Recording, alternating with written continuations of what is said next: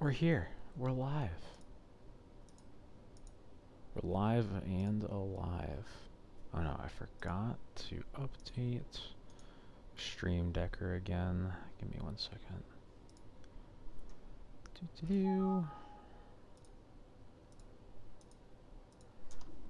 It's the 1st of June.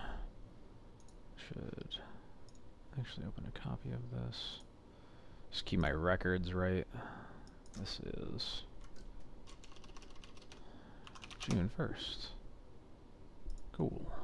And this should be Path to Exile. Oops. I need to search on cards. This would have a Path to Exile and an Emrakul. Cool. Alright, so that is now archived, but this is the list we're actually playing. So let's bring these over here. Do.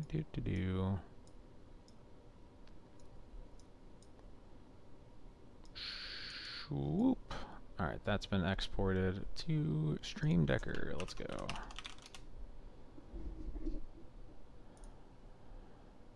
Upload new. Oops. Let's get out of there. Set as currents. Copy URL.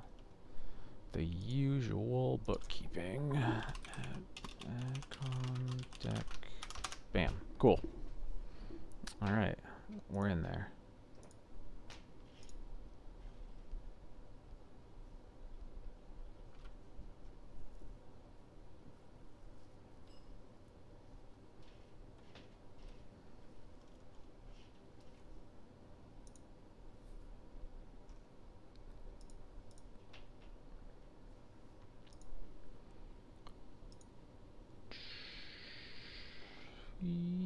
Yep, we're good.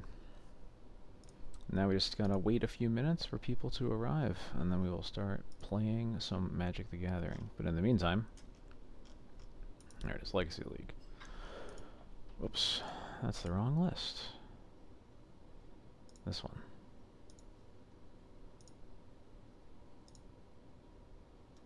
And there we go. And I'll switch back to the list for now.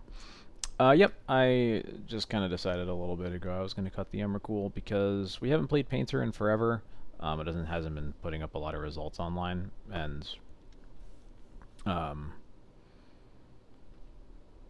the matchup's good enough that there is no reason to play a dead card for the matchups for a matchup we just don't see, you know.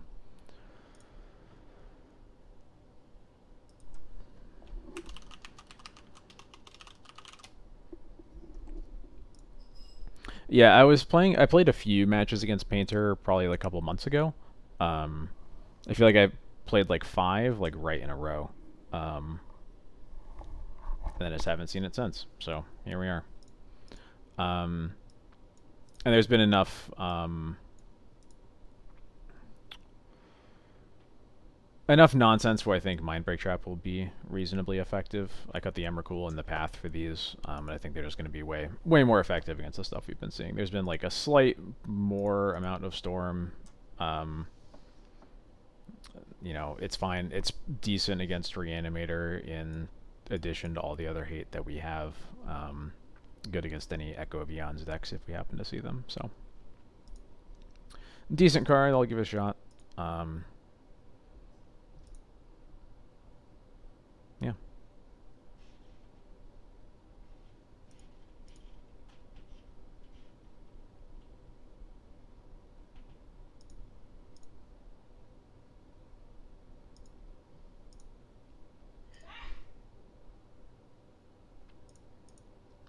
Yeah.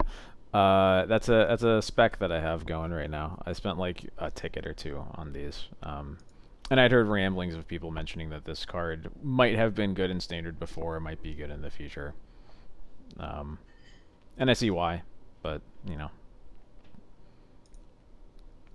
Spent basically nothing on it. We'll see if anything comes of it, so.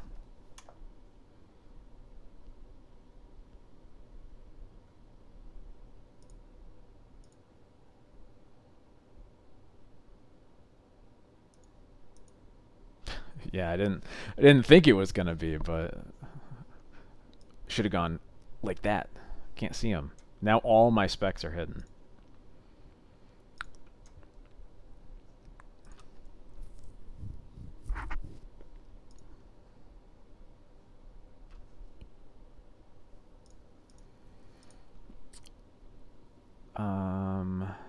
Well, at this point, I think we're gonna hop into it.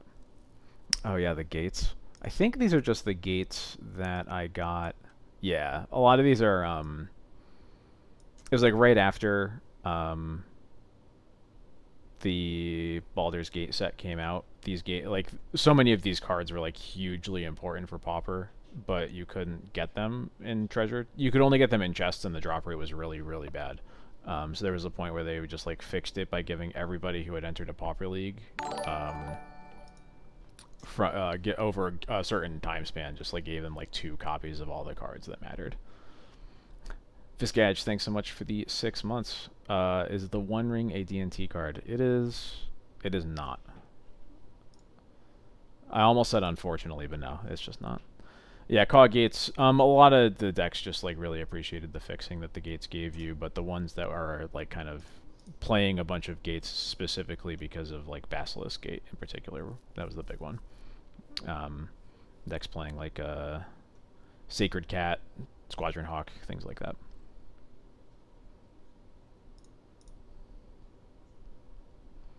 I have been paired.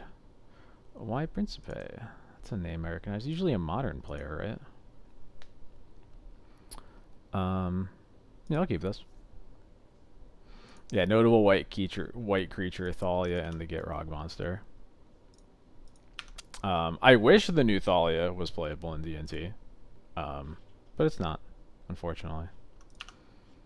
We'll just never get another new white Thalia ever. It's gonna be very sad. Misty Pass, huh? Yeah, it's fair. You are effective when you're here, though, so I appreciate it.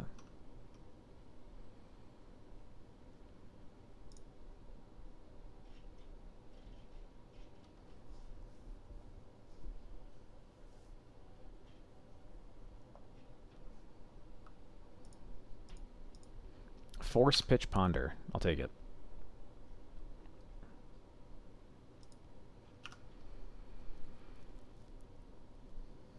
Okay.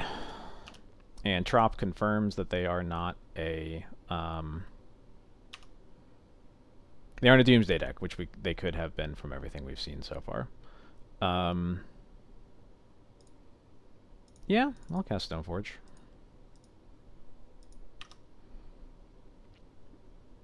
I feel like a removal spell isn't super likely, given that they forced a Thalia and then just passed with mana up. So I'm just gonna Culture Trek him.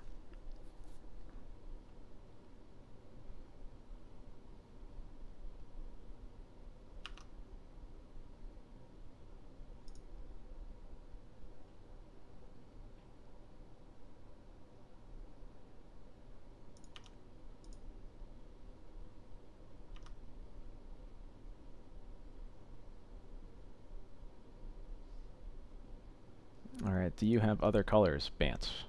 Bants so far? This is a swords? Got me.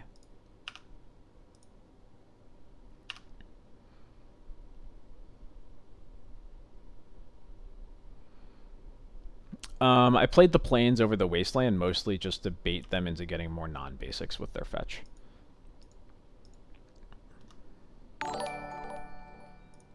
Rage990, thanks so much for the follow. Welcome to the stream. Hope you're having a good evening.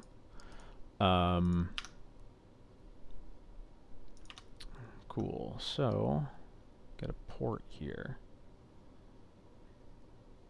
Now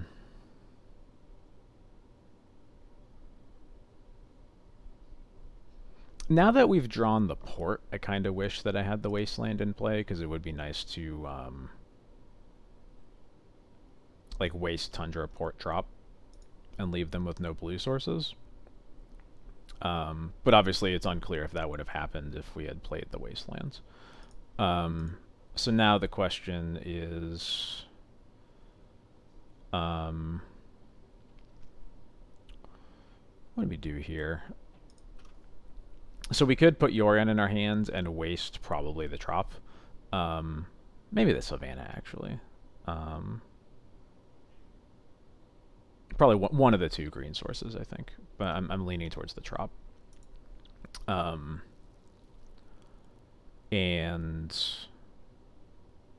the only problem is that doesn't give us anything super meaningful to do next turn. Although we do have the swords if they just end up escaping the arrow. I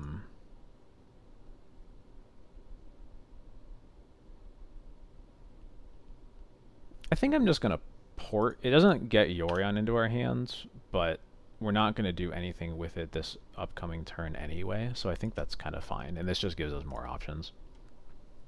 Like, it lets us cast Solitude potentially next turn. And I am going to port the Trop.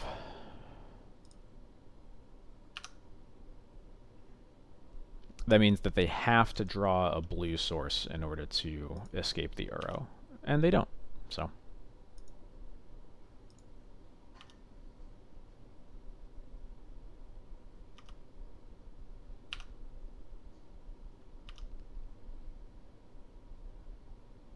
In fact, they're giving me some pretty good info here.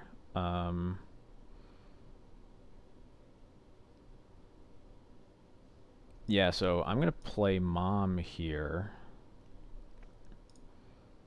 And now I'm going to waste the Tundra. And I'm going to port the Trop. Leave them with no blue mana, which is pretty relevant. Yep. Second Swords isn't super surprising. Yeah, I'm not sure either. I like these lands in Spirit. They're kind of tough to read, though, particularly in paper. Or particularly online, I mean. I really like the art. I think I just don't love how much it messes with the title line more than anything else. Ooh.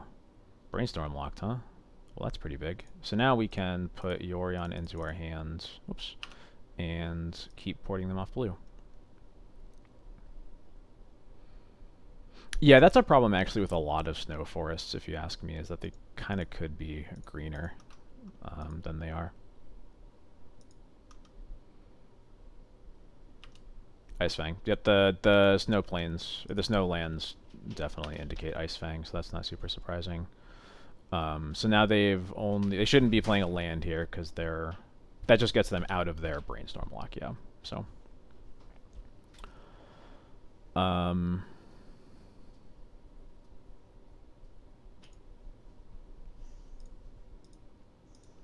going to play another Mom, play Field of Ruin. I'm not going to use Field of Ruin, though, because that's basically just going to get them an island kind of for free. So, yeah, the mana denial games are fun, but they definitely happen less. It's just a much less reliable way to play the game, basically. I think the only reason we're really able to afford to do it here is because our end game is so good. So we're not under any pressure to end the game at all. I think that's like an important aspect of what's going on here. And again, I'm just gonna keep porting their blue.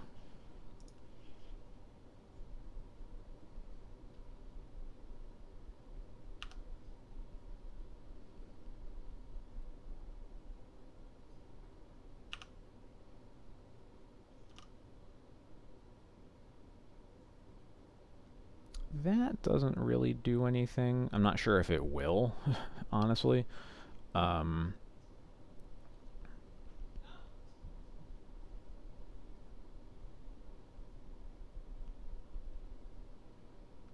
There's a chance that they have Sylvan Library in their deck, but it's pretty low. I'm just going to wait. I might play it next turn just to get a body onto the board. But we'll see. Oh, they're Ice Fang. Okay. The Ice Fangs now have Death Touch.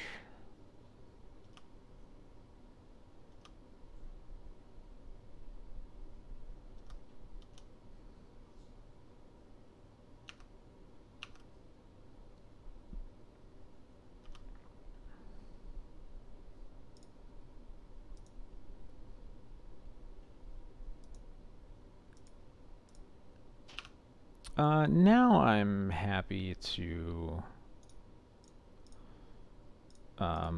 play Solitude here, I think.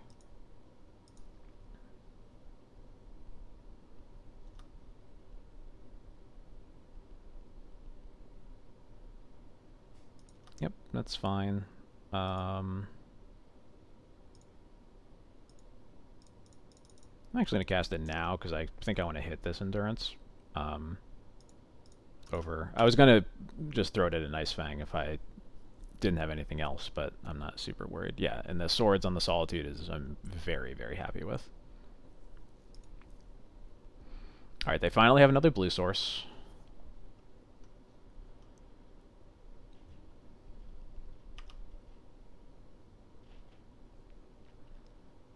But this will make them pretty sad too.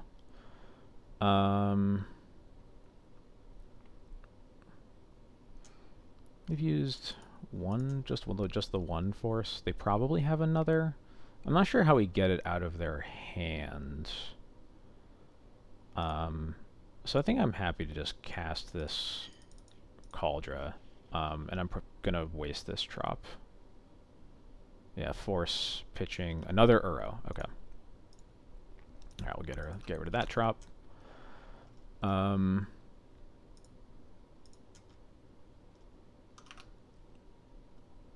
It is worth noting that they are they're probably going to have Loam in their deck, which is another reason that we don't really want to be going super hard on the mana denial. But they don't have it yet, so. Now that they have this island out, I'm pretty happy to think to just Field of Ruin something somewhat aggressively at least.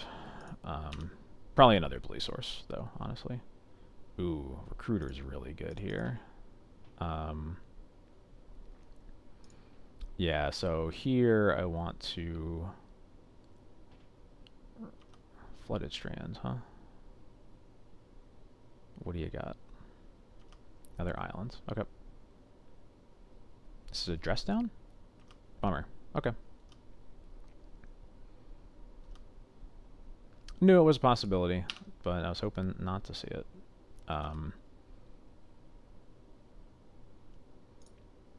So, man, 2 islands out. That's even better. I'm going to keep them off of double blue still. Notably, even if they do escape Uro here, I have the Caracas in play already, so that won't be a concern. Yep, I'll take 2.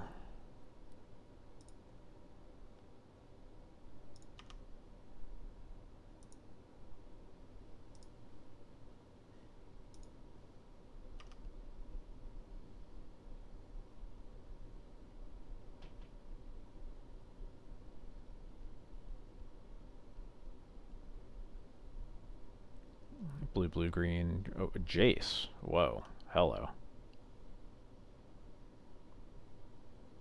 That is not... I guess that is a much more reasonable blue, blue card for them to be casting. Although I'm not particularly happy about it.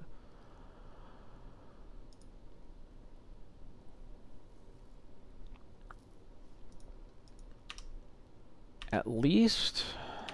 they now have to have a swords to keep me from at least attacking with it, the Recruiter.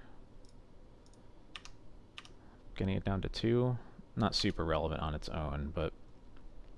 1, 2, 3, 4. There's not... so we can field the Trop. But whether or not that even matters depends a lot on the basics they have left in their deck. And presumably they have another forest, which means that it basically won't matter. So I think I'm just going to Yorion here. Yeah, cool. Yorion here, Stoneforge, or recruit. I think I'm going to recruit a Skyclave here just to make sure we have a clean answer to the Jace. Stoneforge by itself isn't super relevant. Now that um, words. Now that Cauldra is in the bin, so.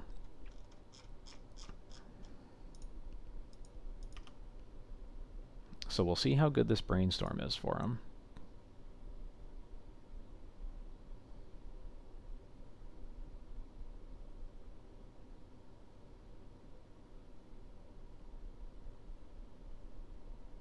Mm-hmm.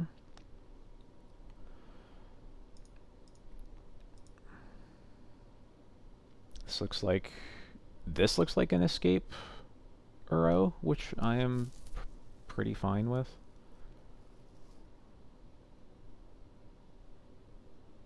Here's the exile. Oh, 4 flooded strands. Yep, that makes a lot of sense. And a swords. Let them get their card. I'm honestly happy if it's a land. I'd rather it be a land than anything that has text. What is this? Is this a prismatic ending on the recruiter? Yeah, okay. Annoying, but manageable. Let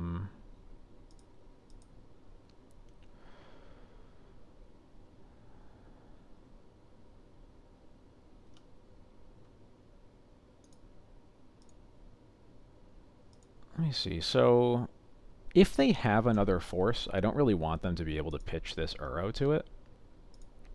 So I don't think I'm going to bounce it here. I'm just going to untap and cast the Skyclave.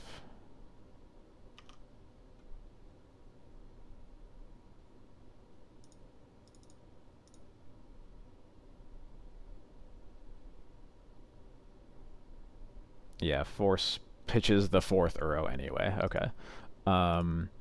So in that case, I can just swords both Ice Fangs, bounce the Uro, attack the Jace, kill it. I think that's puts me in a really good spot.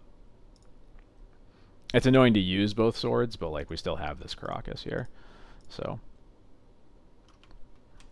also I should not have tapped. I guess I should have tapped differently for my Skyclave actually. I should not have this Caracas tapped. Or no, because I had to bounce the Uro. Never mind. Never mind. I'm losing my mind. We are all good. Everything is as it should be.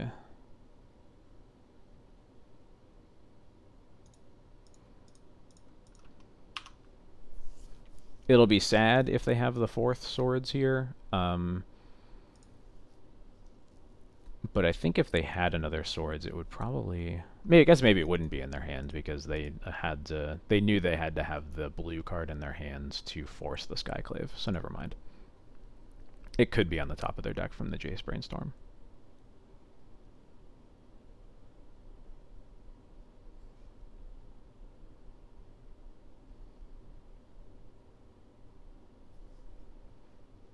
And if it's not, then I'm feeling real good.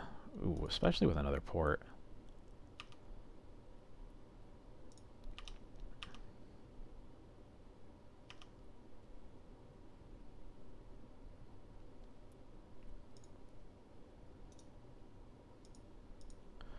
I think I'm going to save the field still, because I think at this point, I'm not cutting them off of colors meaningfully, so I just want to tag a Caracas if they find it, is my main thought. Also, we can wait until they get the rest of their basics out of their hands, which would be pretty cool. Fairy Mastermind, huh? Another Fairy Masterminds. Well, that's a little bit of a bummer.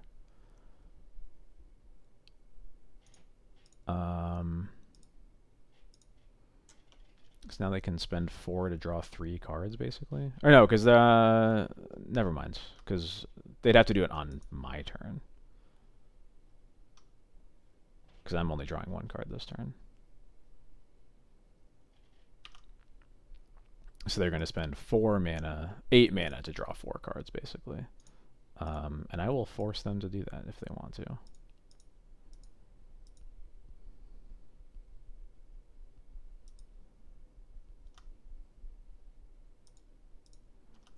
Another field, huh?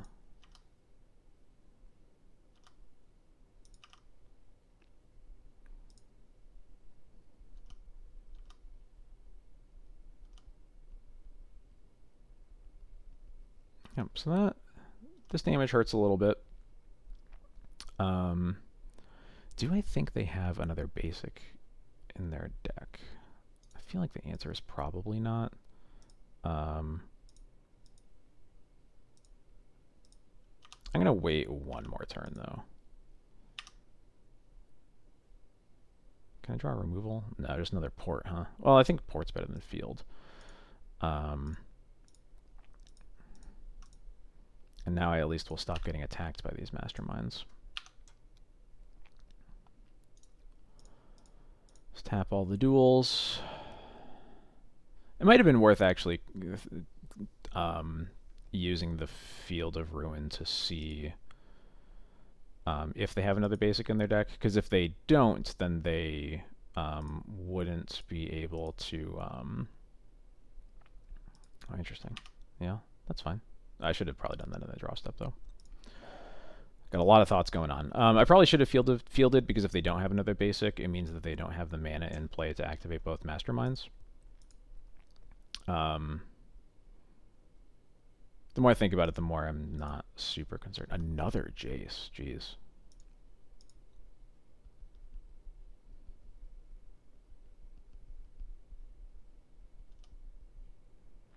That is a bummer.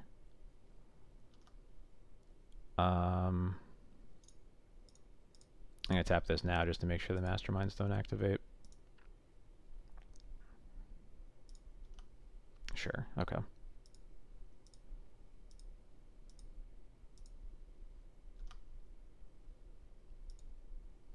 Interesting.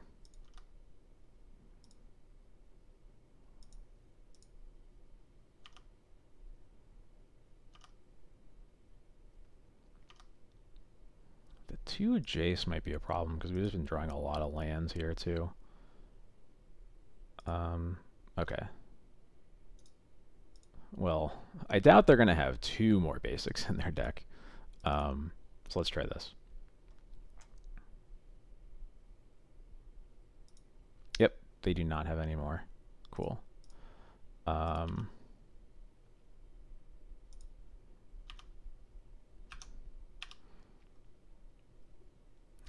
Second Lauren, that's really bad. How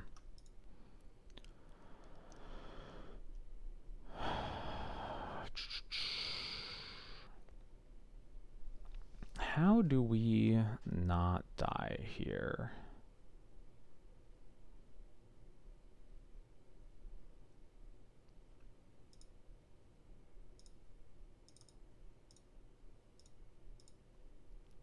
We have to cast this.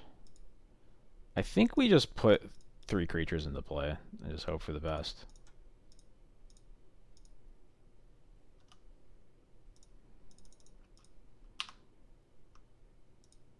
Oh, right. We only keep 1, so never mind. That was very dumb. I haven't actually had both Lorns in play literally ever. Or had both Lorns in my hand, I should say. So we'll have to... Yeah, they're going to bounce Yorion. We have to... Basically, we have to chump the Endurance with the Lauren. It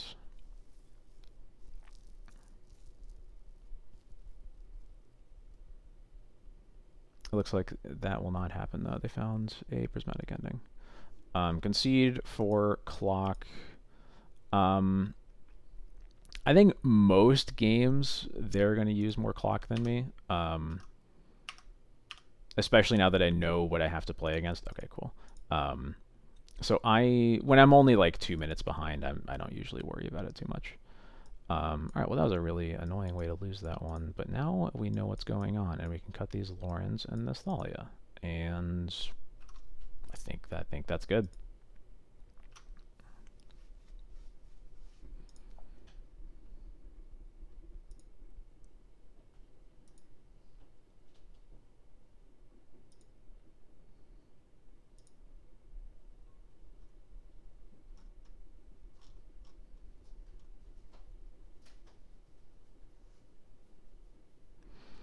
I cut the 4th Thalia because I want to cut all of them, but I just don't have the room. But Thalia is just very bad against Uro decks in general, is the logic.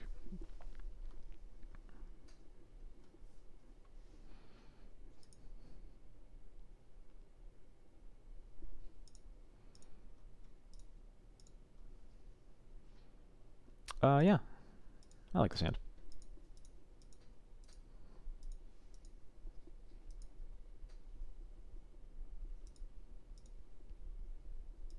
Yeah, if only.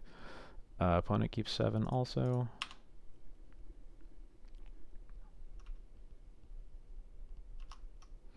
It was an unfortunate game for Calder to get forced, honestly. The game looks very different if we're able to get it into play. But I guess that's always true, so maybe it's not the most helpful statement.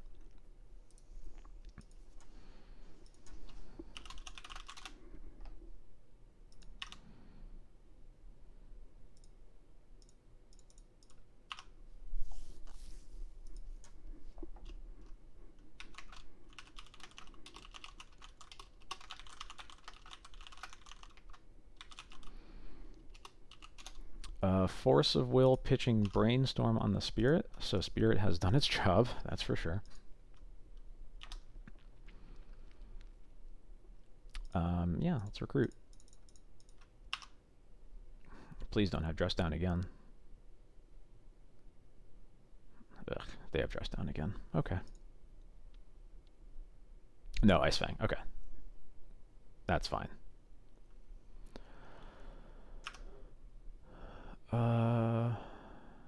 Heuristic against these decks is just always get Stoneforge.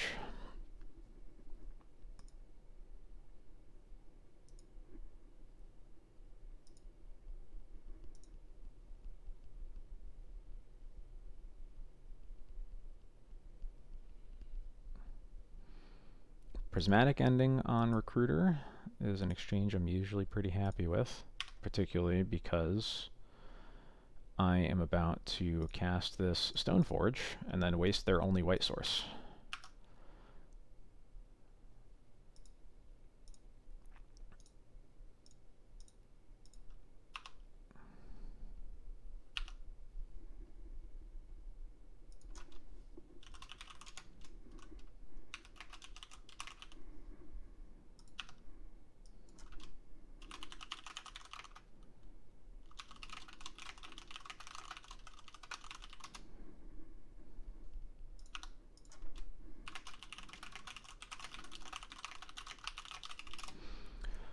Alright, they had another fetch for another removal spell. That is how it goes sometimes. What do we have here? Field of Ruin. Drawn a lot of fields against the deck with a lot of basics, unfortunately. But I think I am pretty happy to just wasteland them again, and I'll port them off of their blue source for a while. I have multiple lands I can play still. Not afraid of anything they can really play.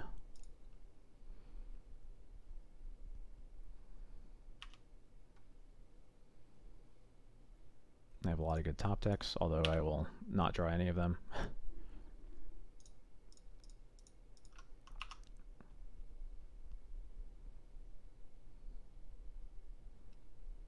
Lots of blue and green sources on their side. Another Skyclave is good against the Jace that they're inevitably going to draw against me. Oh, there we go.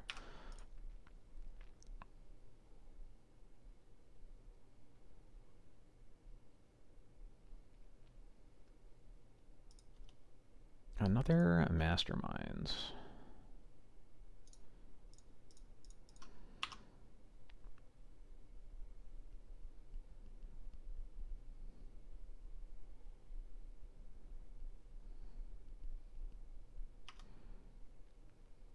What do we get here? Iganjo. That's nice, because I'll happily Iganjo the Fairy Mastermind.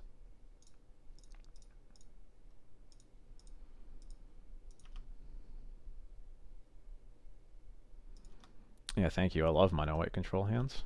They're the best.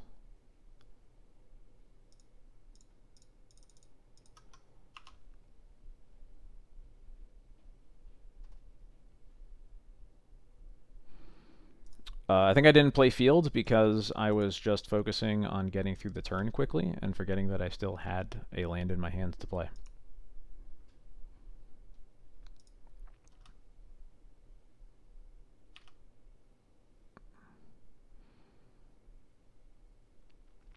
I'm going to keep it in my hand for now, though. Yeah, I'm still going to pass here. I might Skyclave one of the Ice Fangs. I also might just Swords one of them here, honestly. Might be playing a little too scared of Jace here, but if they have Jace and a Force of Will and we use one of our Skyclaves, then it's going to feel very bad. There's Jace.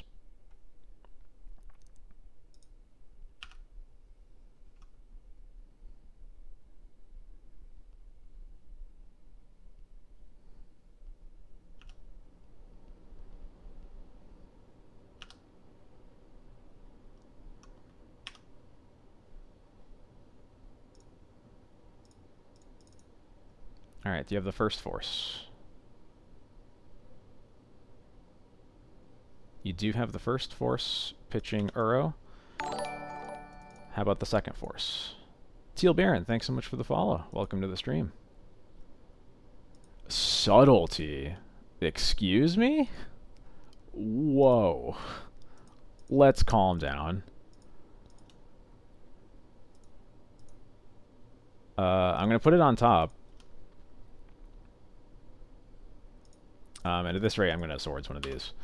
Put it on top. It forces them to Fate Seal it away.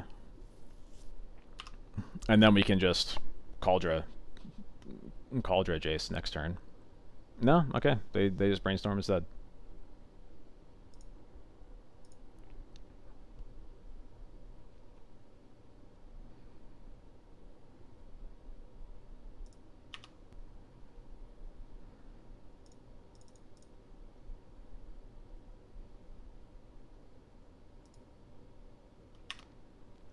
Wow. Okay. Sure.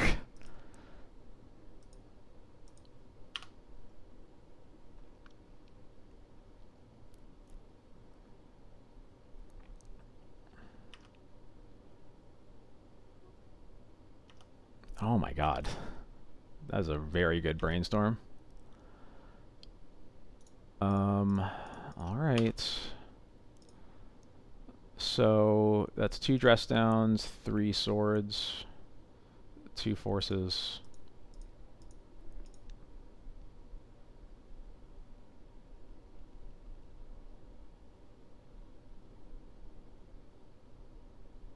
Sure, yeah.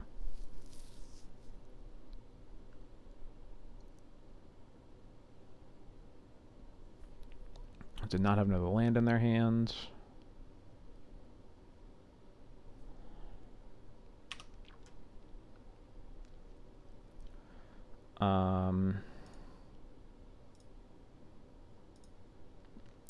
Do we play around the third Force, or do we just Cauldra?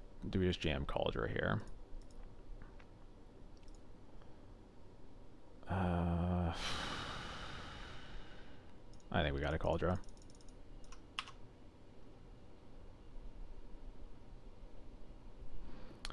Third Force.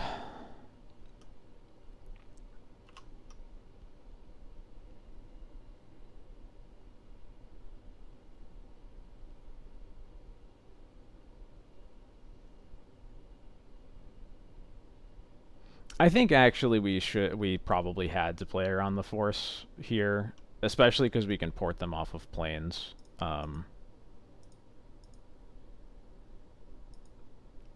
Yeah, I guess maybe we should have just played the Snowforge into it. So that we could guarantee it got into play. Or not guarantee, but close to guarantee. Yeah, maybe we just had to do that.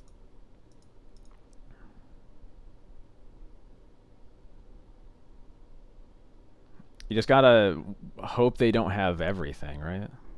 But sometimes they do.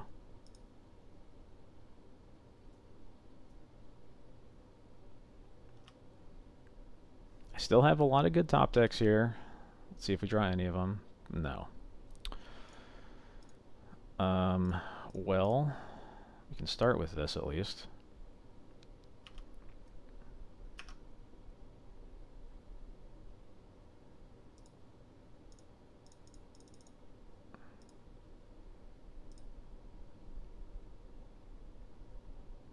The fourth Force of Will. We found it. I don't even think that was a super important one, but it might not matter really. Um, yeah, and depending on the Stoneforge.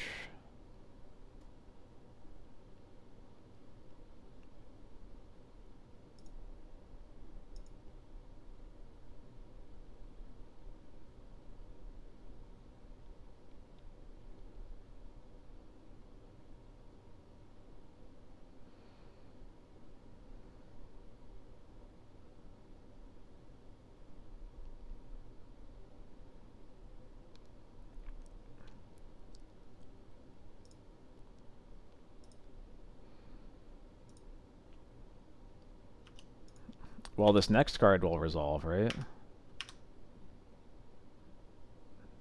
That doesn't do... Yeah, that doesn't do anything. Well, that's a really frustrating way to lose that game. I guess we probably should have just played the Stoneforge into the Dress Down to make sure we got the Cauldron to play. It is... It's an annoying way to win to lose that one. Give me 1 minute.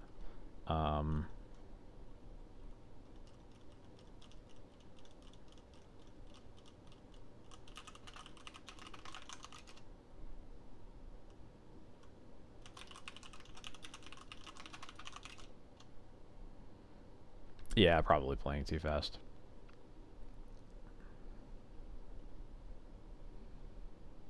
Yeah, I just needed to put the squeeze on them there with the Stoneforge.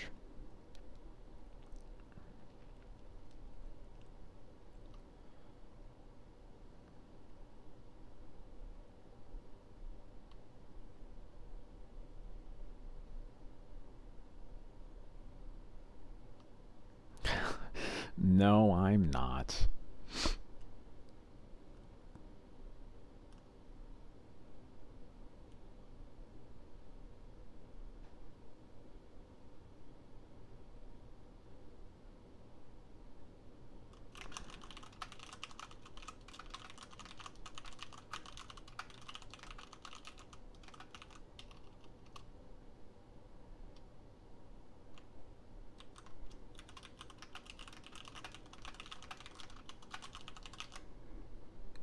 Alright, let's go to the next game.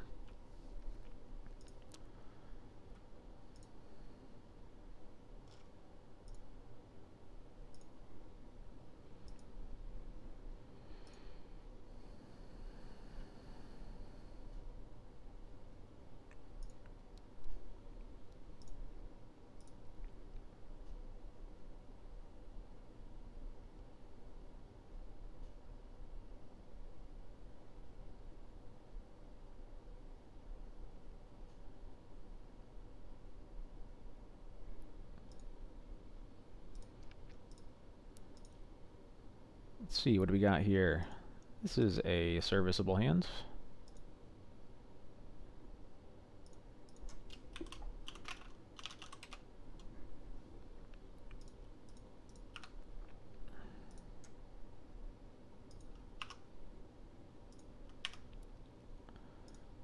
Let's play a Mother of Runes.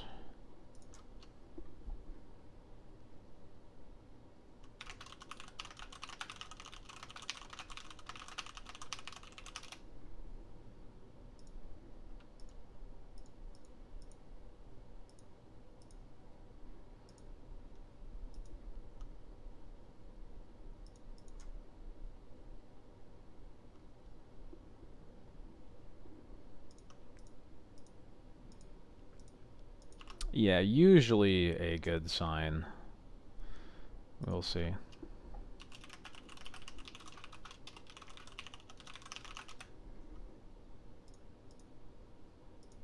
It's another Tundra control deck thus far.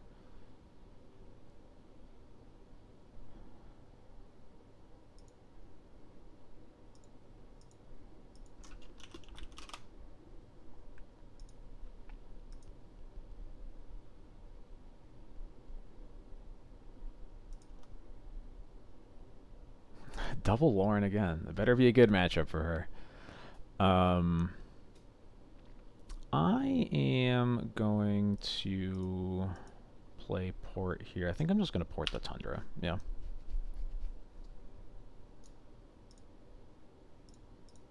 We don't need to play the dragon. We don't need to cycle this dragon here. So, also, did they? They did not shuffle off the ponder. So, I should have checked that before I made my choice. But oh, but then they. Interesting.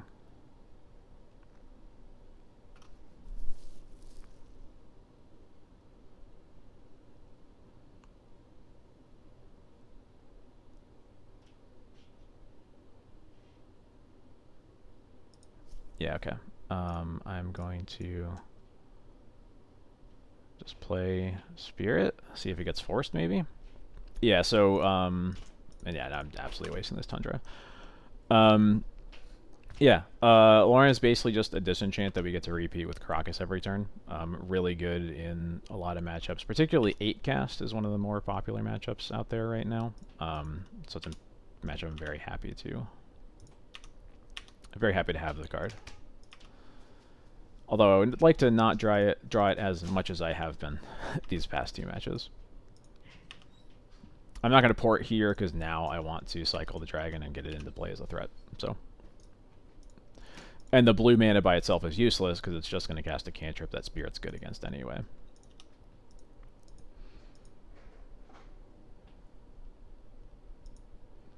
Yeah, right. It's drawn all the multiples. They are going to clean up too. I didn't even notice that. Pitching a Force of Will, sure.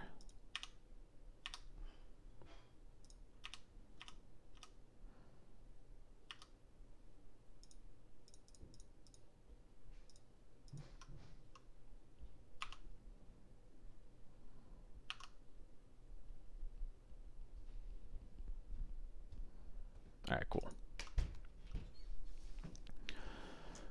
Yeah, so exactly drawing White Source into Prismatic Ending is the one punish. It would make a certain amount of sense for that to be a card that's rotting in their hands. But I don't think that's... I don't necessarily see that as worth losing losing the cycle there. But yeah, there isn't no punish. I think it's just exactly Prismatic Ending with a White Source when they have already cast 1 Prismatic Ending and are stuck on lands. I'm going to assume that this is not a matchup where we want disenchants, although maybe that's a bad assumption because they could be a staff control deck. So maybe I'll just keep one of them in. Yeah, Island alone is not dead, but it's close to dead at least. Yeah, so let's keep one on the assumption that they have one Lauren on the assumption that they have Staff of the Storyteller in their deck. And I find that Sash isn't super good. Jite isn't super good. Batterskull can be okay.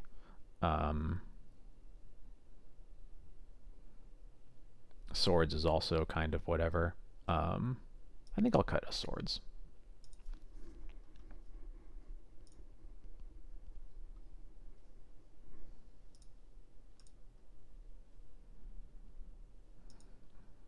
Against a Tundra control deck, this hand is pretty great.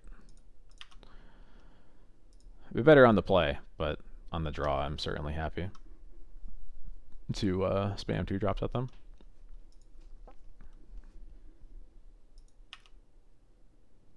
Oh, particularly when I get to finally put an Aether Vial into play at a reasonable time.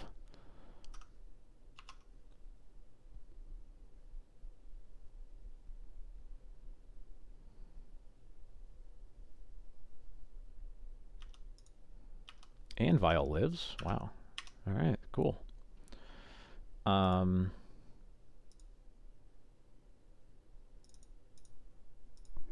Yeah, I'll play Thalia. I have duplicates.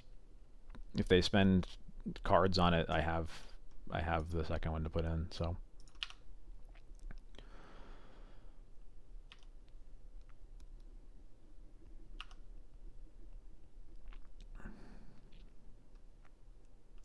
Swords, deal. Yes. Not double Thalia. Or not triple Thalia, is only double Thalia. Although that is still pretty good, isn't it? Cool.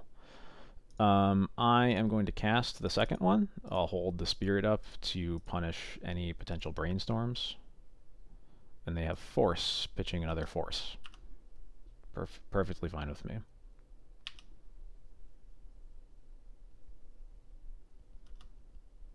Okay, Urza Saga deck. That is good to know.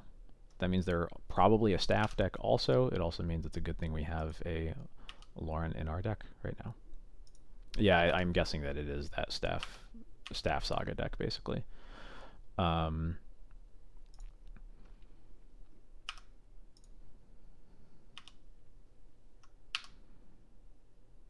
And let's grab that card, cast it. Hopefully they don't have another force.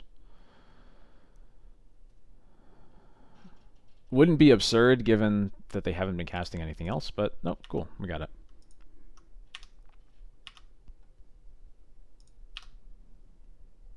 I did just put a lot on the board, so I have to be wary of... Never mind, I don't have to be wary of a Supreme Verdict, or they wouldn't have cast that Swords to Plowshares, so...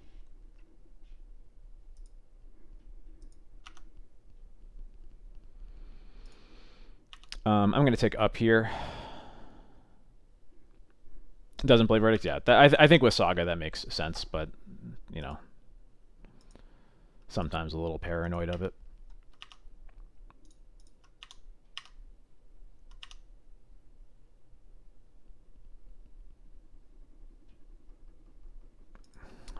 Do I want to put another 2-drop into play? I guess Spirit forces the removal on Spirit or Lauren on this upcoming turn, which is pretty good.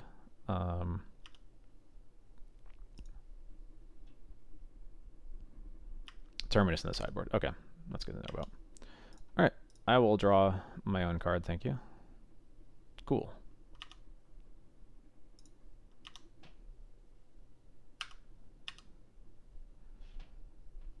Even better. Oh, I should have put Yorion into my hand before going to combat. Although it doesn't look like it's going to matter.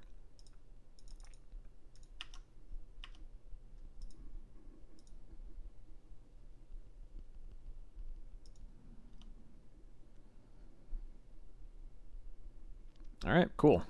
Well, easy win there.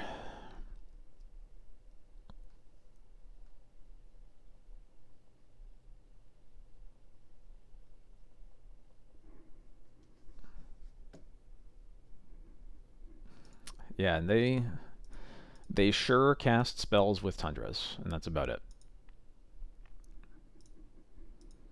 Round 1 was Band Control, playing a lot of good cards against us, notably 2 Jaces that we lost to in the first game and a Jace that we lost to in the second game. They had a lot of really good interaction at a lot of different points when we couldn't keep up. I'm happy enough with this hand. Batterskull sucks, but...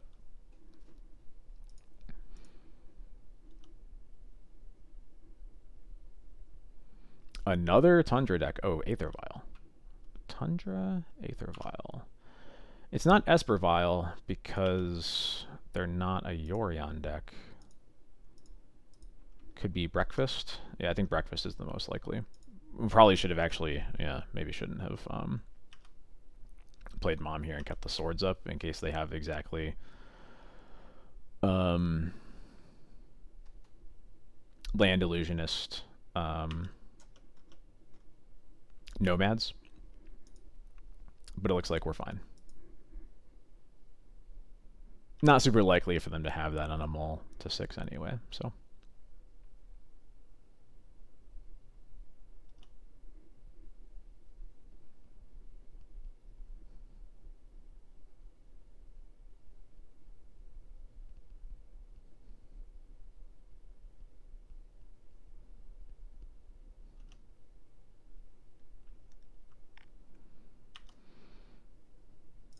Another Mom, huh?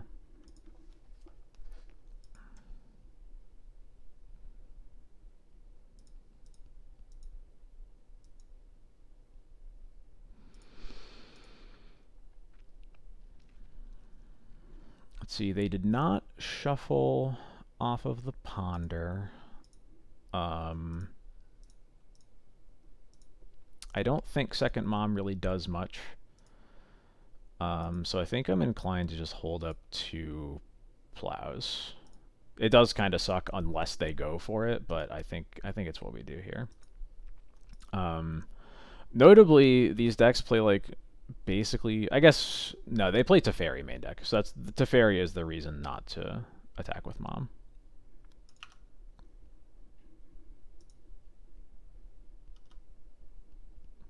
Are they going for it?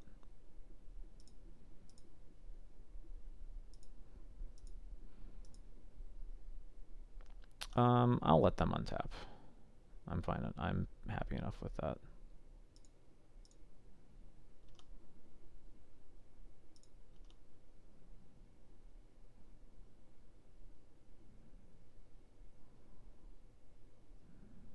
I would rather make them put the Illusionist into play so that I can get both of them.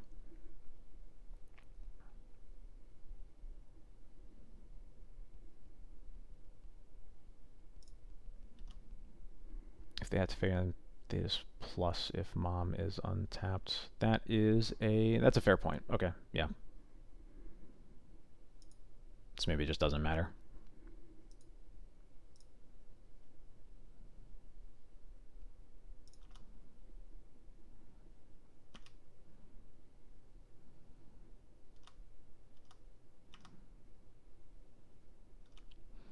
And I'll just swords this now, so they don't have to deal with that either. We mill another Illusionist and a Baleful Strix. Okay.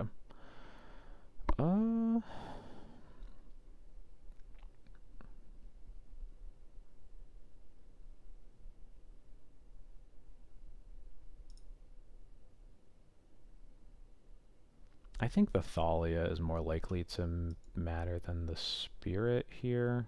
They've already cantripped 3 times. Yeah.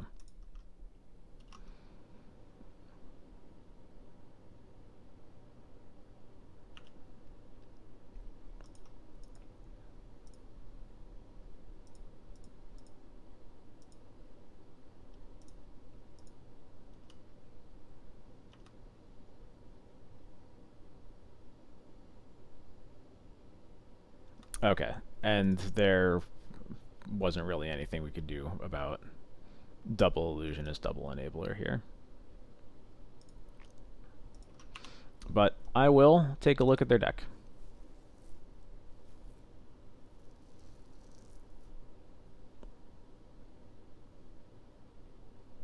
Yep, Spirit just stops their cantrips. Nothing doesn't stop the combo at all.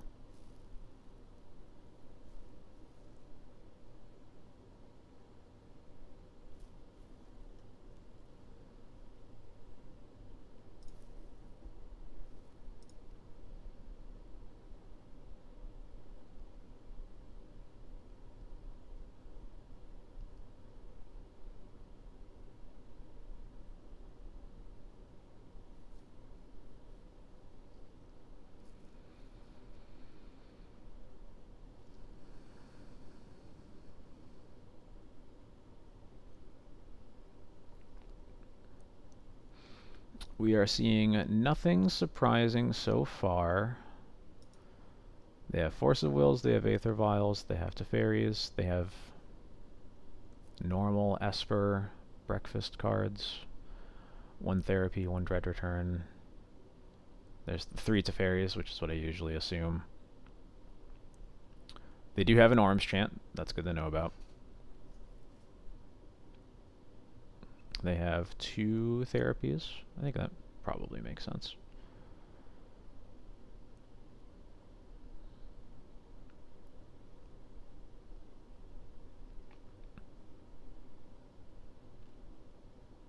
Yep, okay.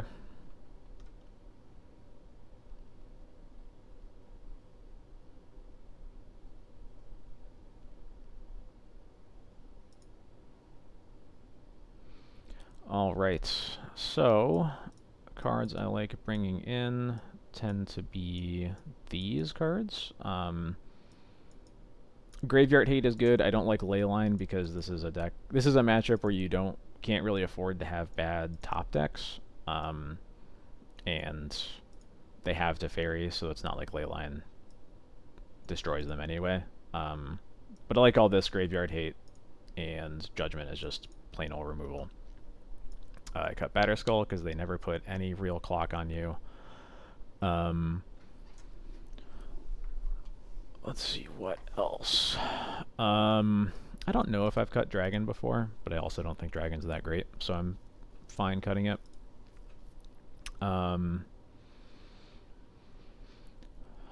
I have frequently cut Thalia in the matchup because it is very rarely going to do anything against their combo. It basically just means they need like one extra mana, which usually is not going to make or break anything.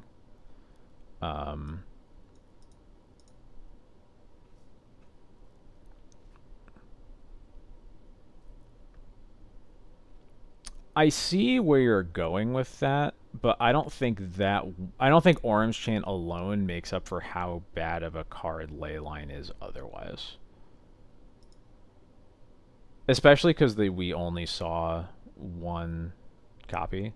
Like I understand we're going into this with essentially no out to it in some spots, but I don't think that means that it's right to bring in a card that is that bad.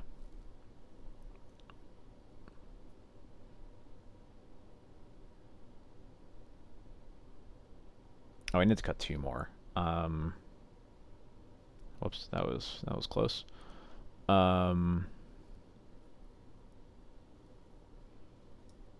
Wisp is kind of whatever. I don't mind cutting that.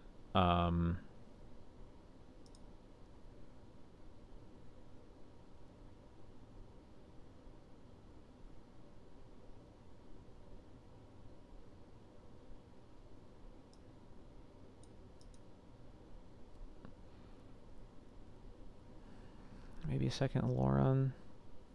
Yeah, I'm fine with this. Leyline is more specifically for graveyard combo decks where your opening hand is like the only thing that matters. I specifically don't like it against Breakfast because the games go kind of long, and the answer that they already have in their deck for Leyline is a card that you're already kind of concerned about anyway. So I don't like being like even weaker to it, basically. This hand is not great. I don't think that necessarily means it's a mulligan.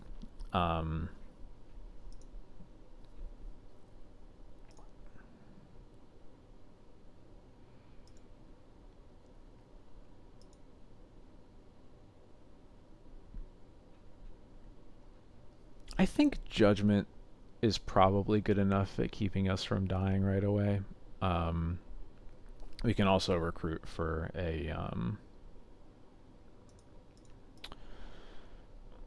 Solitude also. Opponent mulligans to 6. This is definitely not the best matchup to be keeping kind of clunky hands like this, but I think this one is close enough. Opponent's mulligan to 5 now. Yeah, I think like Lackey is right that Cephalids, like Breakfast, is you can't rely too hard on Graveyard Hate against them. I also think that just Leyline as a card against them in particular has problems.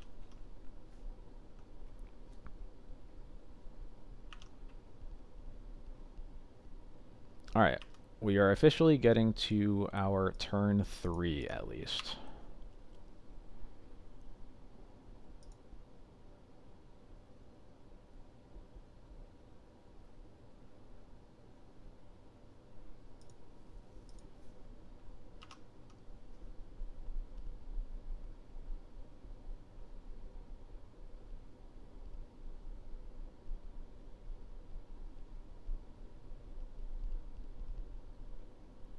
Thankfully, I think we get a lot more out of sideboarding than they do. Whoo boy. Narcomoeba, huh? Um,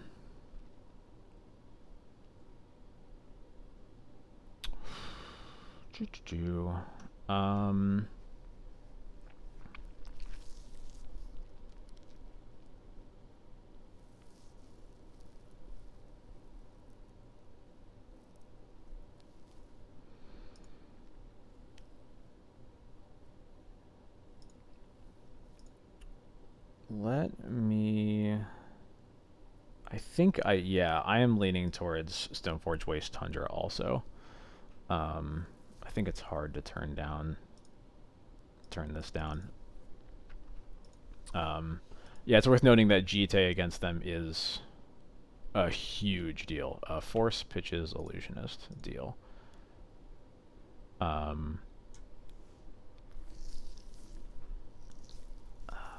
Scrub's a little appealing in case of Cabal Therapy. Yeah, maybe. I also don't hate since they pitched an Illusionist, the blue spells don't matter that much because of Spirit's text, so maybe we focus on the black spells. I'm not sure. I think if they had a Cabal Therapy, though, they probably would have casted this turn over the Narcomoeba, if I had to guess.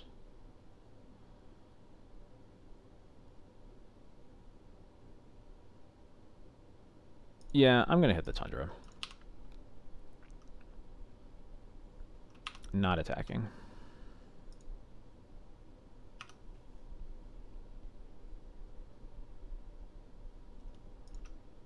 Okay.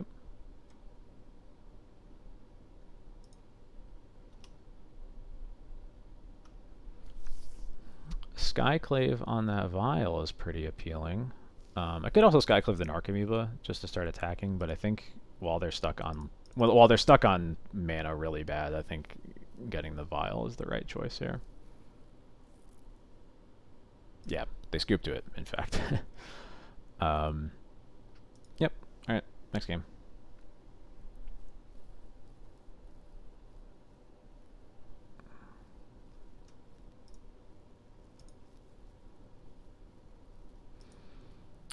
Now on the draw, not going to keep a hand like this. It's just too slow.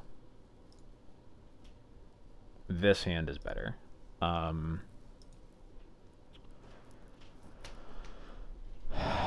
do I want to bottom, though? There's a lot of appeal to all of these 3-drops, which makes it a little tempting to bottom a land, since we're pretty likely to draw a land in the top 3. Oh, no, I should have... it's just hard to find the cuts, mostly. I think Lauren is also... There are enough spots where it doesn't do a whole lot, and also the fact that it kills Shuko doesn't matter that much, because usually Shuko's not getting into play until they're winning. So it doesn't like kind of protect you on its own, I guess.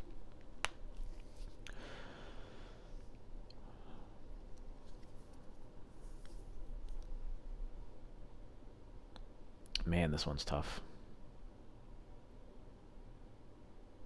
So I think I'm either bottoming Wasteland or Council's Judgment. I'm either banking on drawing a land or making sure that we'll cast the spells that we definitely have. I'm not sure which it is. I feel like having 3 draws to a land is enough for me to bottom the Wastelands. I definitely don't want to bottom Caracas, because then I'll just not draw another white source and look really stupid.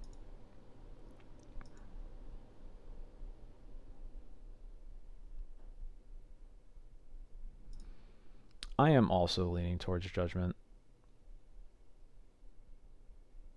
Yeah. Yep. Judgment's gone.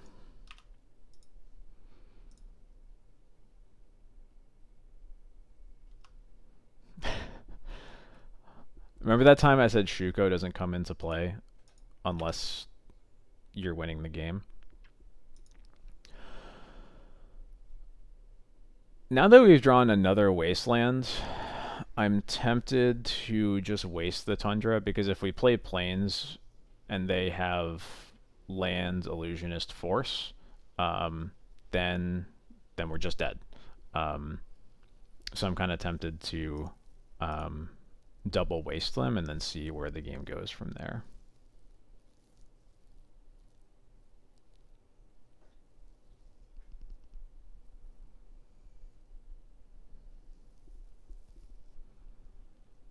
And I think notably they probably wouldn't play this Shuko unless they have Illusionist. I'm assuming for almost certain that they have Illusionist.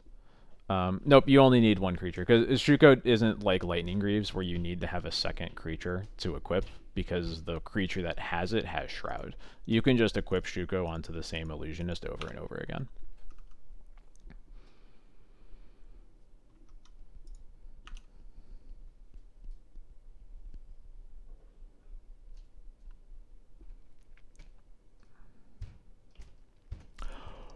Whoa. Whoa. Let's go.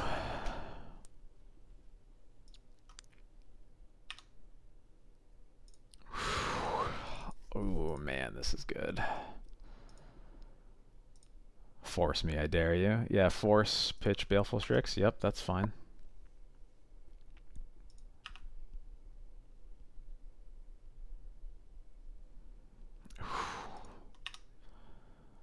Oh, I'm so sorry, friend.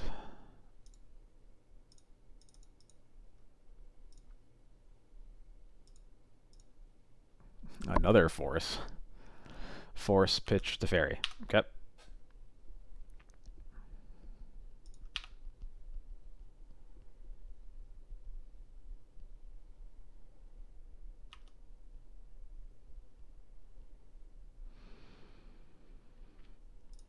Yeah, now we're just going to put them down to no permanence.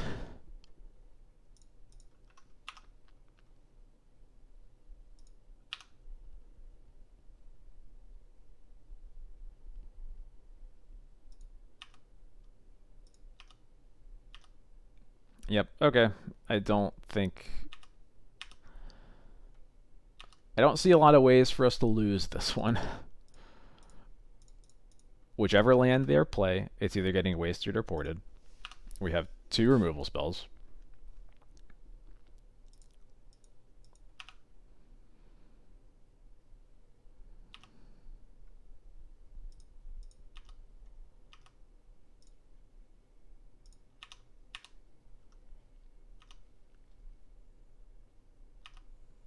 They've already used 2 Force of Wills also, so they're not going to have great protection on their combo turn.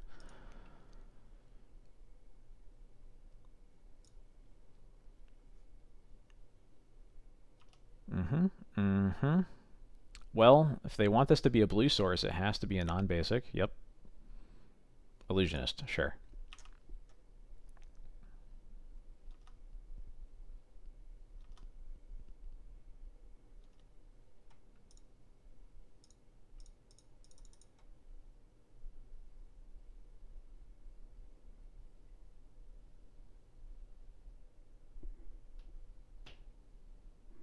Alright, cool.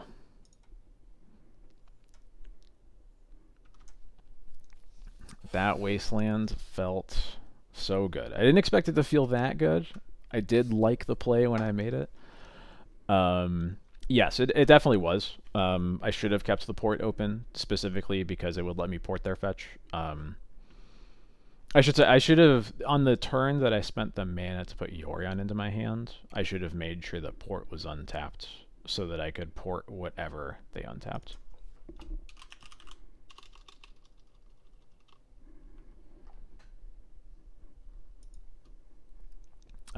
Did not end up mattering, but I definitely should have done that. Oh hey, is this that trophy leader that plays nothing but Red Prison?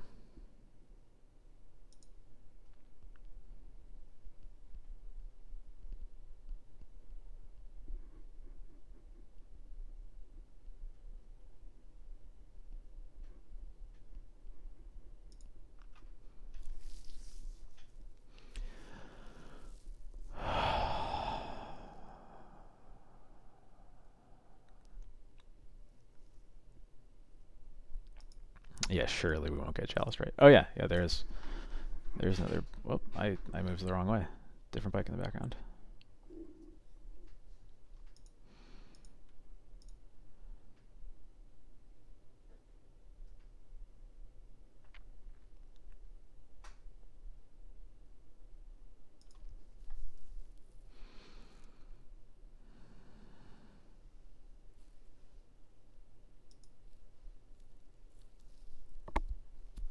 I'm gonna keep it and get Chaliced.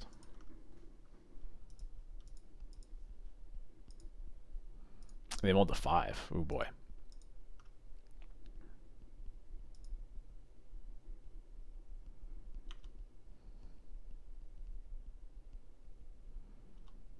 Tapped Shatter Skull.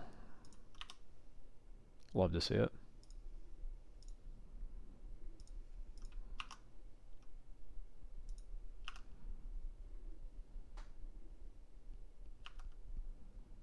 Okay, yeah, we're fine. We made it. Everything is fine. Alright, no more Caracas, please. Thank you.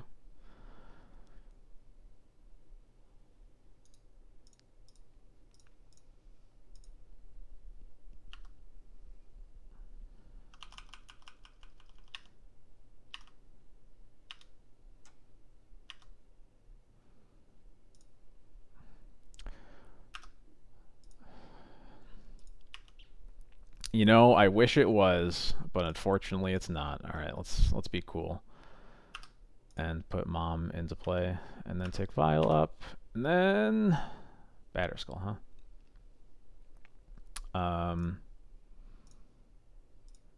Put another Vial in play.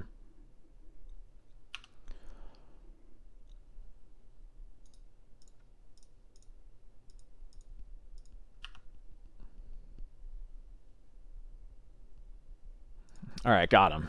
Easy peasy. We don't have a lot for this matchup, but this matchup's pretty good. I think I just want to cut all of these spirits. But there's not really another card for me to cut, so I'm going to cut 3 of them. Yeah, man. Why does white just have... I shouldn't say white has the worst of every land cycle. I shouldn't say that. I think Caracas is the only one it's not the worst.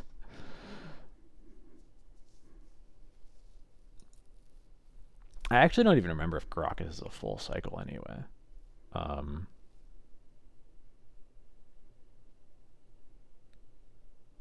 Yeah, I don't remember.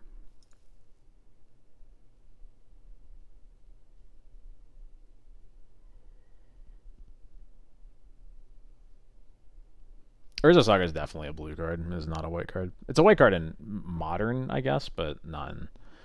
okay, sure. Yeah, Ardenvale, it's not the worst. Neo, it's not the worst. Acknowledge those.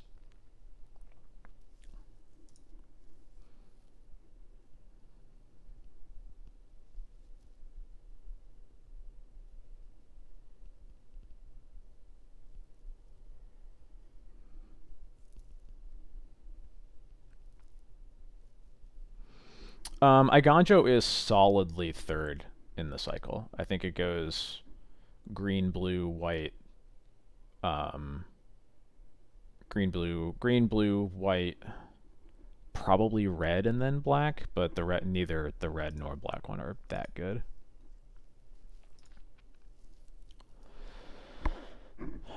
This hand's a little slow.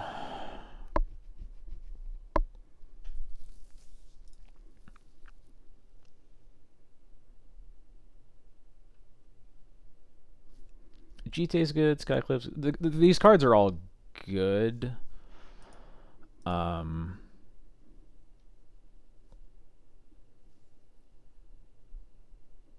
Yeah, it's not really vulnerable to any of the lock pieces, I think, which is pretty important.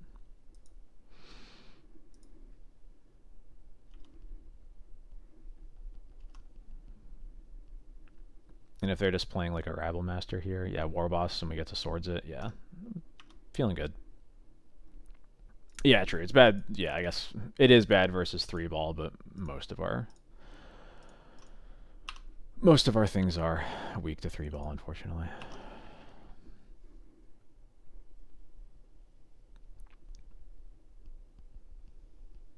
Alright, Magus is meaningless, so I'm perfectly fine with that. We'll get the GT into play. Next turn, probably... Oh, well, I'm Skycleaving the Fable. That's what I'm doing next turn.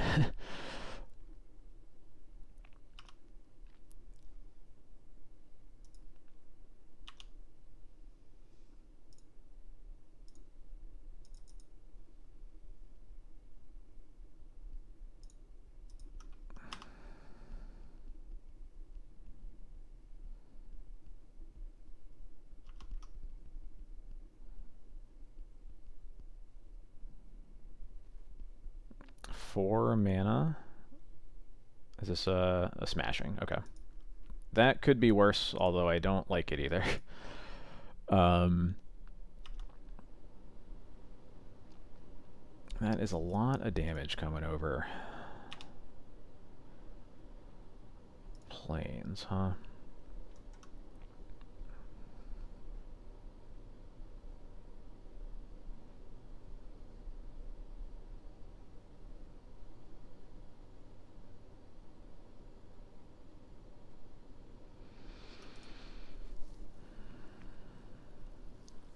Yeah.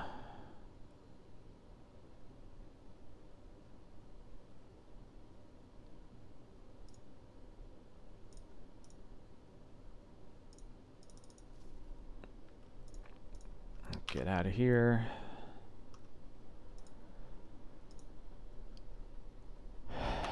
We lose to Fury. We basically lose to Fury. Another Rabble Master.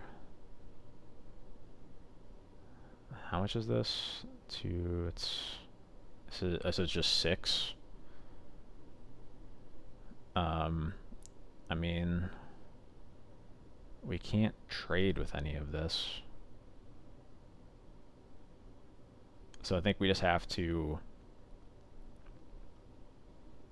take this, equip, still attack. We probably have to kill the Rabble Master and hope that we draw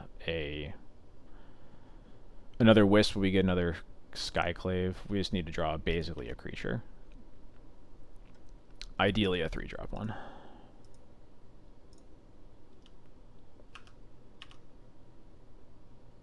Perfect. We got there.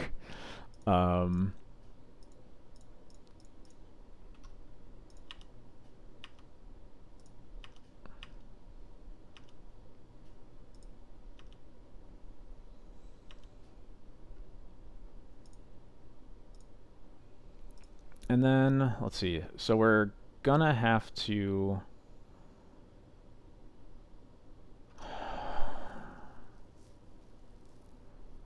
What's the best way to deal with this? The Rabble Master has to go. And I could potentially Skyclave the Magus and then like trade with the Shaman token.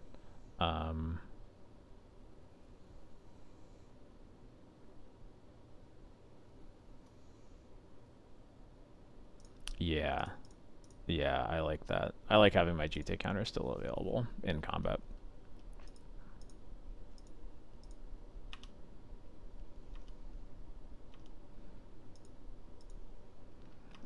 That's true, actually. I'll probably just keep Magus in play. I do have Waste and Field of Ruin, though, so I'm not sure. That better not. 2, 4, 5, 6, 7, 8. So it's exact lethal, but I still have the Skyclave to block, so I can go to 1.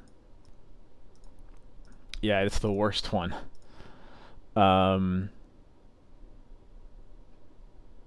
So I have to use both of these to gain life, right? There's no way around that.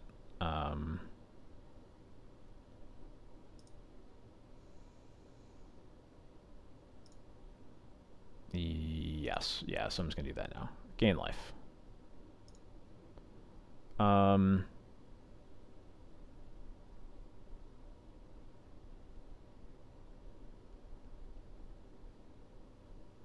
so there's 8 damage. We can block 2 with Skyclave to go to 6, or we can block 1 with Spirit to go to 7, but in either...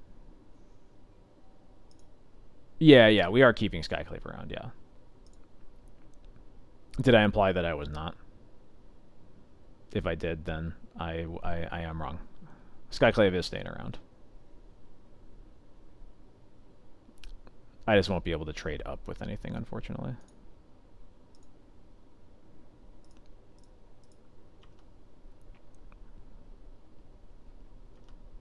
Yeah, no sweat.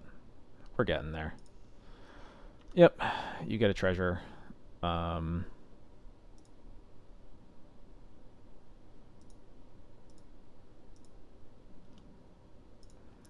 to block a goblin specifically because of goblin synergies.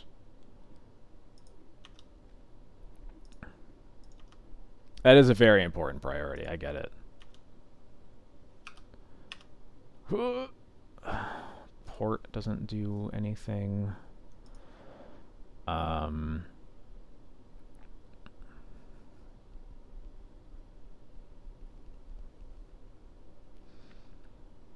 So we can attack them again, get 2 counters, move the GT over to Skyclave, and I think this turn we would be forced to... Oh, actually, are we just dead?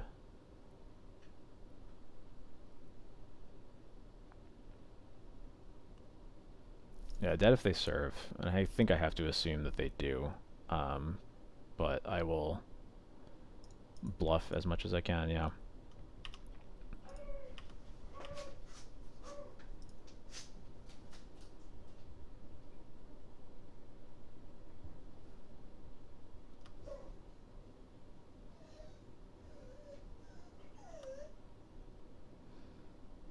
Yeah, I think if we have Solitude, they are extremely dead. So, probably not worth really playing around that. I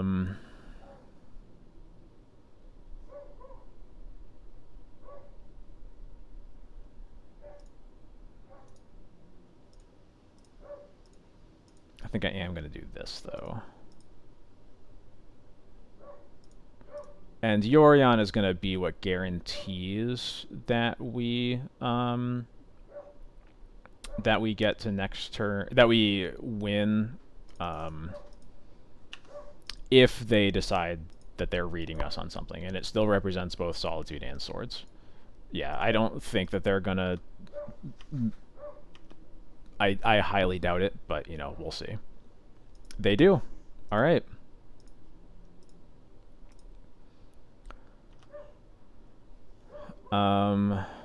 So we just gain 4 here, right? Just gain 4? We could block, but I don't see why we would. Or, yeah, block pump. Yeah, no, that's right.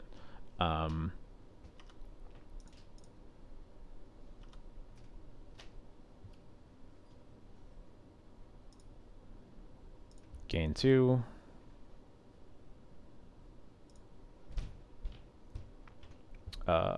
Pump.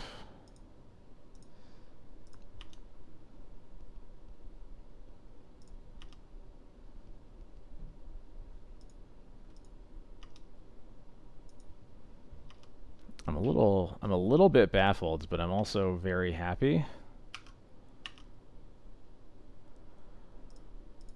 Especially keep drawing lands, huh?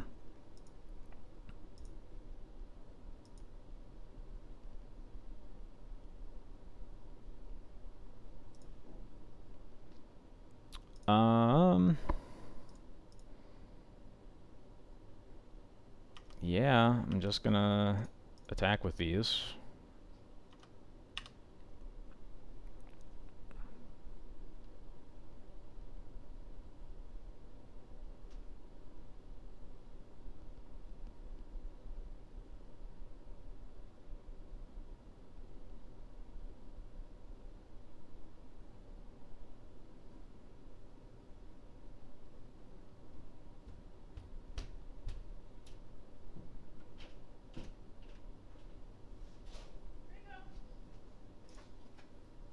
Sure.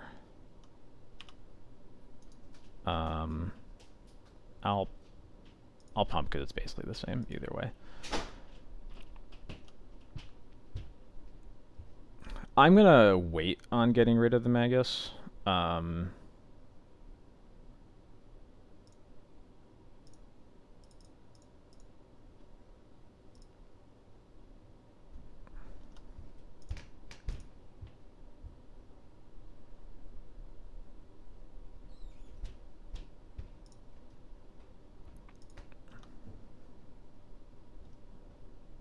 Oh, I should have moved the GT over to the Yorion.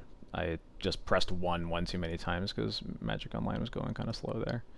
But I'm going to Skyclave the Chrome Mox here. And they can't really beat us gaining 7 life anyway, so.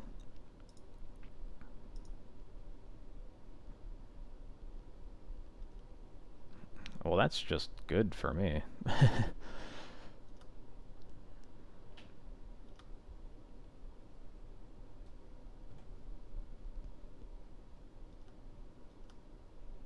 Yeah, looks like they're not attacking anyway, so. Yep. Alright. Well, I didn't really think that bluff was going to work, but I guess I thought about it the exact right amount of time or something. And they have, yeah, they have no cards in their hands, so you're dead in the air.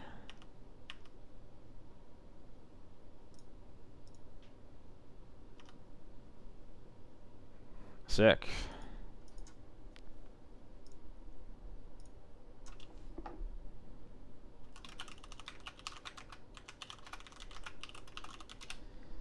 I don't think we really deserved that one, but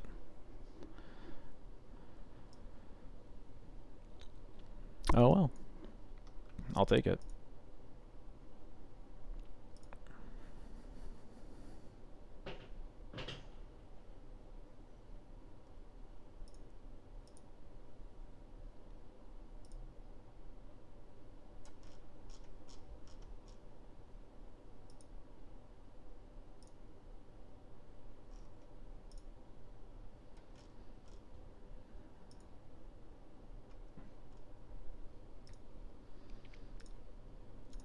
Alright, what do we got to end this league? I'm happy enough with this hand.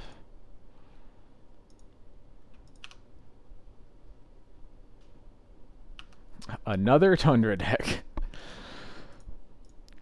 4 out of 5, huh?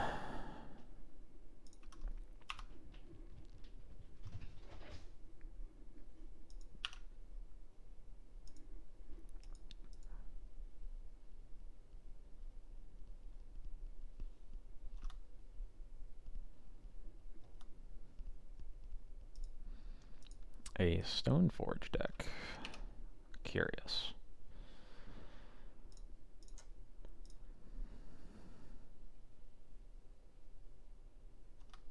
Of course they're a Daze deck. Should have known. I should have known.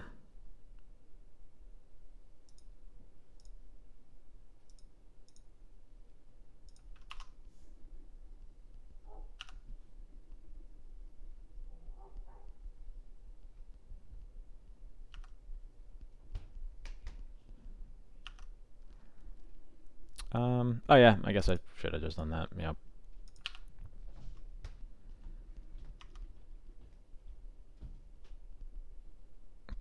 Well, I guess I'll just keep drawing swords.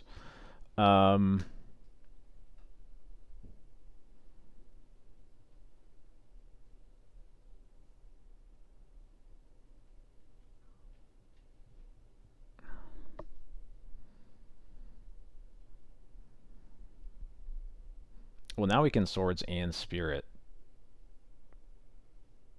But I guess we probably should just save the swords for now.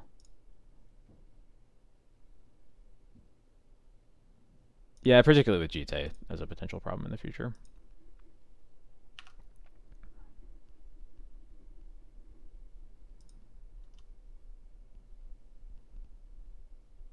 And whatever other threats they might have, of course.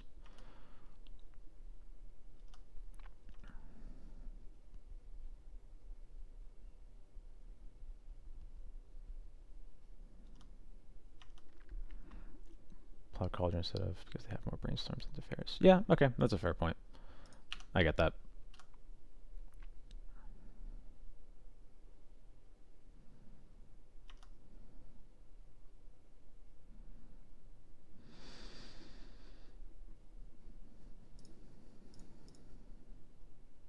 I know I have to play into days again, but we'll see. Alright, cool.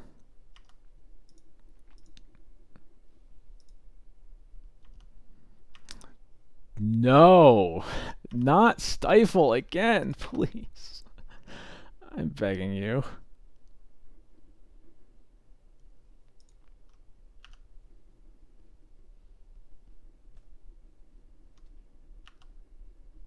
I've gotten stifled so much in the past couple of weeks. Yeah, okay. This game is probably over.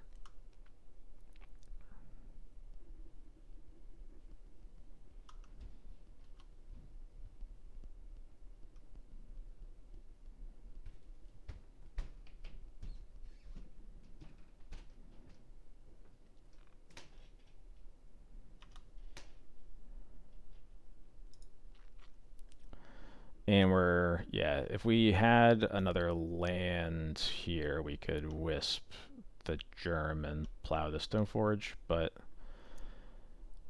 I guess we could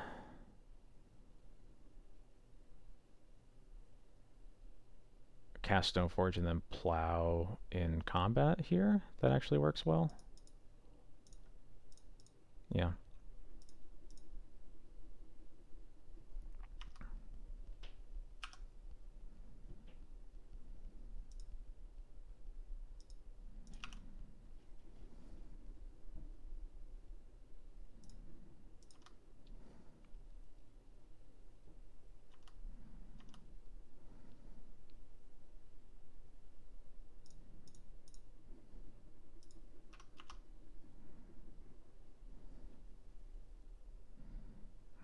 Another force. Yeah, okay. Or sorry, that was the first force. Yeah, they dazed us before.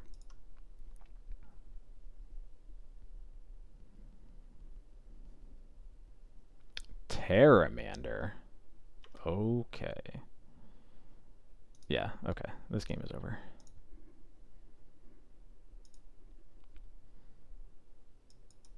Alright, let's bring in these judgments. And what are we cutting here?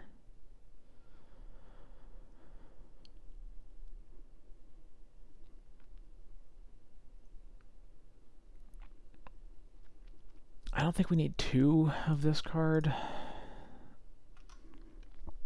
It's probably going to kill like Jite and not much else.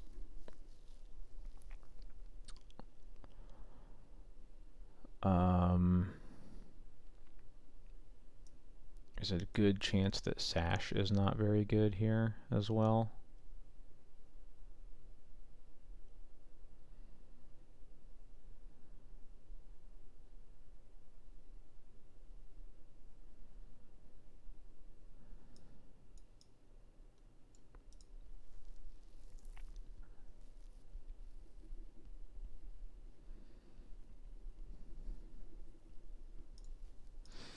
I thought about I considered the fact that Sash could be good against Terramander, but then I decided that I don't want Terramander to be the reason that I'm keeping Lion Sash in my deck, basically.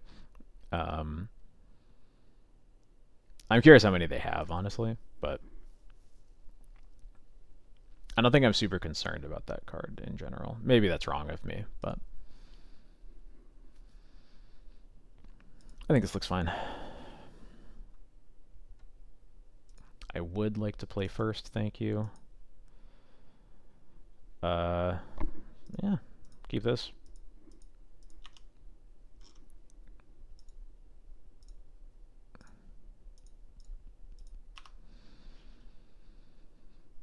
Force, pitches force.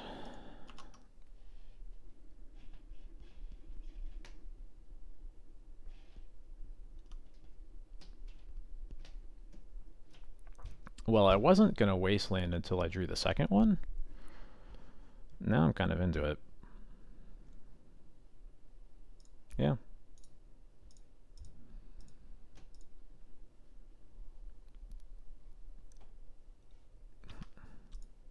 I should have wasted upkeep because I, again, forgot they have fucking Stifle in their deck. Yeah, I should have wasted upkeep.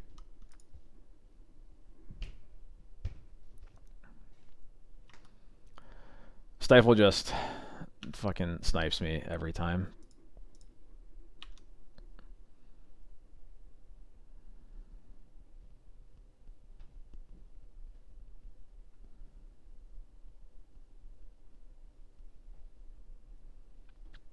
I think now that the first one got stifled, I'm less inclined to use this one right now,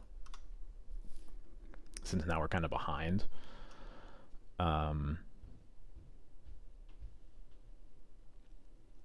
So I think maybe that's wrong. Yeah, actually, because I think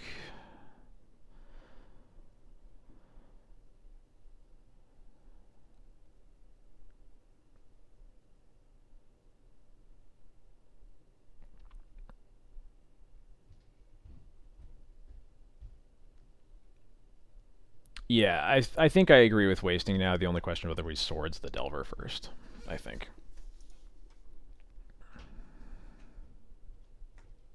Or if we want to keep the swords for Stoneforge.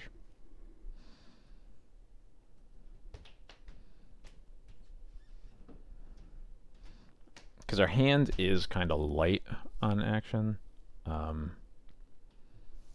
That's true.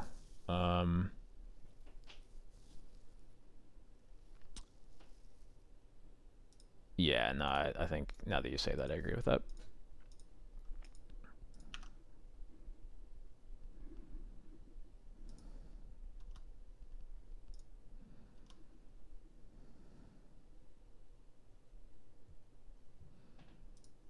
They are not flipping. Cool.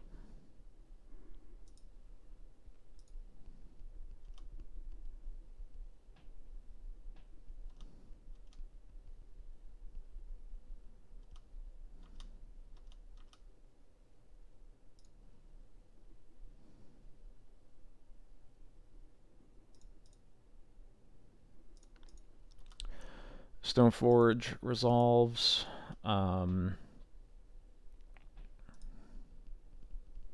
GT makes sense. I don't think there's really any value in trying to swords now. I think I should just wait to play around days.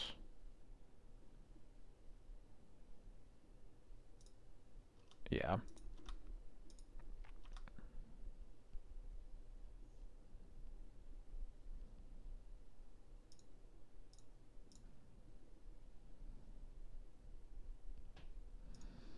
I would like to make them hard cast the GT, so that I can then Skyclave it. And Delver doesn't flip again, so that's cool.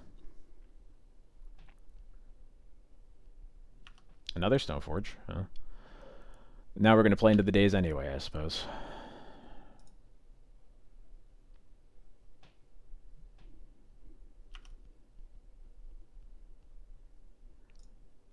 But it does have to be exactly days. It can't be force. So at least we have that going for us. Oh.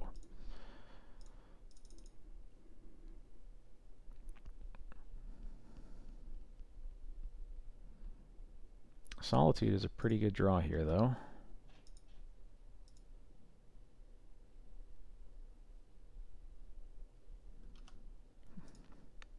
Look, Stifle doesn't exist. I refuse to believe that Stifle exists.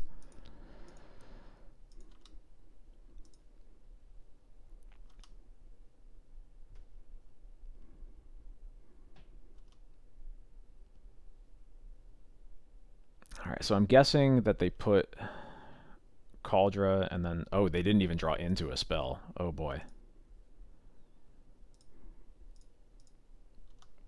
That Brainstorm was kind of horrible.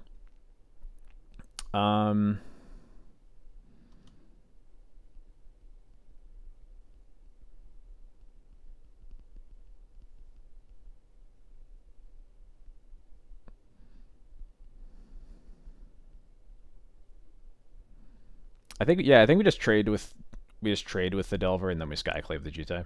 Yeah. Easy block.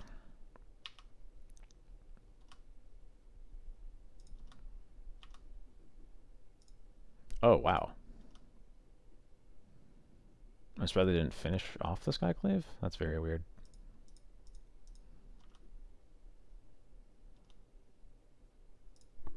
Oh well. And I get 2 damage out of it. Cool.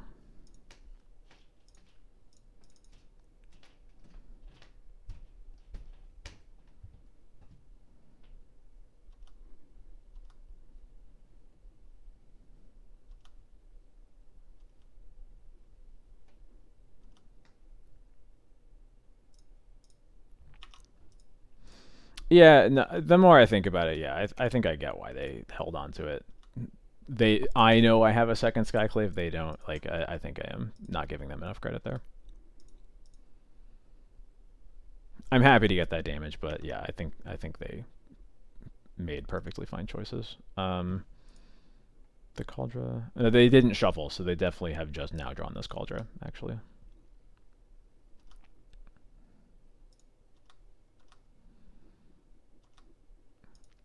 Oh yeah, right. That's the part that I was confused about, was them not finishing off the Skyclave with that one counter, but I don't know. Sure.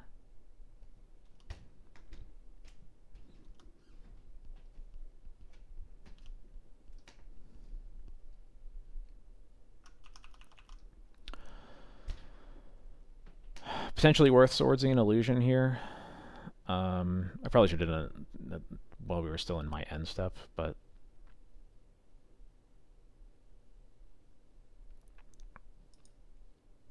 I think with this much removal, I should just make sure I'm buying enough time. Yep. Cool.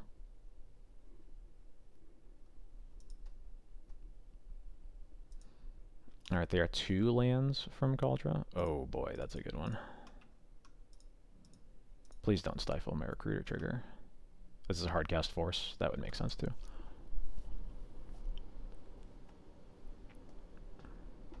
Yep, okay.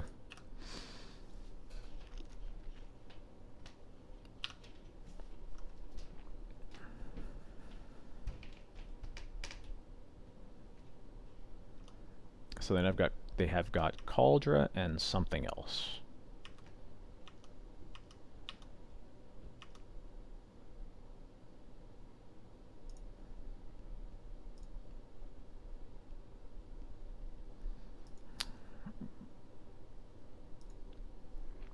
I'm curious what that something else might be. Could be another land, I suppose. Could be a stifle. Could be another force. I think what I'm going to do is port Tundra, and probably plan on solituding this illusion on my turn.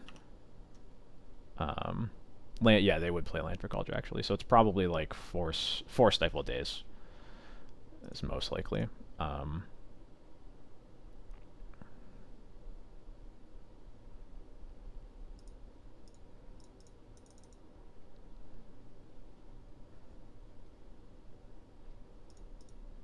Alright, cool. Well, it's not force stifle or days, apparently. Could be swords, actually. Yeah, it could be removal.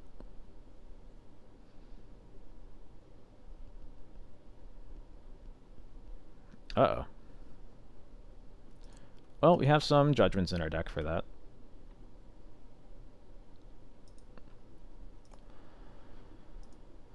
And thankfully, Solitude means that True Name can't actually attack.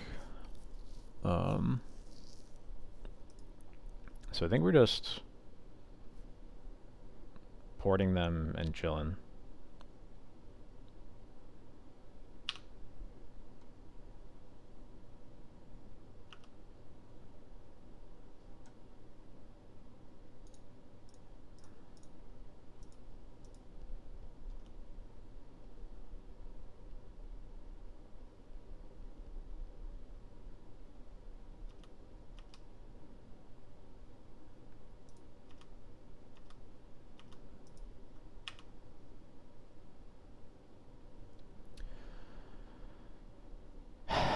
Yeah, I do wish I had Yorion in play now, don't I? Yeah. Because now this port's just locked on tapping for a while, which doesn't feel great.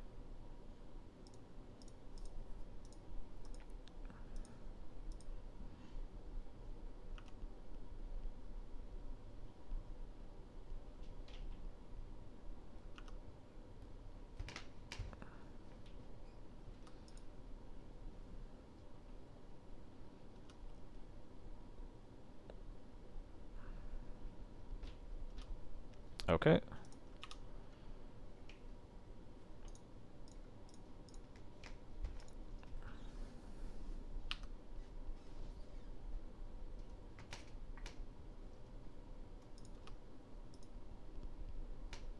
Stoneforge. Do they have another equipment in there? Oh, they did brainstorm Cauldra away earlier. That explains it. Yep, okay.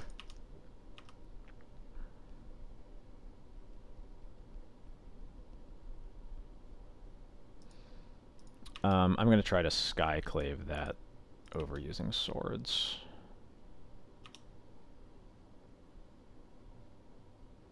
Another recruiter, huh? 1, 2, 3, 4, 5. Yep, okay.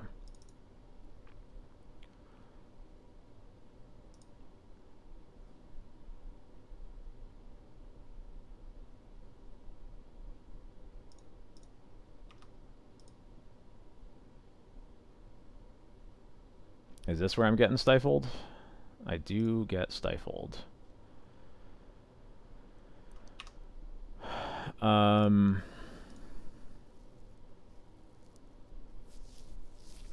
So that means we're pretty much forced to swords the Stoneforge here, and then we just have to hope that they aren't top decking a land.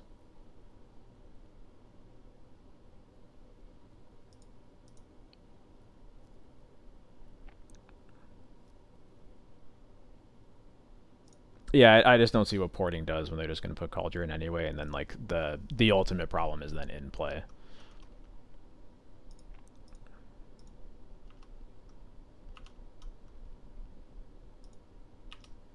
So I think we just need them to not draw a land here.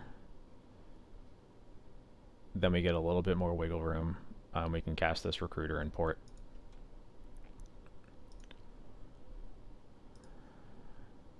Ugh.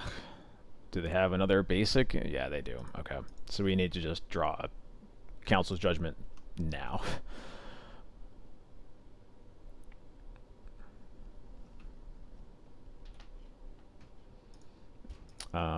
I don't know that it's going to matter, but this Skyclave is currently useless, so I'm just going to eat 2 damage with it.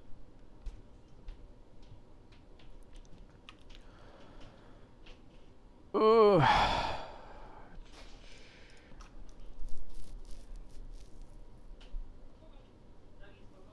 So we can now just Wisp the Germ port, and they need them to not top deck a land again. But that is definitely one of the better things we could have asked for.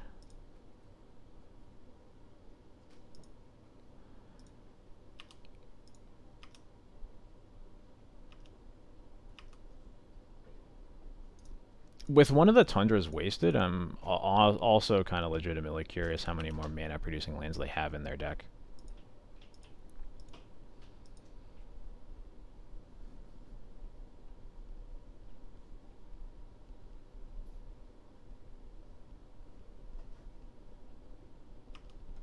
Okay, we're safe for now.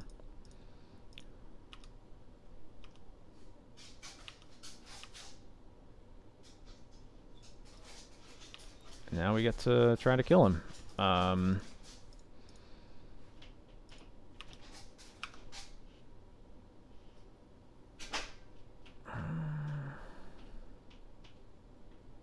think we recruit Stoneforge here, yeah.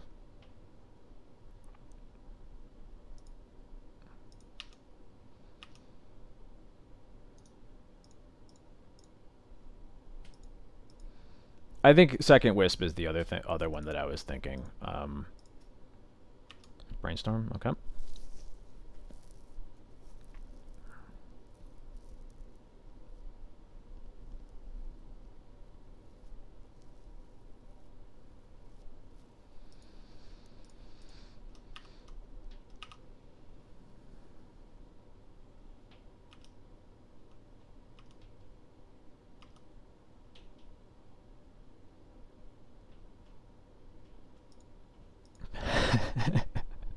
Sure.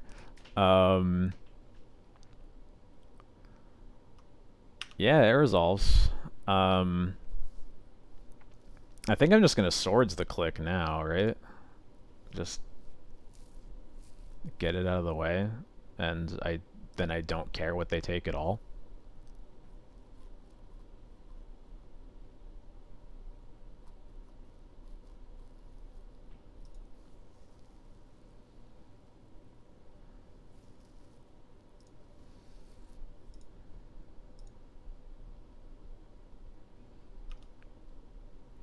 It's been a while, Vendilion Click. Sure. That is really funny.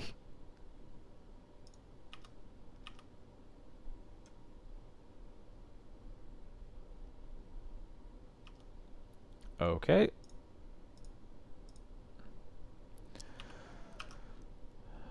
This changes nothing about what we're doing.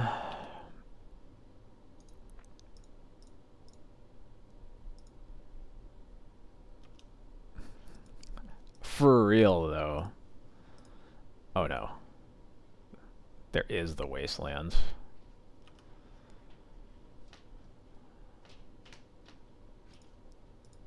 How could you, Lunal? I would have been amazed if they had no wastelands in their deck. Yeah, I guess they still can't attack, huh? Judgment? No. Um...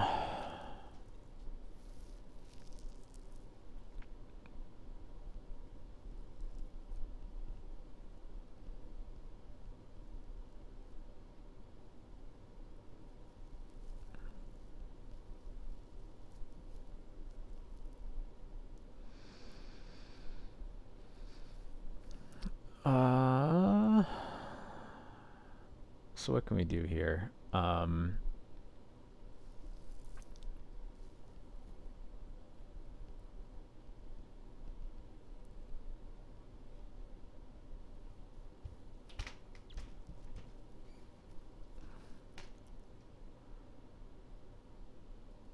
So we can waste the wastelands. We could Wisp Recruiter. Put Cauldron of the Waste. Yeah, they still can't attack us just for clock reasons. Yeah, I'm into it.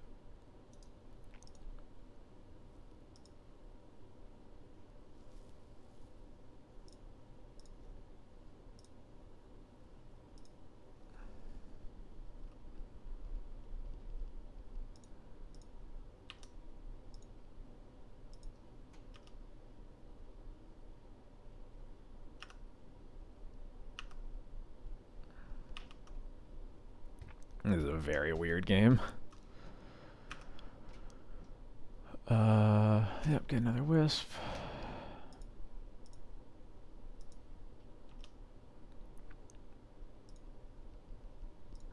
Lackey, you shouldn't have said that. They definitely just drew Stifle. It actually doesn't matter, I don't think. I guess it would mean I wouldn't have lethal if they attacked.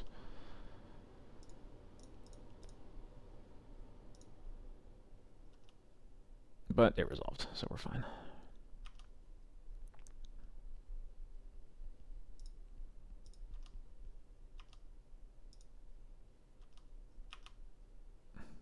I am also very happy that you're wrong.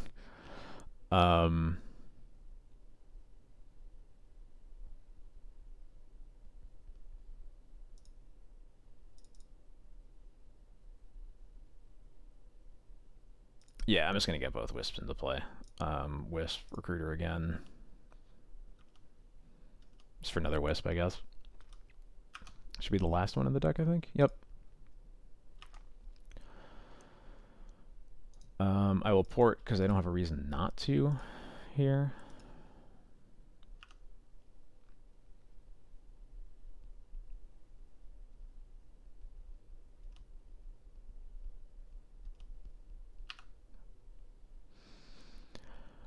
Who knew that a tree named Nemesis with a Cauldron wouldn't be able to attack?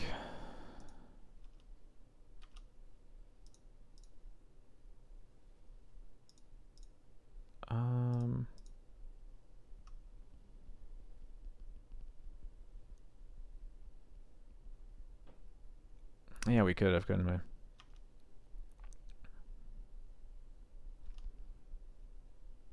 It looks pretty likely, at least.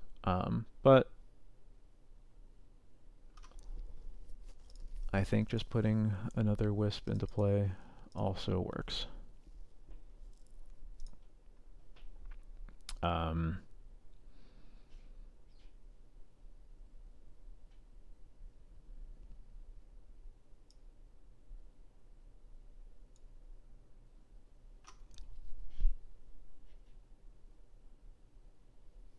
I guess I hit Recruiter this time.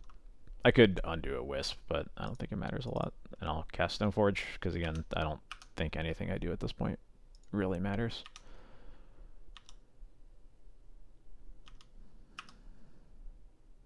I think we've basically gotten there.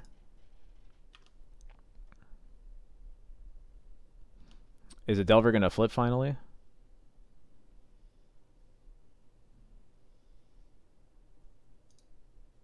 It does off of Council's judgments. Interesting. Well, they can Judgment our Cauldron, but it doesn't matter because they're still dead.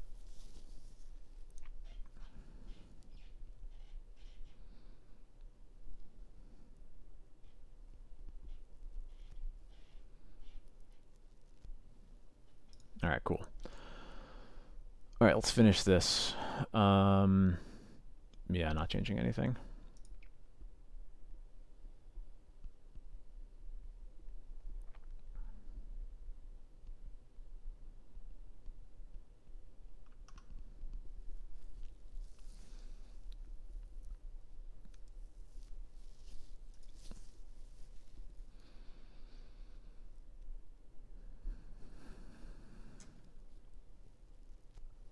Oh, they're on 61. What do you know? Alright, what do we got here?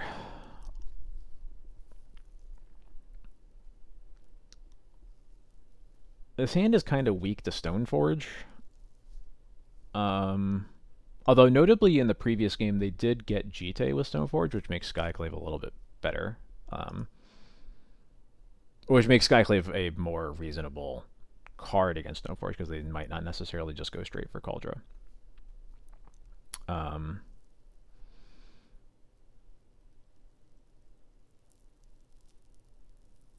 Yeah, I like this. I'm also going to play a little bit faster since I'm behind on clock by quite a bit.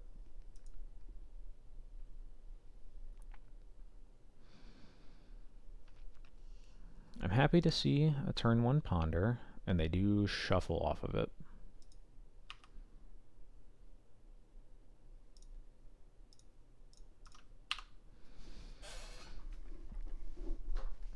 And it resolves. Cool.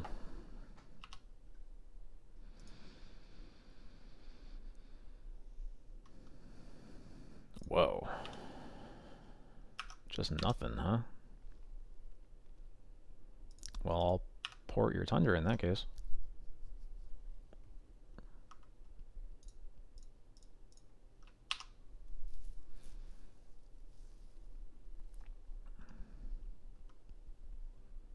Sure.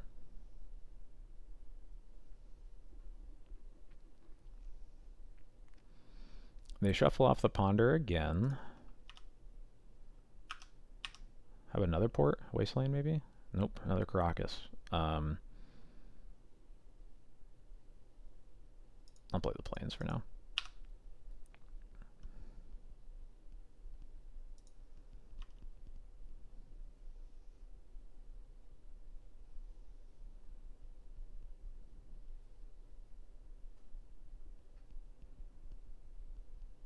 Oh boy.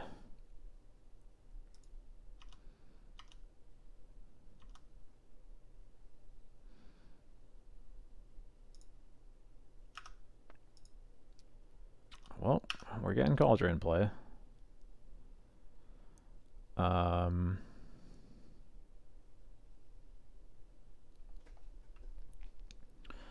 Which of these do we actually want? Probably the GT.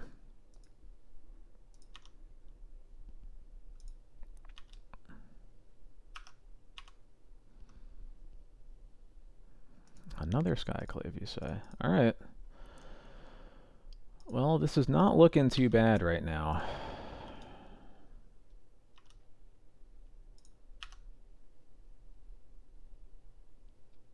This feels like a hand that they kept assuming that the true name was just going to blank everything that I'm doing. But that is not really what's happening here.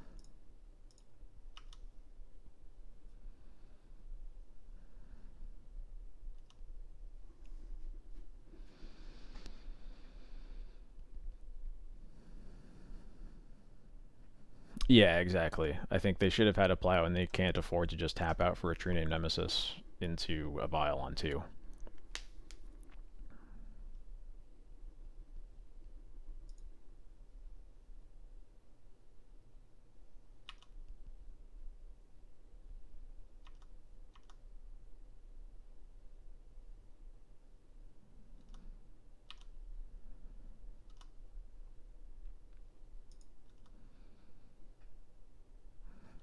I'm not going to bother using Skyclave here. I'm going to try to get a GT going here first.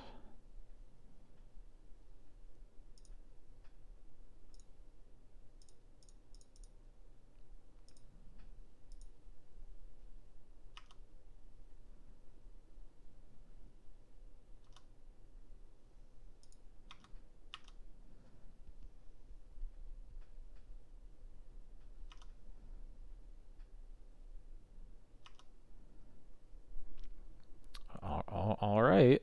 Yeah,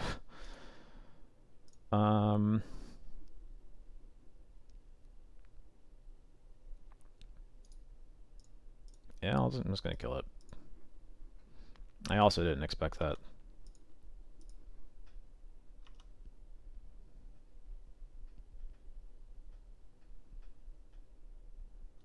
Perfect. All according to plan. Oh no, not Terramander. What are we gonna do about Terramander? Really? I mean, I guess the blocking doesn't really do anything.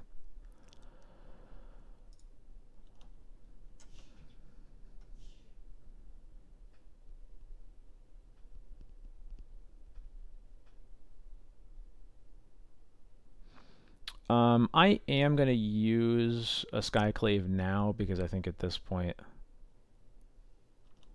Sure. I am so happy that's what they did.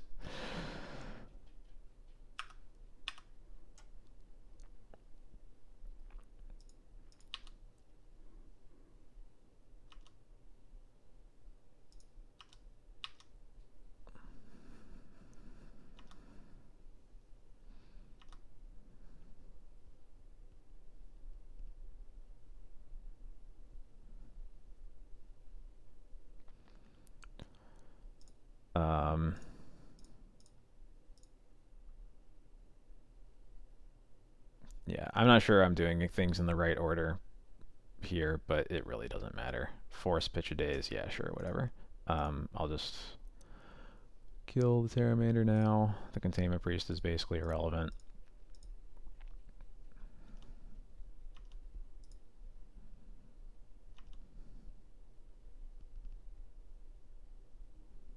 Another Wasteland. That's mean. Not that it matters. They are literally dead. So, yeah. I'll take 2.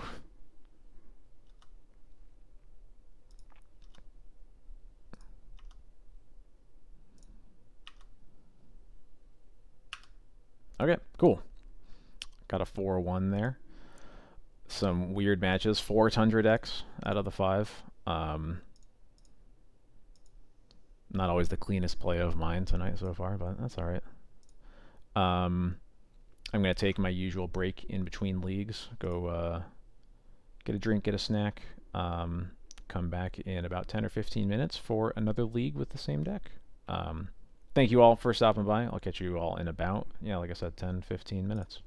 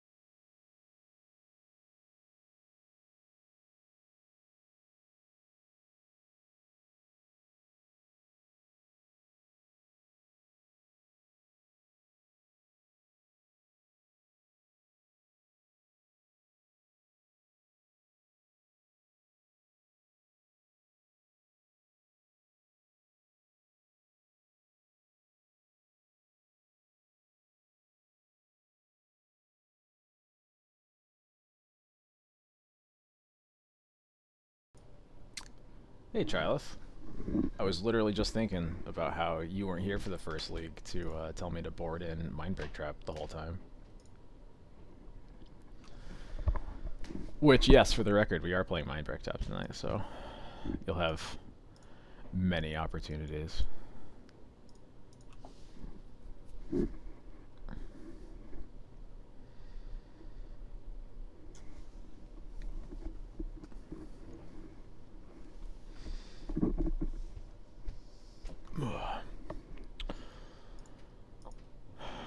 Oh yeah, I remember we were messaging about Chalice. I've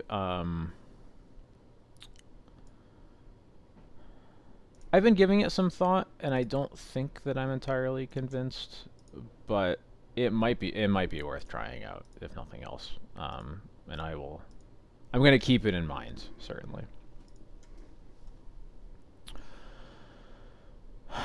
Is this hand good against a gamer toad? Now that's a good question. It says hand has quite a good curve. The only thing I don't like about it is that our one white source can be wastelanded, but they've mulled to 6, and I feel like this hand does a lot pretty well, and it's kind of hard to mulligan it.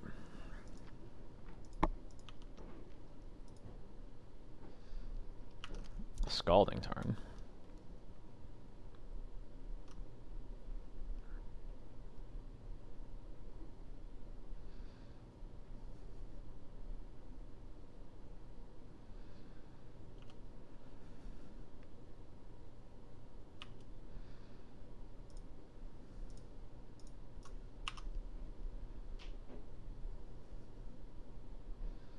Not in love with Underground Sea. Hence that Brainstorm. I don't like this one bit.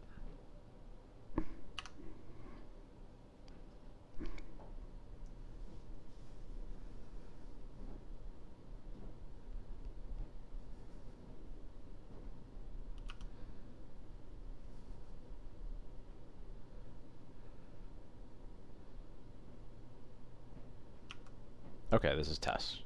The Underground Sea made me worried that it was going to be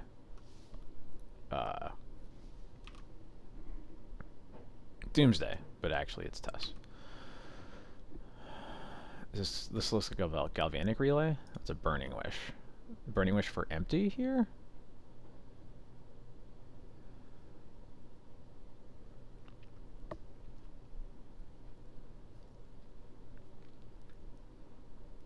If it's for an empty, we have Stoneforge. And the math is very much on our side there.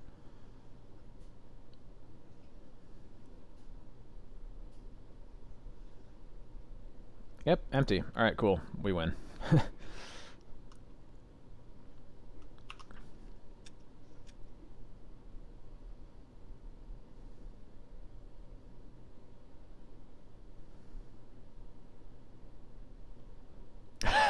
They bobble revealing the Stoneforge. That's really funny.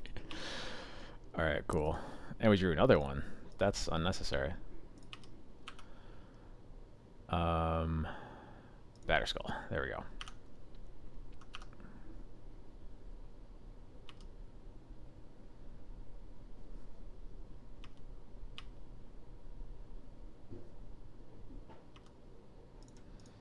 Block, block. Pro red. F6. And we have won the game.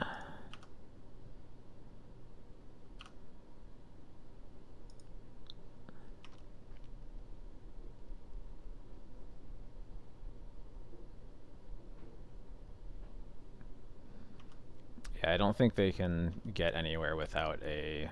They need to have another Burning Wish, basically. Without that, there's just nowhere for them to go. Alright, can we draw another white source, maybe?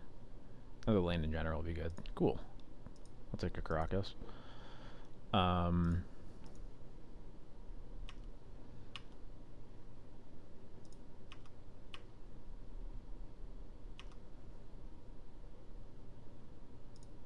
this worked out pretty well for us, huh?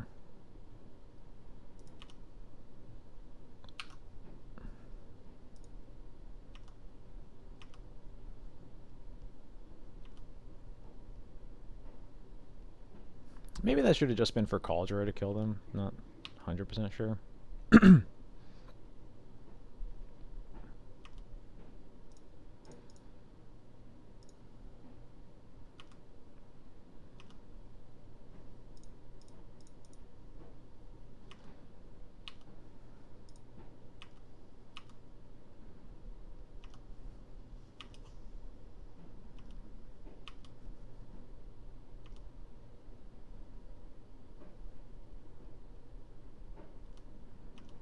Yeah, I think I should have gone for Cauldron there.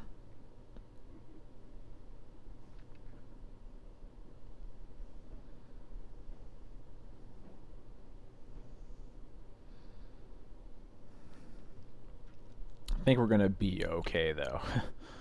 That's for sure.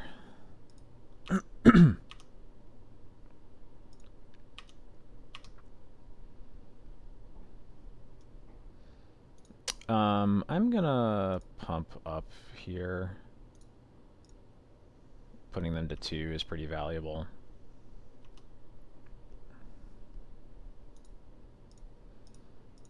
I'm also gonna get rid of this mountain. Because one potential way they can get out of this is Burning Wish for Pulverize, and getting rid of a mountain is a pretty good way to not lose the Pulverize.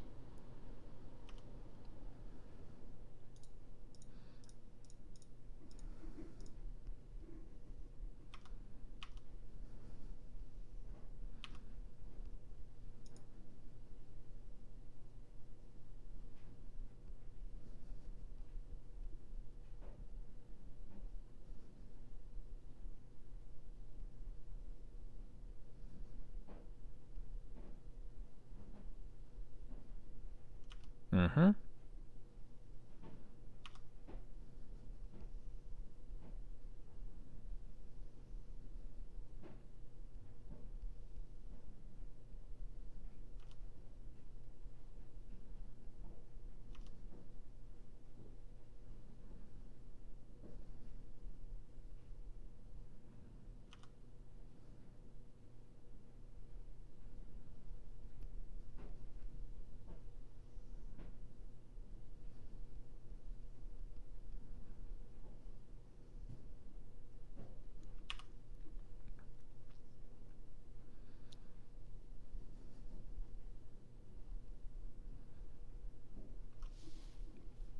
Alright, definitely punished for not killing them here, but they still need to deal they still need to deal 30 damage to me here. And they have they've already used 2 Burning Wishes and an Echo.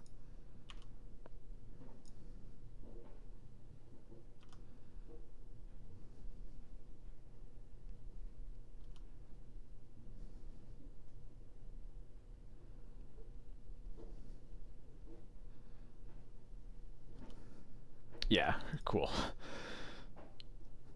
Nice ad nauseum.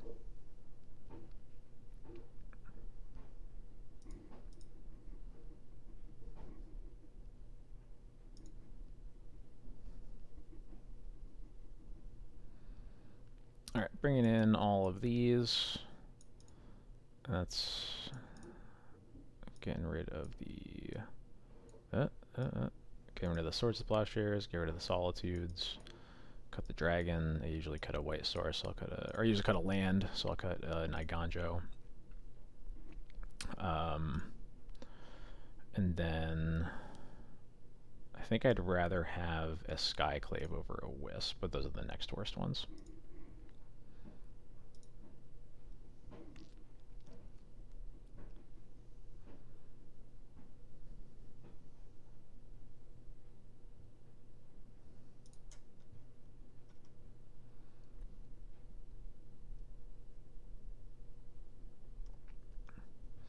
I don't think Iganjo is better than Caracas. I think you would only cut Caracas over Iganjo because you're afraid of multiple Caracas.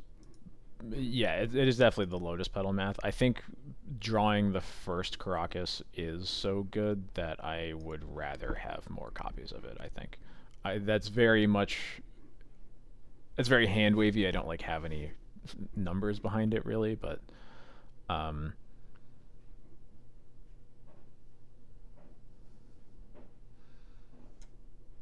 Although I could honestly just be overrating how good the first Caracas is.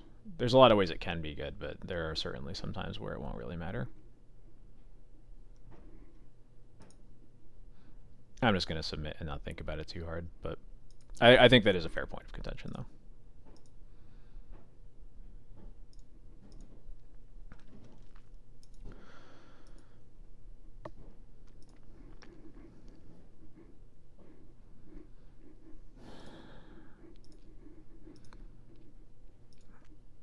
I don't think surgical isn't really. Yeah, this hand doesn't really do anything against them. This hand only kinda does, but it's got some stuff it's doing.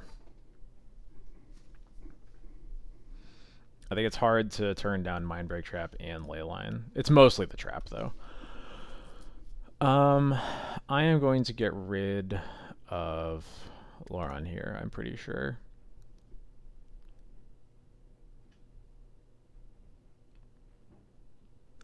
Because I would like to draw land and then hopefully, yeah. Yeah, I think the hope is that we draw some lands, we get to cast Recruiter on 3, Violin, Athalia that we get with it. Yeah, I'm into this. And the worst case scenario is just putting pressure on with the Stoneforge. Yeah, exactly. 2 lanes just turn through Thalia.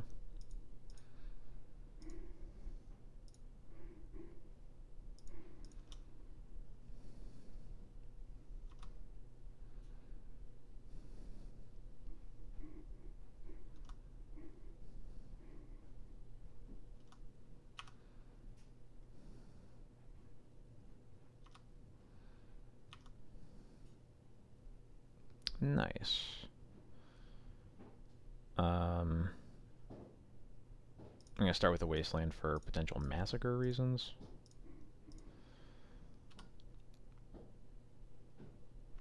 It's possible that we should have just wasted the trop, but I do think we need to make some progress here. So I don't really want to wait too long on casting this vial.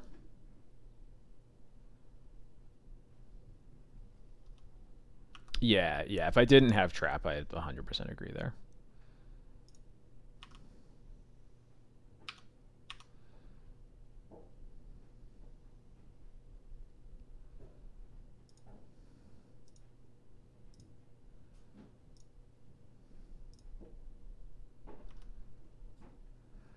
Happy to get Cauldra here as a threat.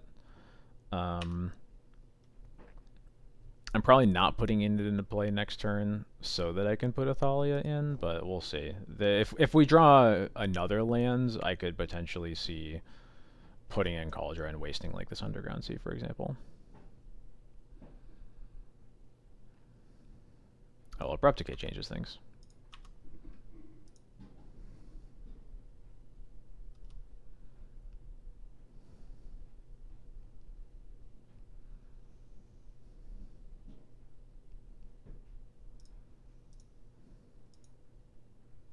Mm-hmm.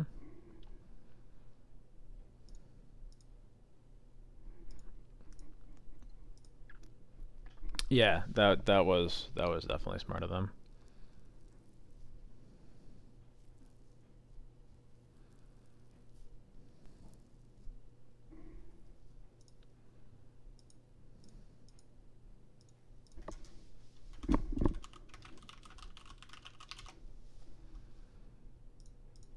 Okay.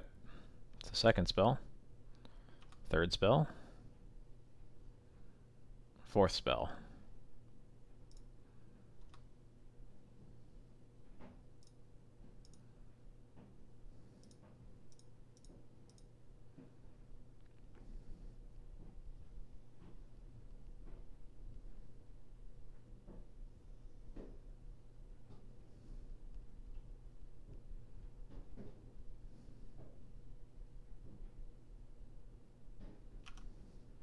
My opponent just typed into chat, "Oh no." Um, so after they spent all of that, I think I just want to put the pressure on Cauldra, probably waste them off the Badlands because red is one of the scarier colors for them.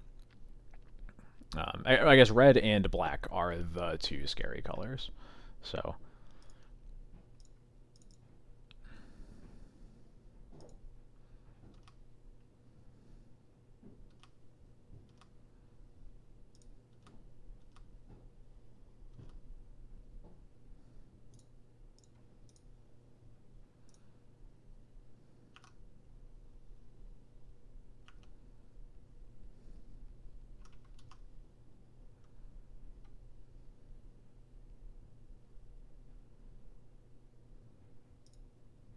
okay.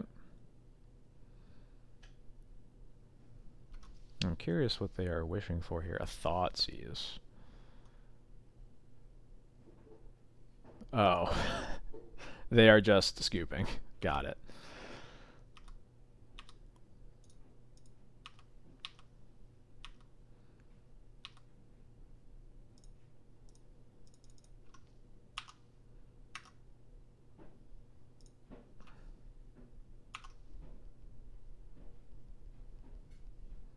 Alright, well, we got rewarded for putting Mindbreak Trap in our deck, that's for sure.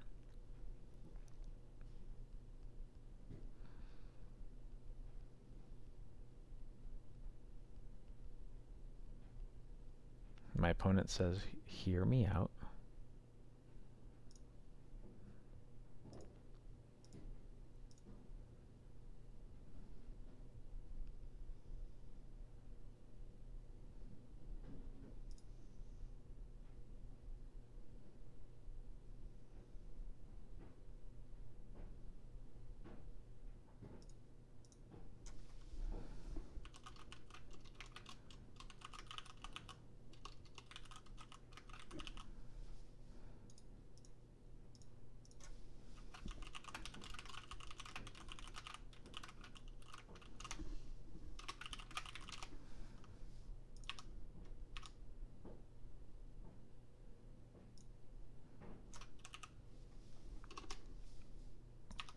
Some friendly banter in chat, that's all. But there we go. 2-0. 2-0 on Tess. Very happy to see that.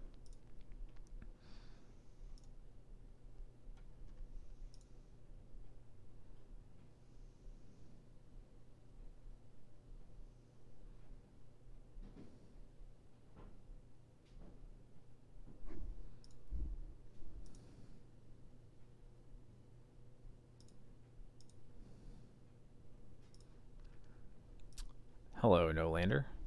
How's it going? Yeah, sounds good.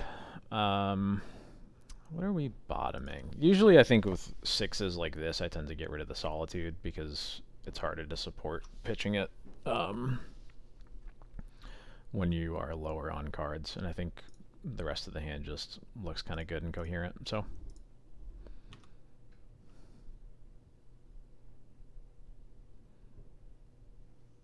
Elvish Spirit Guide Nettle Sentinel.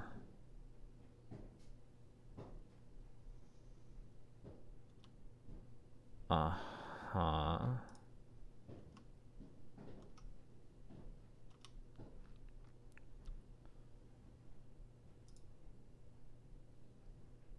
So that's just like horrible.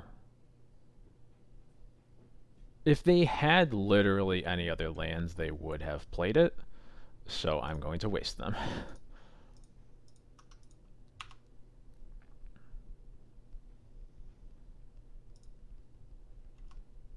I would also like my Solitude back, please.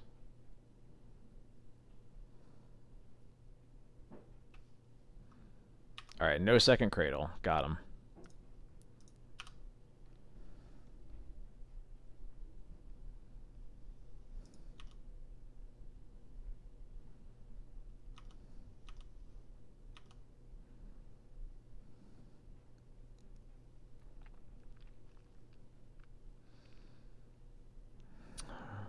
Can I get rid of one of them? Korean Ranger is good if once they draw a land. So I think we want to get rid of the Ranger, because Nettle Sentinel can be explosive, but they're so far from it mattering.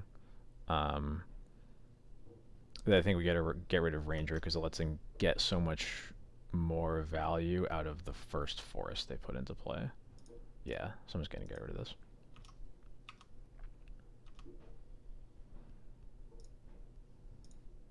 And hopefully we'll draw a third land.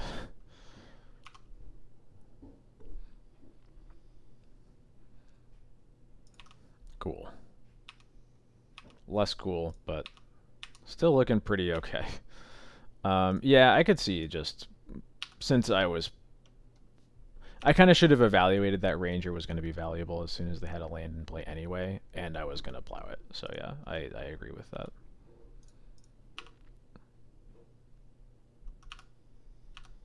Well, luckily for them, we're both not really drawing lands right now.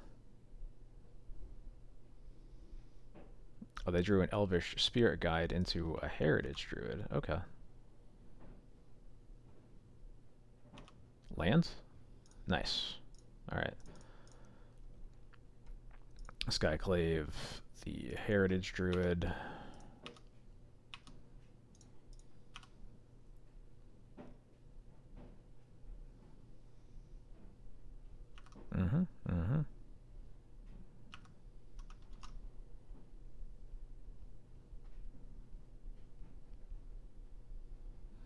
They did it.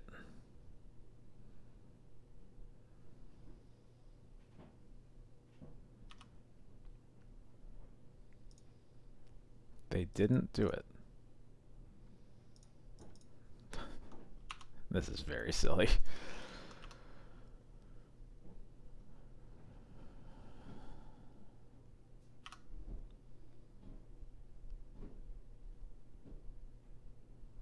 Alright, cool.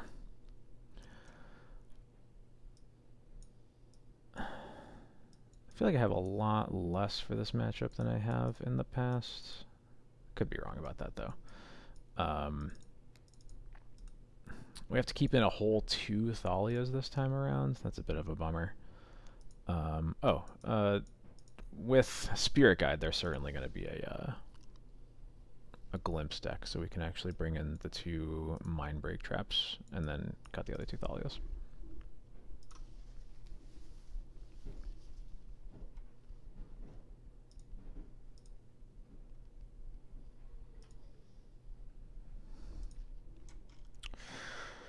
This hand is not very good. I think it's just way too clunky. This hand is much better. So much better.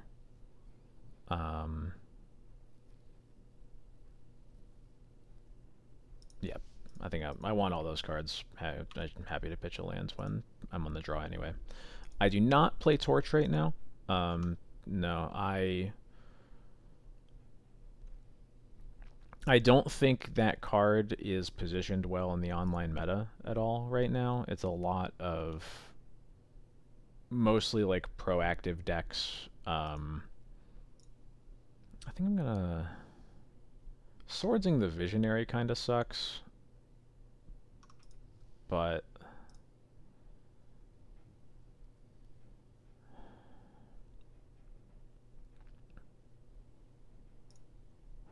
sorry, let me figure out what I'm gonna do here, and then I will explain Torch.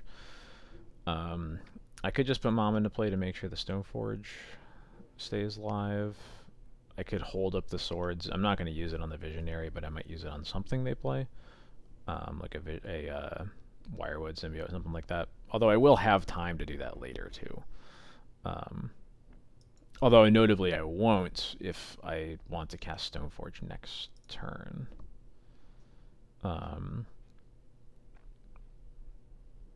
Yeah, so I guess if I don't hold up swords and they present something that I have to remove now, it kind of messes up my sequencing a bit, because then I can't really play a 2-drop next turn. And I think it's best to hold up swords here, sword something, Spirit next turn, then Stoneforge for GT, and go from there. Yeah, so I don't play Torch because it's not very good in the online meta right now. There's a lot of combo decks that you don't really want, that like the games just don't last long enough for the initiative to ever matter. Another visionary, huh? There's also yeah, so I guess this kind of sucks because now we don't really have anything we want to remove, but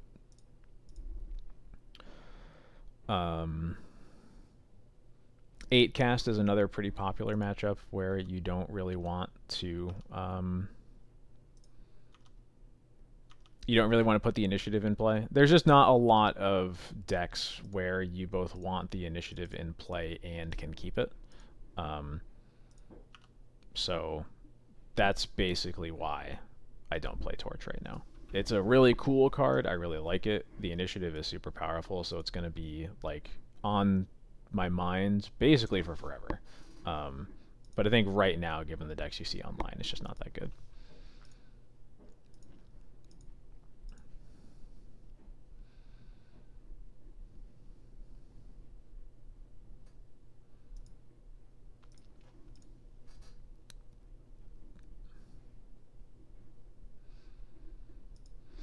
I do not like Samwise basically at all. I think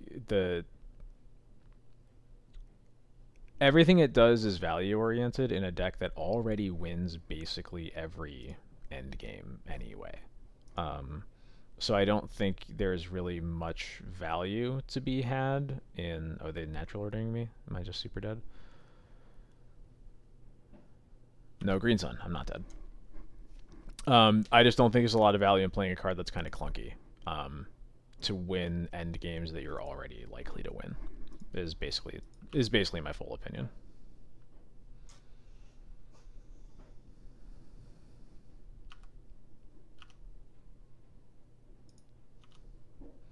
Yeah, it's like it's not a good top deck because it has to. It's time sensitive, you know.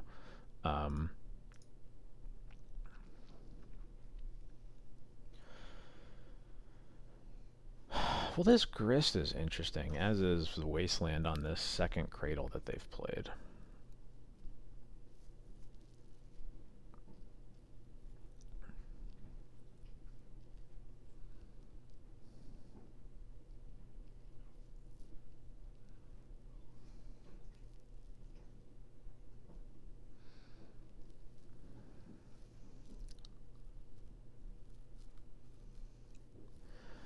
I think what I want to do is waste the Cradle, play Mom, hold up Swords. Mom kind of forces the Grist to minus.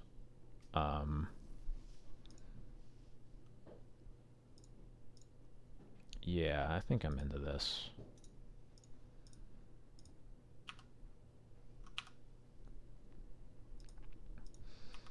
We definitely need to draw some lands optimally to not be so far behind on mana.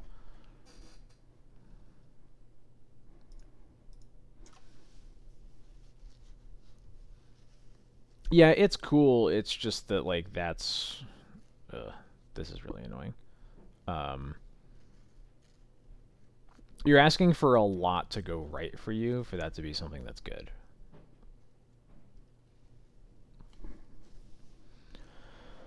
Annoyingly, this Heritage Druid makes me want to use a Swords on the Visionary, which is like a really poor target for it, but I think we might have to keep this game in our grasp.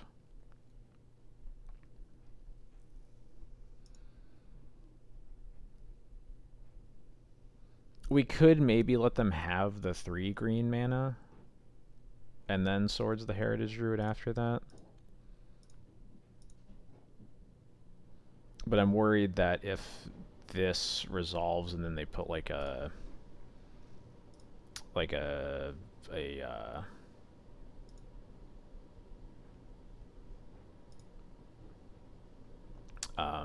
Wirewood Symbiote into play, then it looks pretty bad. I think I'm going to let them have the green mana.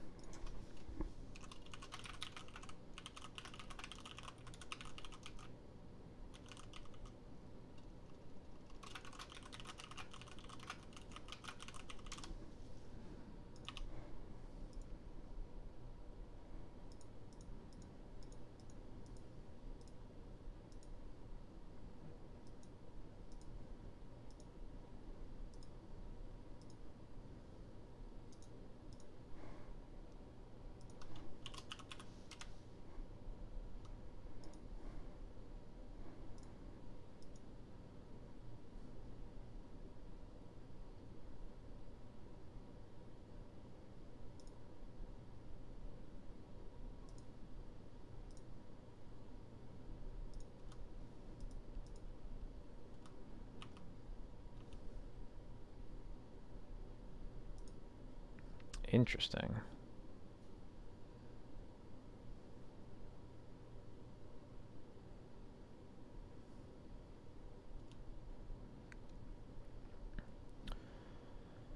In that case...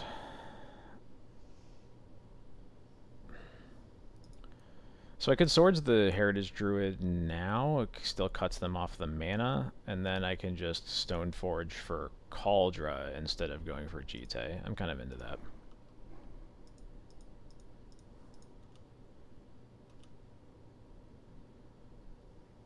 Oh, well...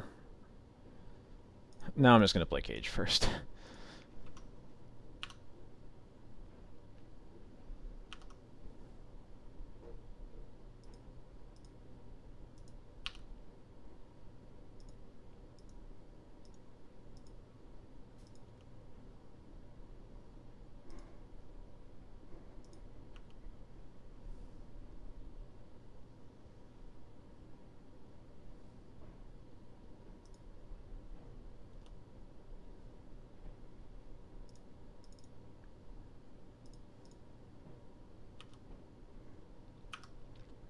Alright, let's get the Kaldra.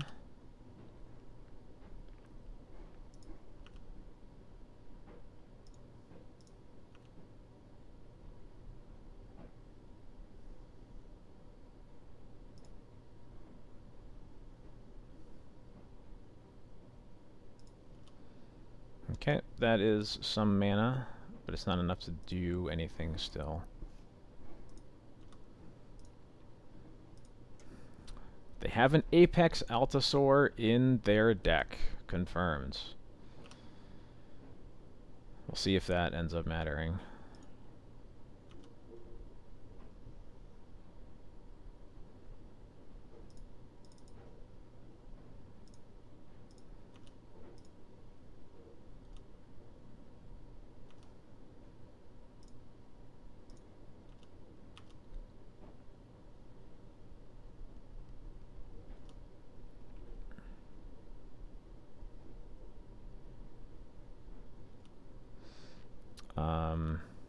We'll see what happens in the next couple turns. After that attack, this Kaldra might be staying on blocking duty for a little bit, but we'll see.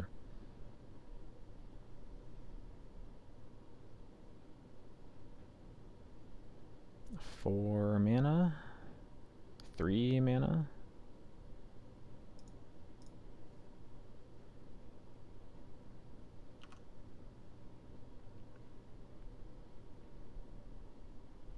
Alright, cool. Well, never mind. It does not need to be on blocking duty. Yeah. I'm just attacking.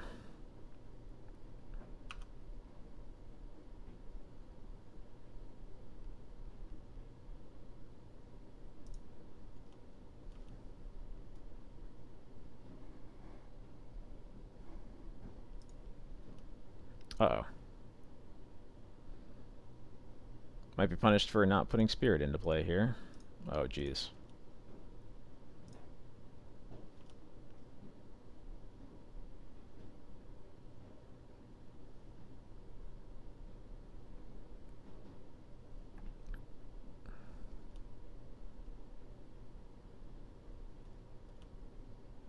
Yeah, the Spirit should probably be in play. Uh-oh.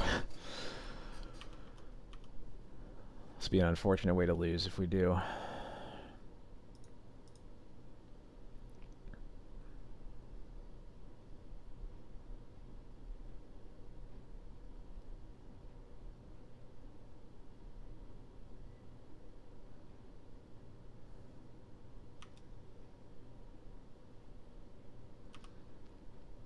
That means it's probably not that bad, huh? Okay, never mind. Maybe it's that bad. So now they have one more green mana. It's a Nettle Sentinel. But did they use their land drop yet? I don't think they did. Okay, there's their land drop.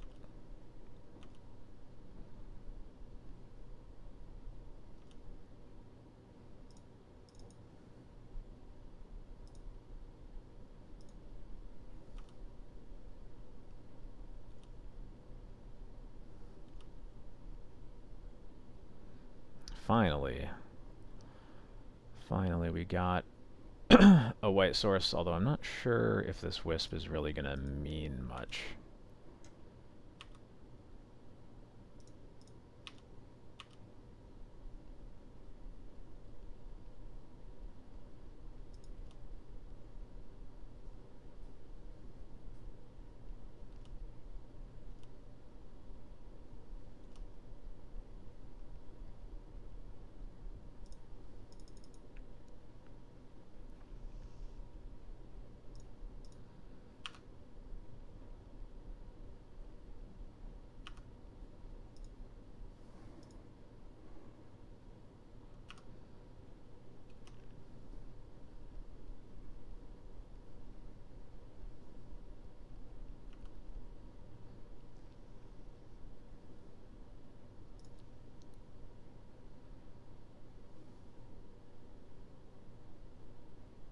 Three mana?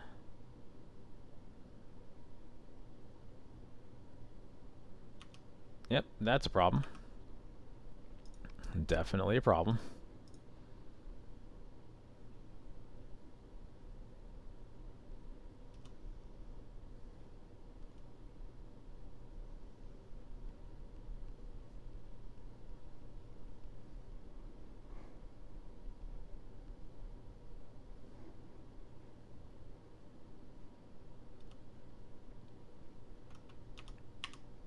Do they have the Crater Hoof? I assume they do.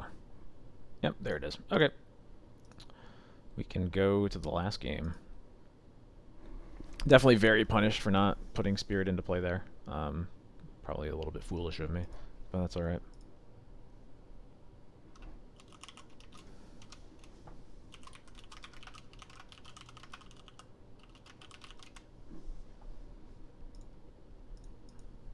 Were you about to tell me to board in Mindbreak Trap and I already had?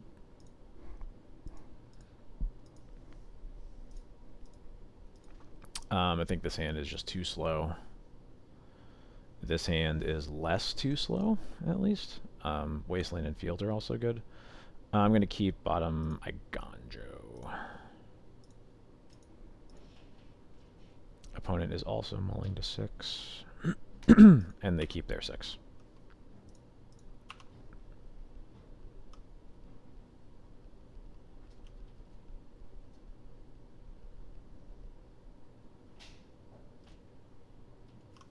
Sure. One of the less offensive 1-drops.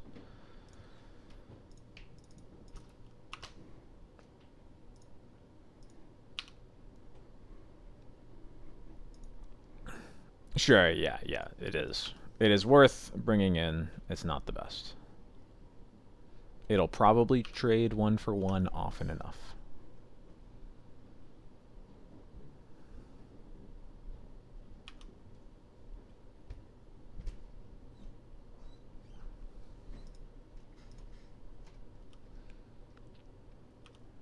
Let's attack first. Yeah, cool. So I am going to recruit. And I have to think about whether I want to get a Stoneforge or whether I want to get a Containment Priest. It is 100% one of the two. This slower start, particularly with a Skyclave to back this up, is making me want a Stoneforge. But it definitely could get punished going that route. I'm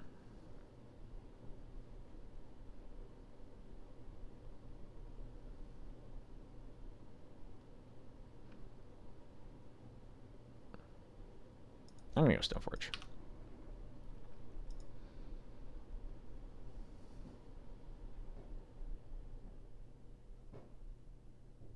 Is this Decay or Boseiju or something on the Spirit, potentially?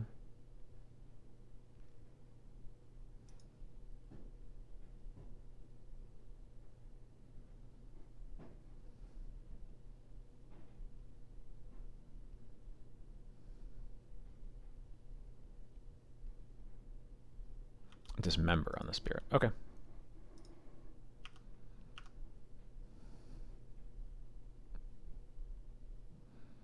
very likely a visionary coming in here. Yep.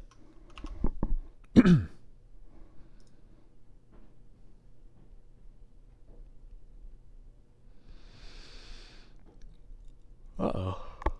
Oh, excuse me. Another visionary off of a spirit guide. Well, that explains dismembering the spirit. um...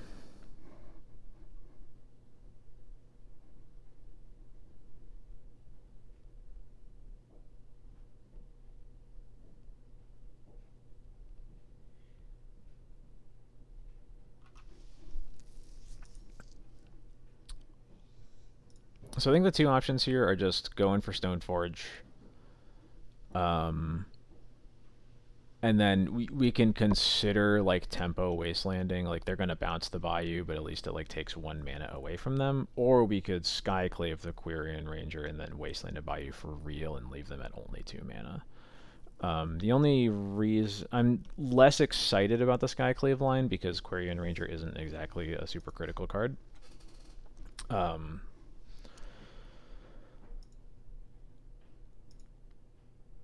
But we might have to do that in order to not just die to like a natural order or something like that. Which makes this tough.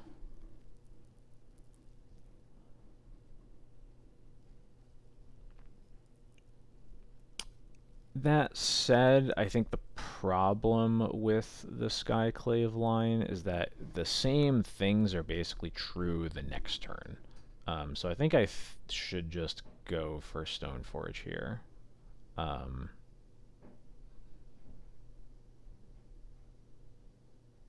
So that I can GT them next turn.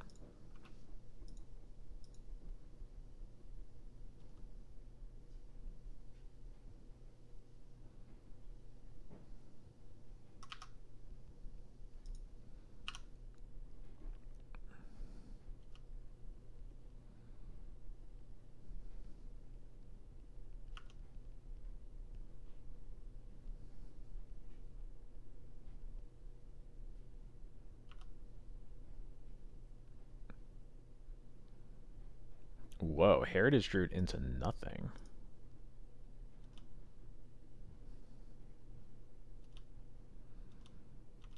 That's like 1,000% of a Seiju then, right? It's gotta be.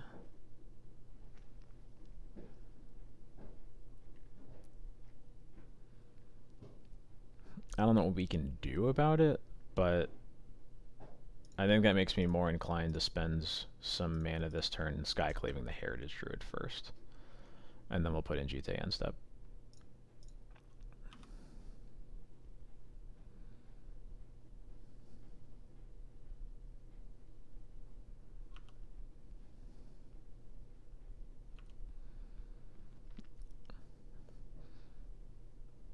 This way, if they do have Boseiju for it,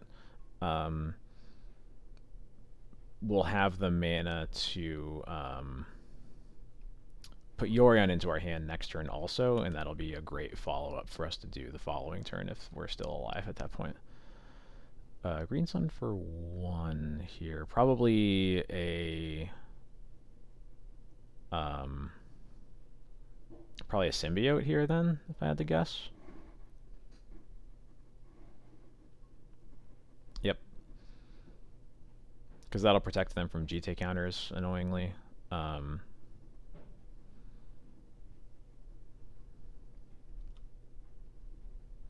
let them get more cards off these visionaries.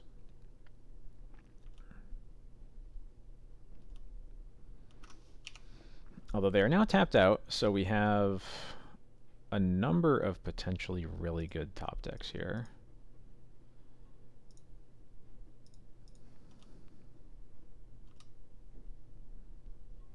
That is not one of them, though.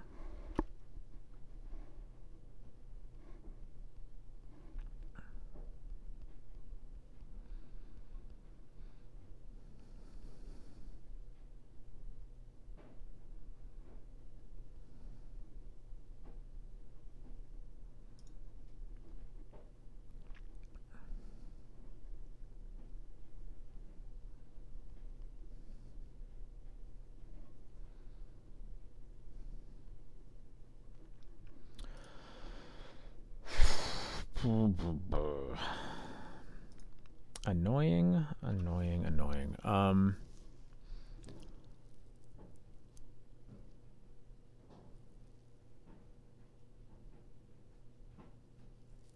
I think I'm just gonna play Field of Ruin here. Put Yorion into my hands. And I'll probably use my field on something once they've used the Quirion Ranger, is my current guess.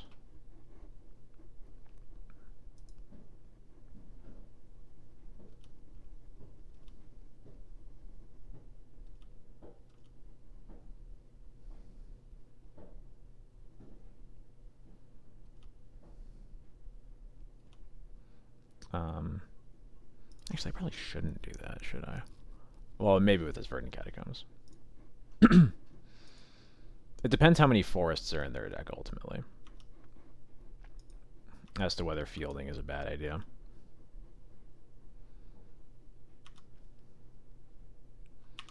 I'm not going to do it here, though. That's a really good one.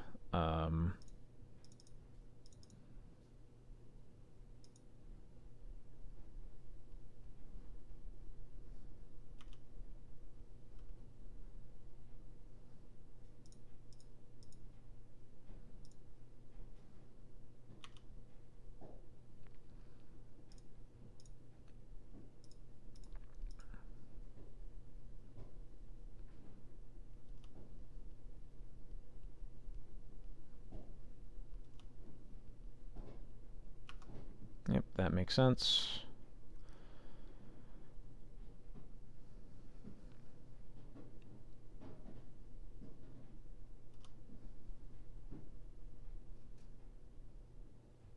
I'm going to Skyclave the Symbiote. That much is for sure.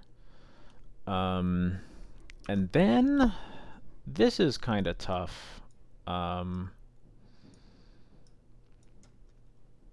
Because I would really like this Stoneforge to get a Cauldron. But one other option, actually, is to get Solitude with the Recruiter and Sash with the Stoneforge, and then have Solitude as another way to break up things here. They might have too many creatures in play for that to be realistic. But I think I'm going to get a Solitude with the Stoneforge regardless.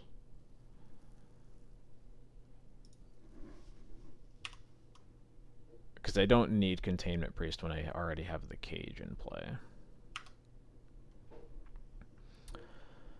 And yeah, I think the Jite is going to start cleaning everything up to the point that I don't really need Cauldron to win anyway. So actually, yeah, I'm kind of happy with this. And now I just have to think about whether I'm doing anything else. Or if I'm using the Solitude right now, I should say. Force of Vigor, pitching Collector Oof. Okay, that makes some sense. It's a bummer. It is definitely a bummer.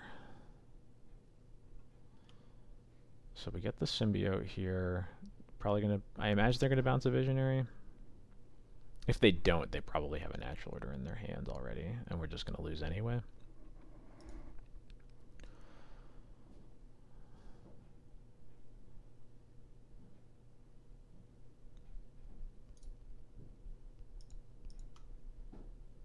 Yeah, I think we just wait.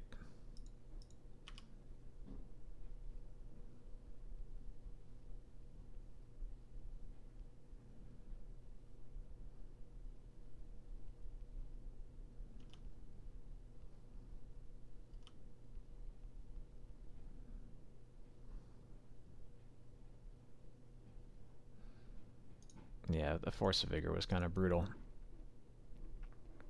I think we're probably dead here anyway, but I am going to Solitude this Craterhoof. What? I thought I F6'd. There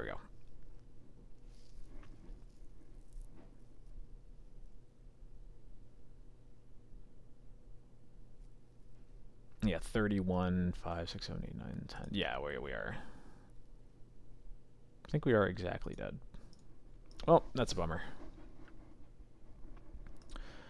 Really close to clinching that one, but elves can be a tough matchup.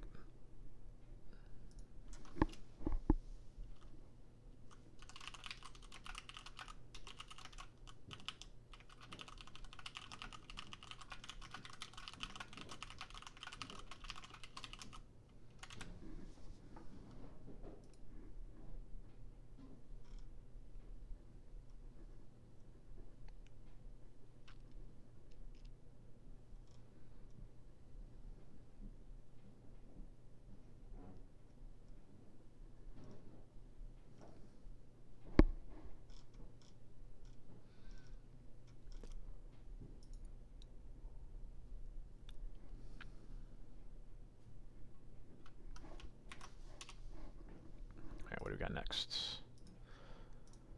Someone with a Karn portrait is kind of bad vibes. Trying a lot of fields tonight. This hand is pretty bad.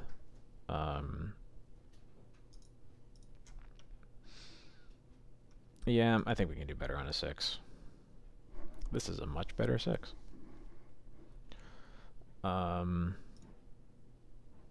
For the same reasons mentioned before, I'm going to bin the Solitude because it's just really hard to support it. Well, maybe not.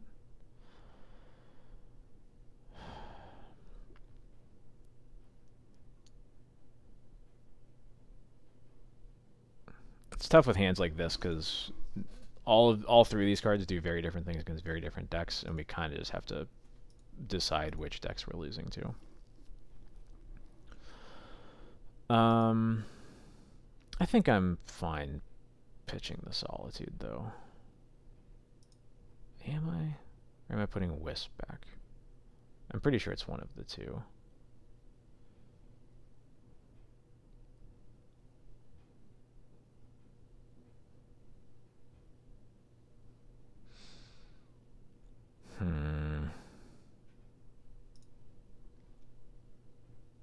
I could also put a land back and stop thinking about that. It's just a little risky when I'm on the play. And if the Vial gets countered, it's going to feel kind of bad. Alright, I'm going to put the Wisp on the bottom. It's been decided.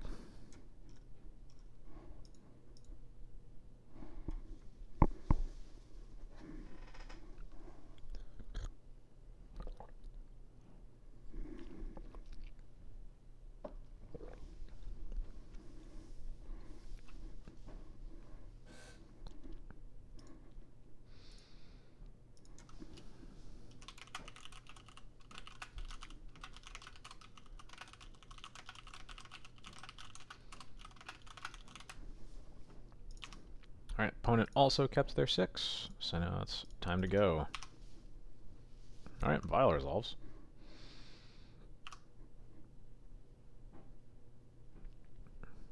Is it 8 cast time? I'm going to be extremely happy about the Loran. That would be pretty cool. Is an Emery? No, it's not an Emery, okay. I was hoping to be an Emery that we could just get with Caracas and feel really smart. Nope, just a bunch of baubles. They see the port that I was about to play anyway, so that's cool.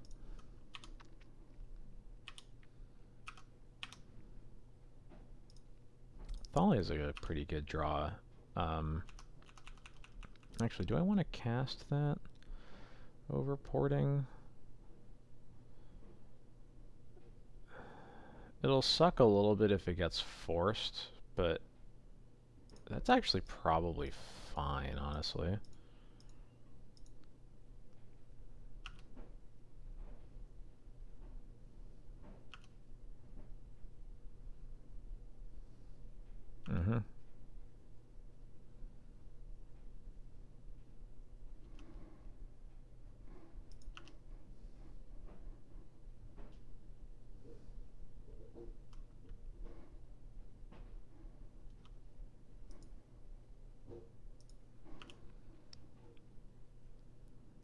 Alright, they get to see this draw step. And they see the Caracas now. What do we got? Another vial. Well, that sucks. Courier67, thanks so much for the follow. Welcome to the stream. I hope you're having a good evening. I'm going to attack here. Yeah, I'm just going to port Saga in their upkeep. I don't want to expose Lauren to a force. I think that's just way too bad here when we don't really have any reason to.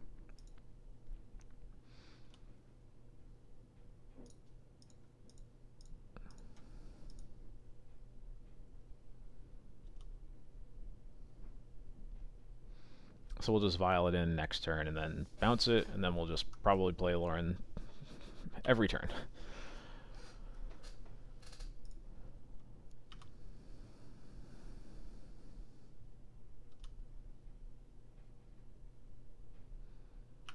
Lots of baubles going on. Getting hit for 2 now.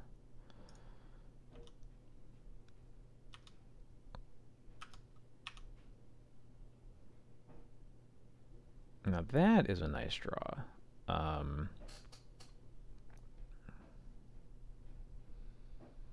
I am still not exposing this card to force, though.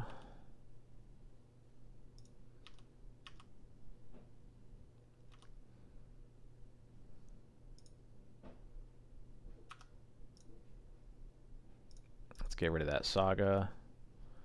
Most important card by far. And then I don't see a whole lot of value in porting them, so I think I'm just going to put Yorion into my hands. Yeah, and we'll keep Caracas up to bounce this, and just keep putting it into play over and over again. They don't have any removal main deck, notably, almost never. They usually have Odawara, which doesn't do anything when we're just trying to bounce it to our hand anyway.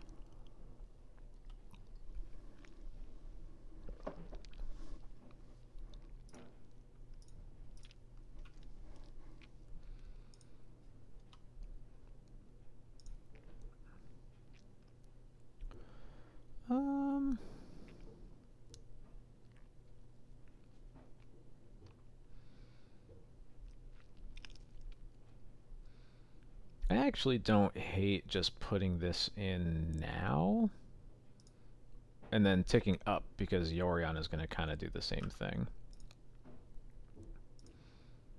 And I'm going to hit the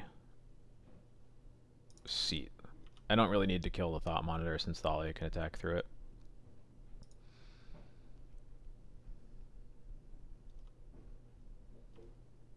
And that's totally fine. Tick that up to 4. Another Thalia. 2, 3. They have 5 mana here.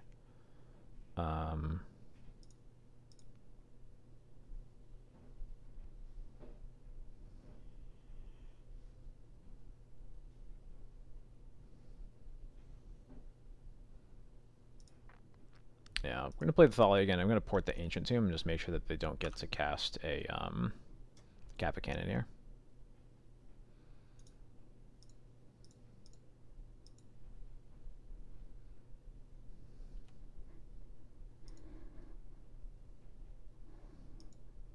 Alright, cool. Game's over. Bring in Council's Judgment, Surgical Extractions, and a Grafdigger's Cage. Cards I don't like in this matchup are Mother of Runes is really, really, really bad. Timeless Dragon is usually too slow. And what's the other card that I usually cut?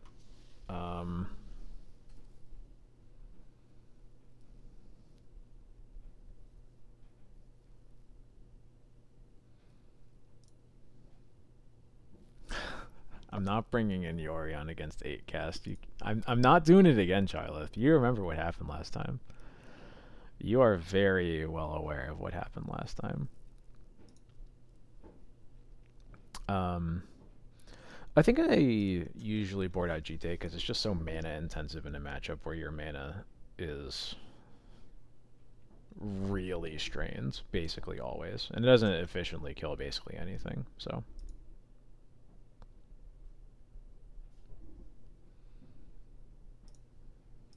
Alright, what do we got?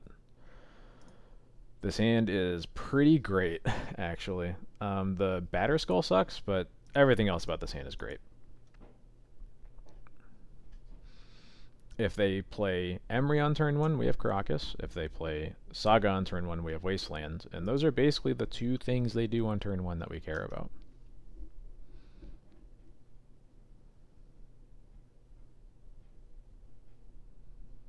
There it is.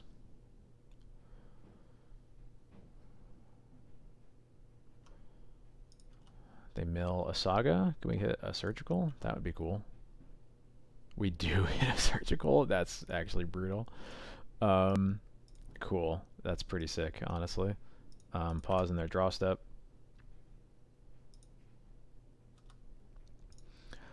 Let's get those Sagas out of there.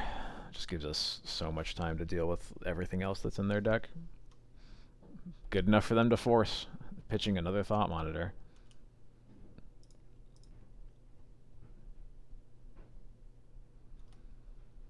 I'm surprised they didn't pitch the Emry that we're just going to bounce for forever, actually.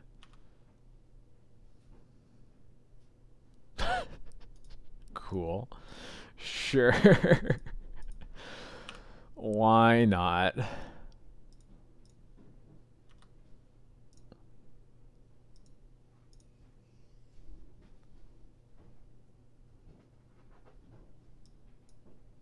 And they have multiple Emrys in their hand, too? That's very strange.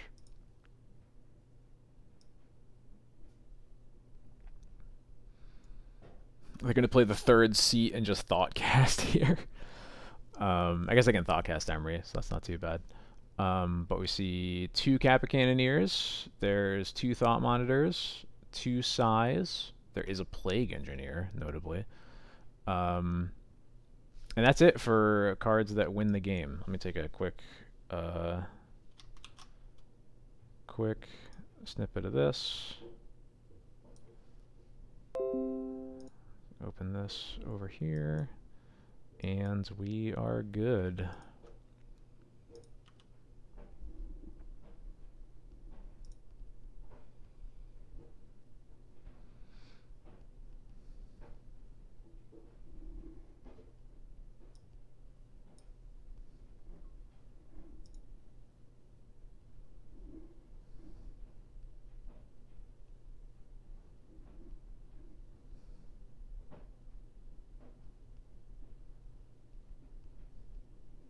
Yeah, so the for those unaware, the reason we bring in Surgical is mostly to get rid of Urza Sagas,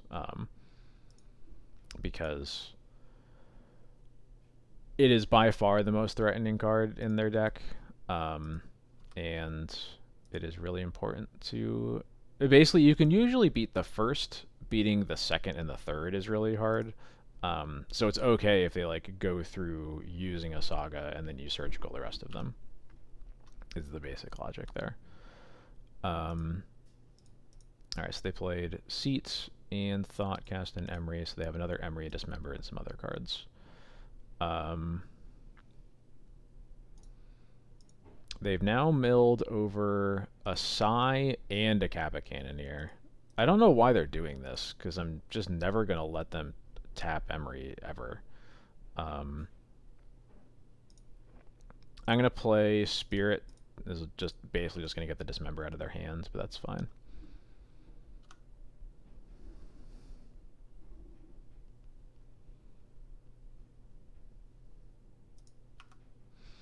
But yeah, with Emry, they're just like milling their deck for no value, basically. There's the other Sigh. Yeah, this isn't working out for them.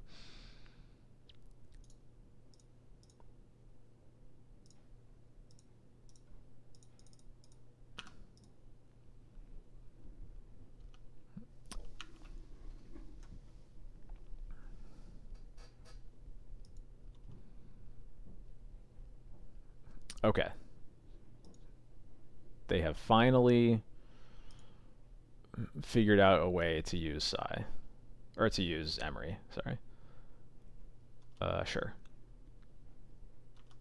So if they do have a force for this Loron, then there is... then we might have a problem here, we'll see. Mill over 2 Thought Casts and a Force of Will. So they've used... So there's 3 Force of Wills in the yard.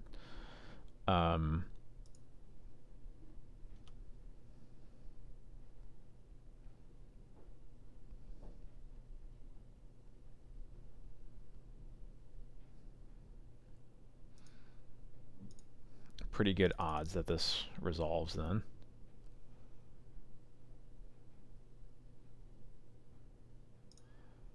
Get rid of the needle. Bounce Emery again. At this point, I'm happy to waste these.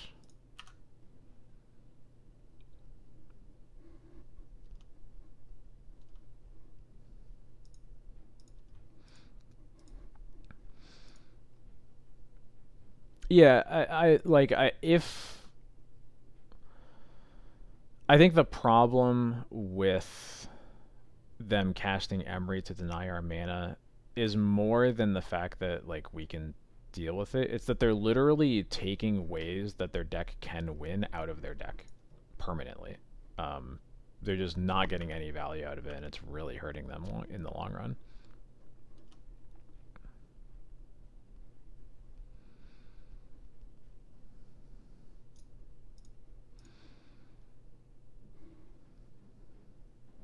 Yeah, however long the long run really is, yeah.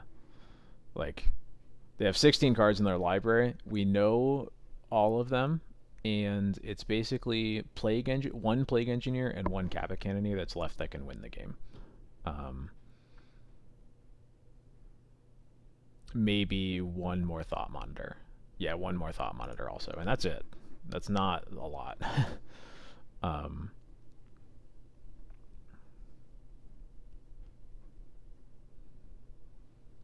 I am going to just play Plains Vile here, because I'd really like to Yorion next turn. That way the Thought Monitors will stop mattering. Yeah, exactly. Like, the deck is weirdly designed to just make the deck, like, make your opponent's deck never get to do anything. Just, like, kill everything they ever could play. And yeah, they're kind of doing our work for us.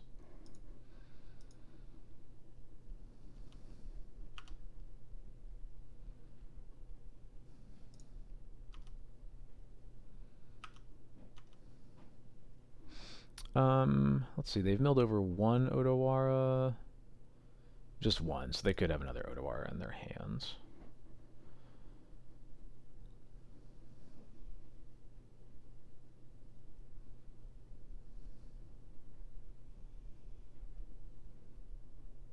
Nope, okay, they concede.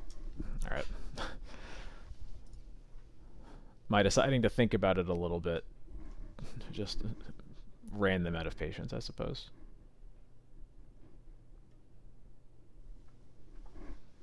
Yeah, like they drew probably 10, 12 cards off of the cards they just have in their like actual drawing, between baubles and thoughtcasts and things like that. But yeah, then they also milled like 20 cards with Emery, most of which were the cards they needed to win.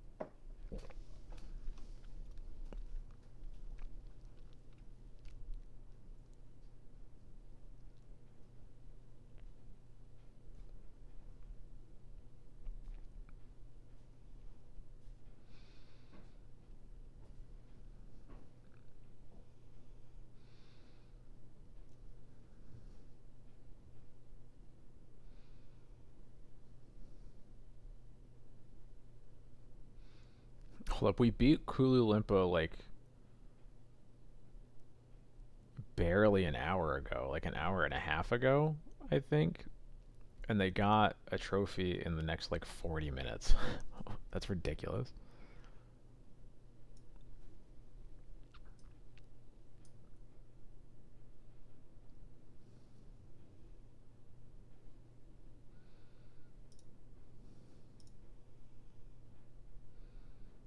Hello, No Lander. How's it going?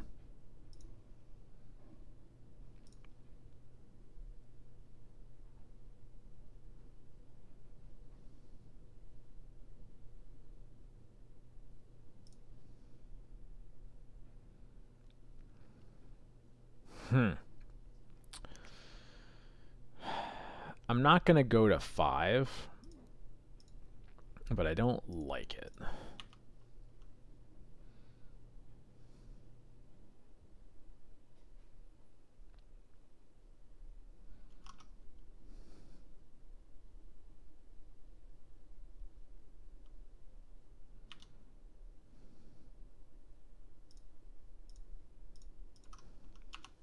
Could even be a recruiter.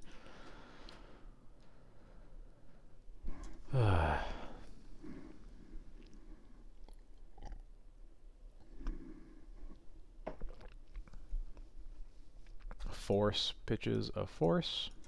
We have learned nothing. Oh, we've learned that it's shadow. Okay.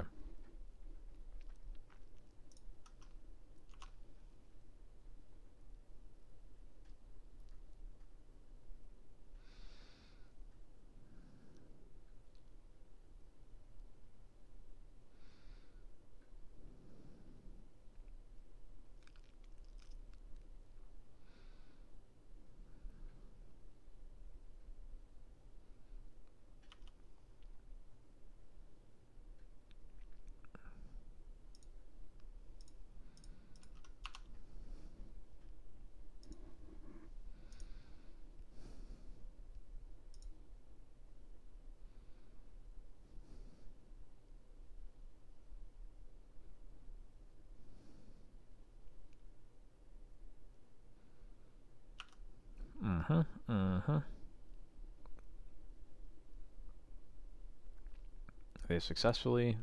Damn. Now they have made it to Death Shadow range.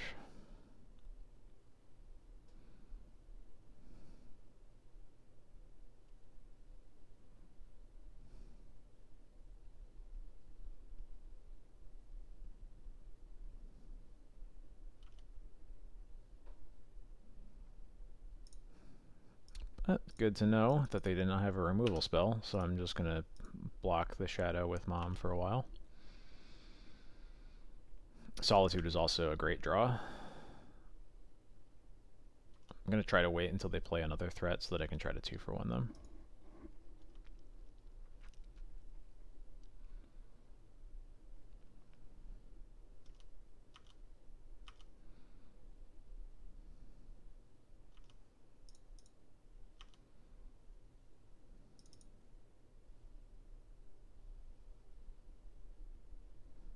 Just stifle. Why does the stifle keep happening to me? Why?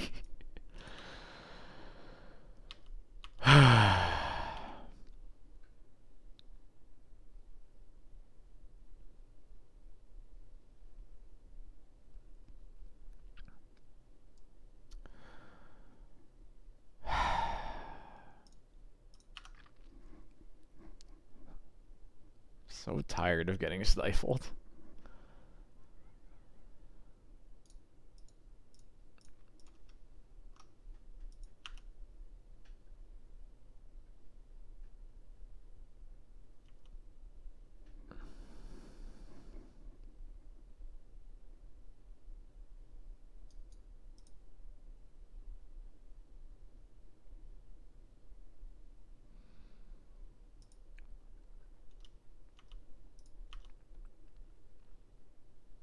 I'm going to take 5 here. The ideal scenario is they're going to cast another threat here, whether it's a Death Shadow or like a Murktide or something like that. And And then I can just kill them both with the one Solitude.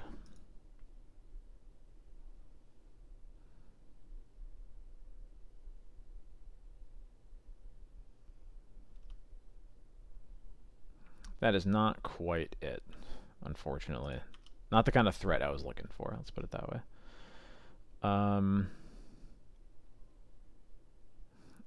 Plain old swords ain't bad here, though. It means that I get to just Swords the Death Shadow and then wait one more turn to cast the Solitude around a potential Daze. That would make sense to have in their hands. I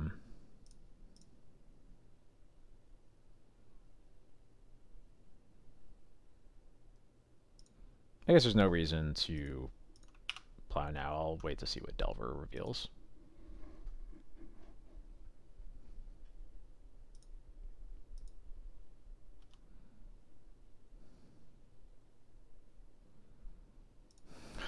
Another Stifle. Get out of here. God, that makes me almost want a Solitude now to get around the Stifle. It's gonna really suck if there's a Daze there, though.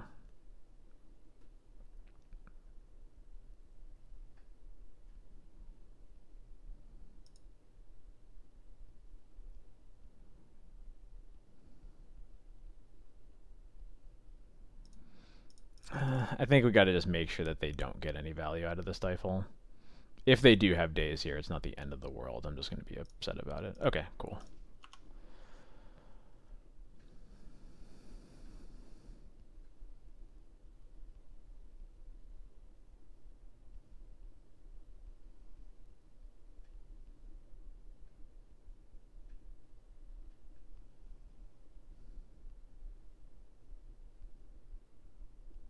Snuff out. That was the last card. Okay.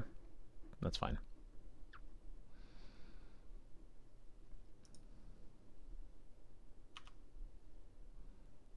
What do we got? Spirit. I'm just gonna put Yorion into play with Caracas up.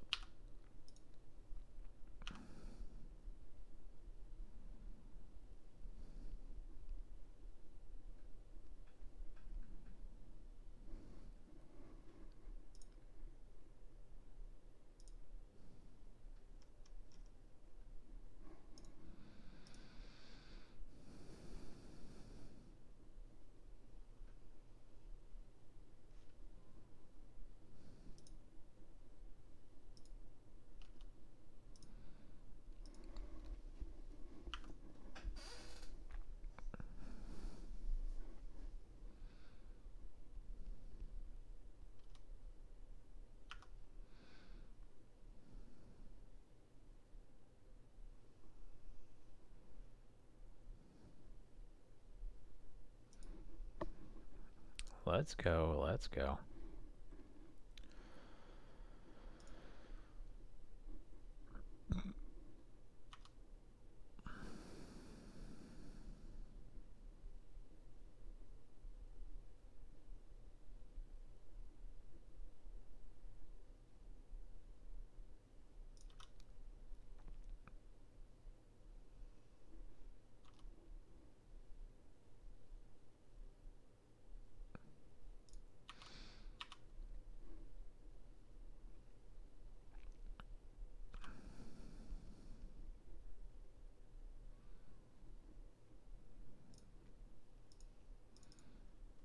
It's a little bit sluggish with the passing of the priority.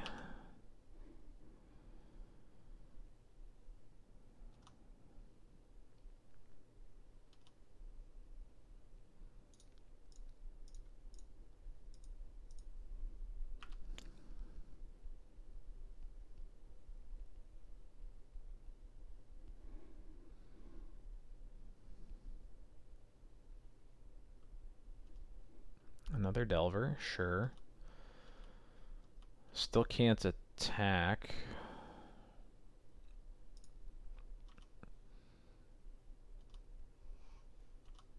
Let's see, what do we get here?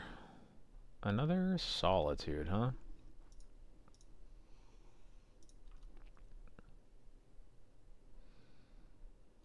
Well, this forces a chump at least. I'm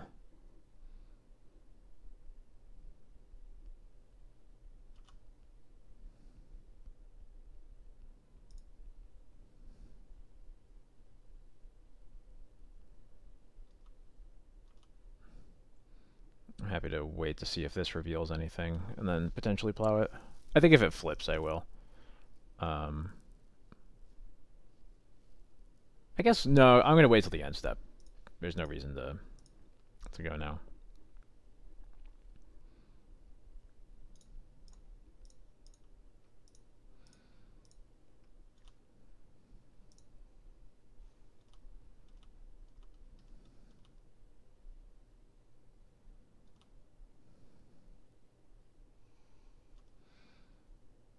Smelling a little bit like a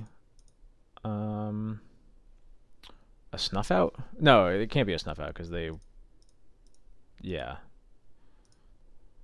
Must be a brazen borrower then? Is that the only thing it can really be?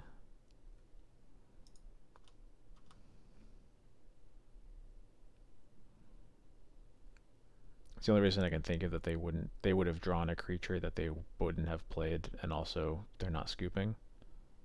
No, it is a snuff out. They just didn't reveal it to the Delver for some reason. Okay, sure. Um,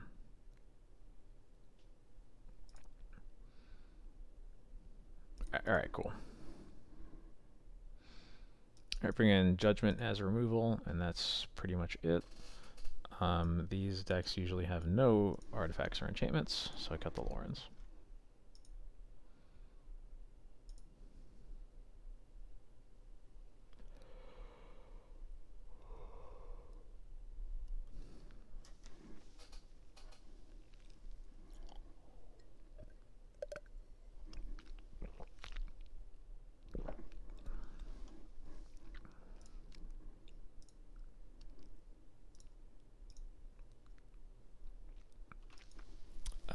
Yeah, I like this hand. If we do see Grief reanimate, then we'll almost certainly bring in Containment Priest as well. In fact, I actually probably should have just done. I usually do a 1-for-1 swap of Thalia for Containment Priest. I should have done that, and I just forgot. So I'm not usually impressed by Thalia in these matchups because she can't really block a Death Shadow very effectively. And it's definitely a matchup where the attacks can hurt you more than it hurts them. And at least sometimes with Containment Priest, you can just Flicker Wisp your opponent's Death Shadow and then it's gone.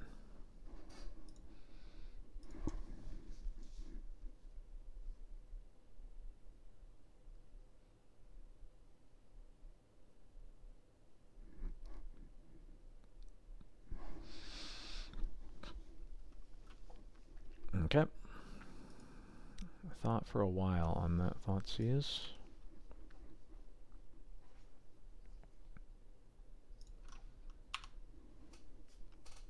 Very happy to draw a Recruiter.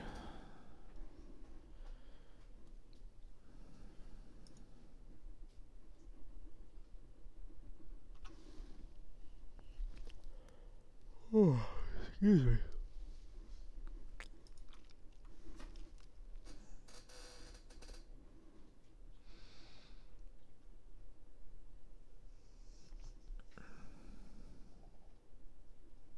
Okay.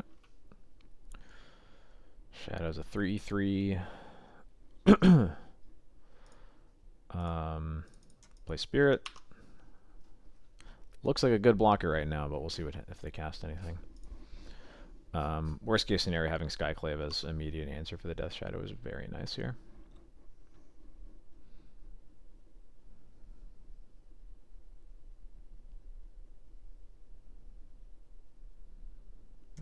Wasteland means they have to cast a spell to lose life, which is pretty relevant. Can't just fetch.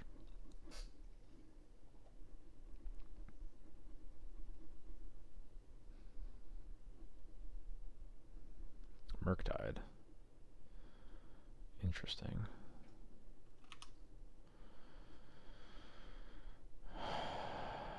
It is incredibly tempting to recruit here.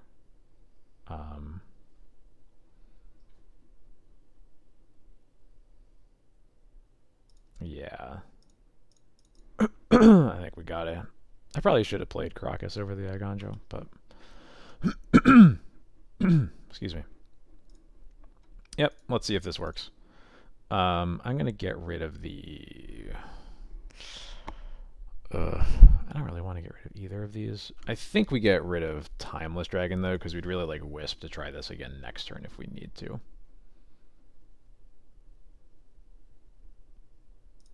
Alright. Well, I think the game's kind of over then.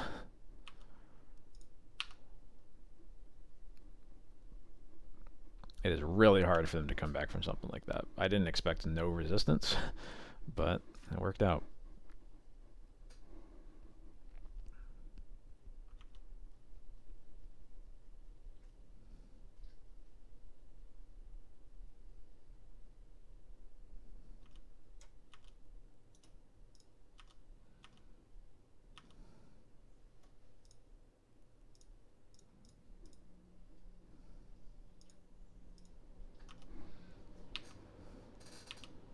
Oh yeah, just cast Expressive Iteration. Uh-oh. I'm gonna get a Stoneforge here.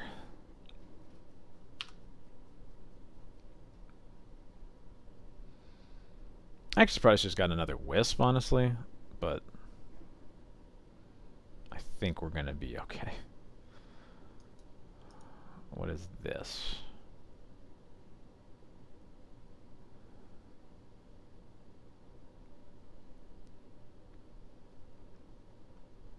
Deluge for 2.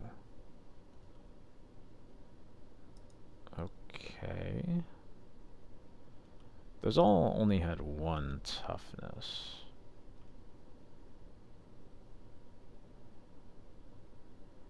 Nice. All according to plan.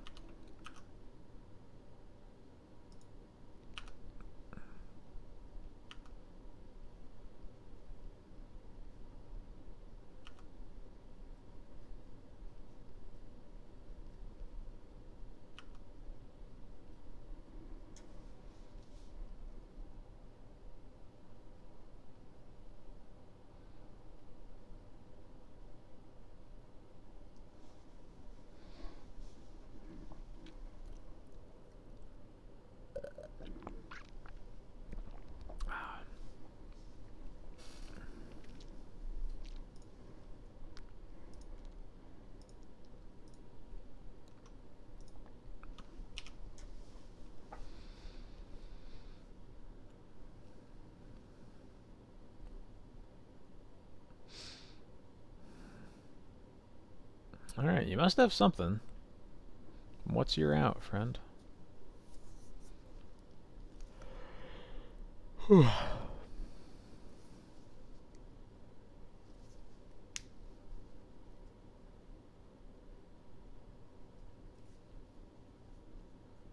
Nope, no out. Cool.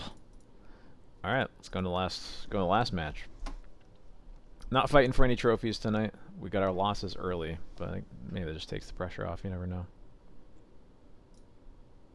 I recognize this name, but I never remember what they're playing. Oh, they're playing a Yorion deck also. Well, this might take a while.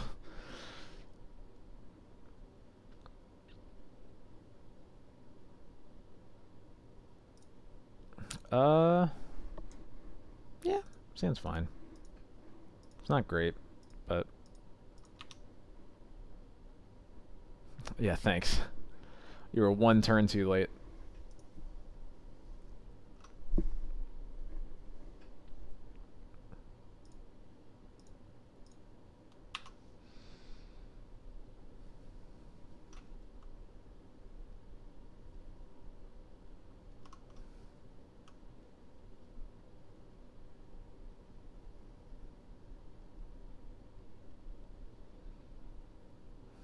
Could be Yorion Zenith, could just be Yorion non-Zenith.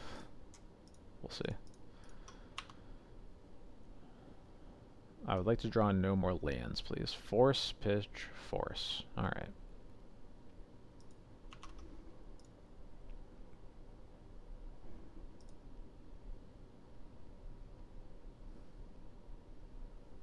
Well, there's going to be a slog.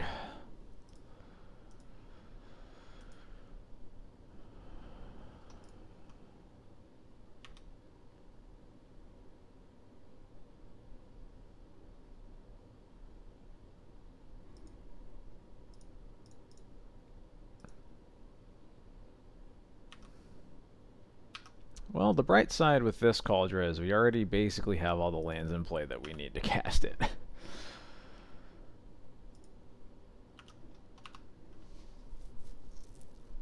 And we're going to get to double port them every turn up until then.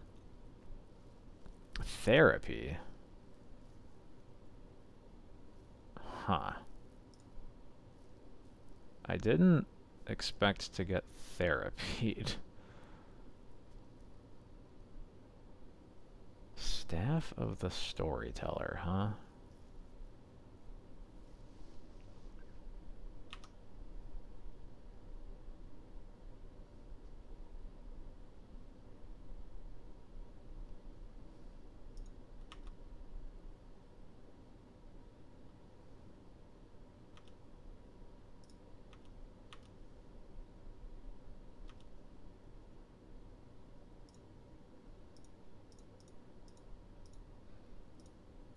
Very, very interesting.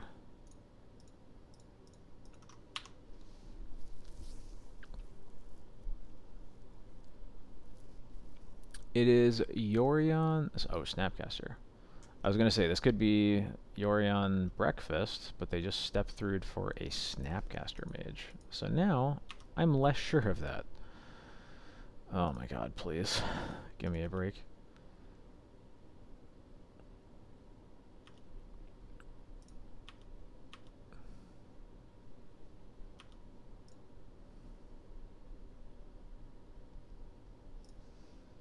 Well, we can't put Yorion in our hand until we can cast everything, so... it's gonna be a while. I'm just gonna keep them tapped out. I'll wait until then.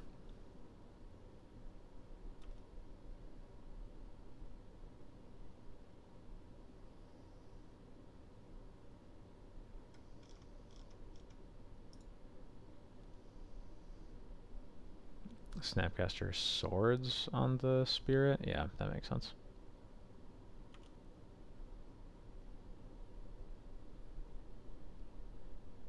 Mm-hmm. At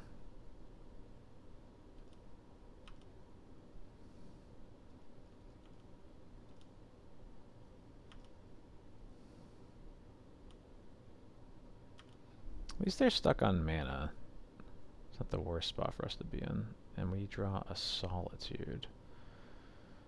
Yeah, sure.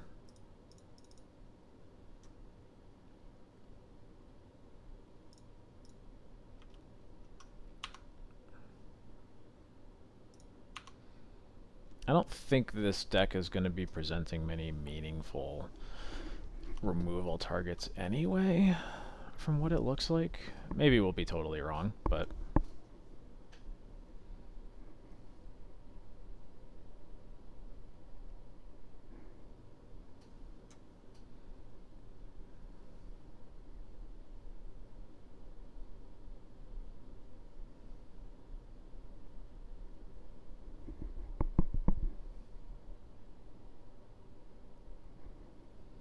Alright, they finally found another land.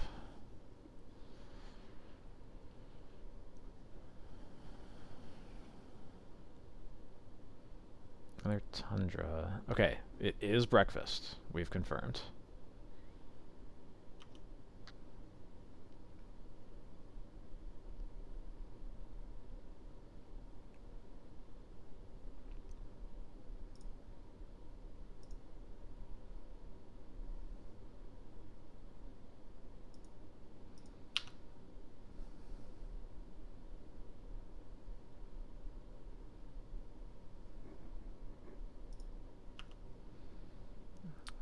Yorion breakfast with Staff of the Storyteller.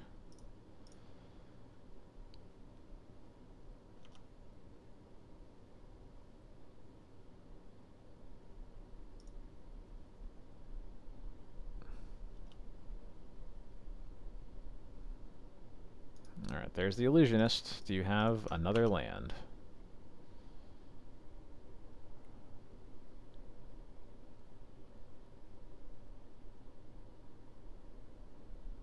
They don't have another land. If we draw one, then we're in really good shape. Oh my god. Let's go.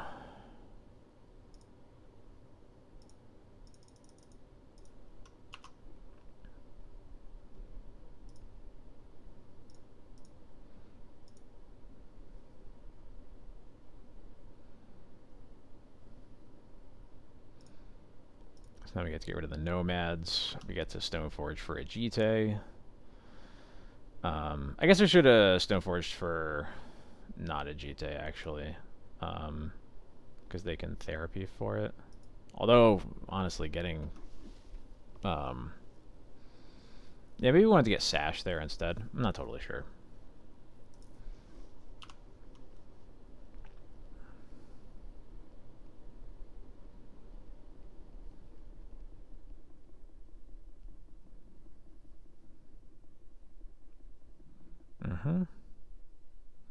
Drawing cards.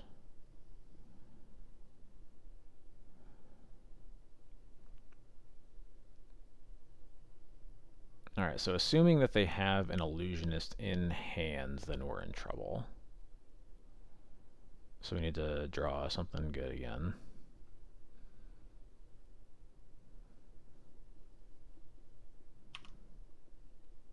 What do we got? That's not good. That doesn't do anything. But we can at least attack with Yorion.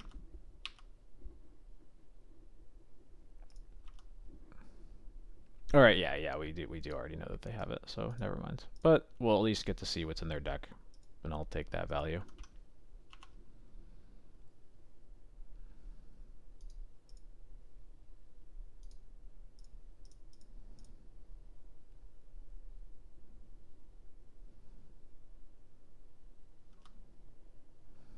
Alright, well, we know there's Orim's Chant in their deck.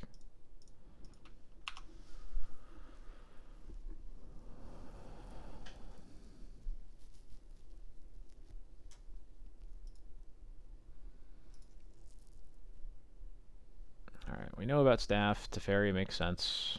Here's the Narcomoeba. They have Dread Return.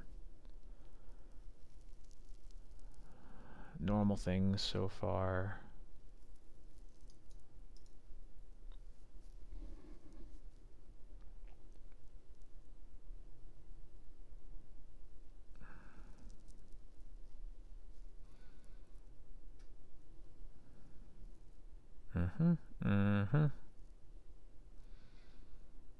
Thus far, it pretty much just looks like normal breakfast, but they filled out... they basically put their removal in the main deck, is more or less what happens.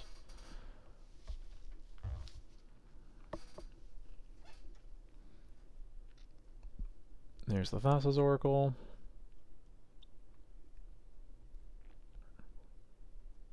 There's a Mystic Sanctuary we'll need to be wary of. Yep, nothing out of the ordinary.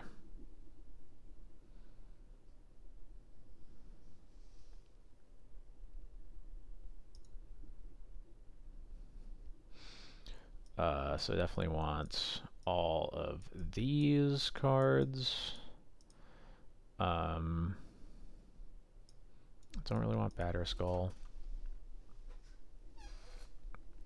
Still don't really think that I want Thalia for reasons mentioned previously. This just doesn't do a lot against their combo.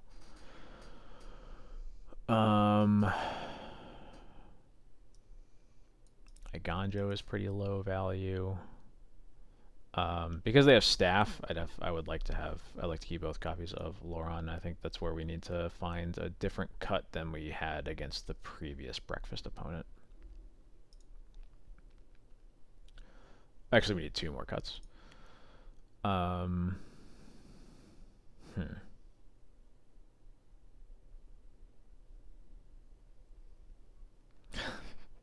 No ley lines. I think cut dragon because it's a little slow. I think that was that. I think this is now we're at where we were before. Um,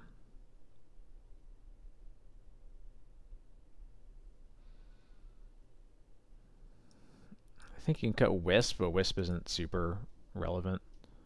Um,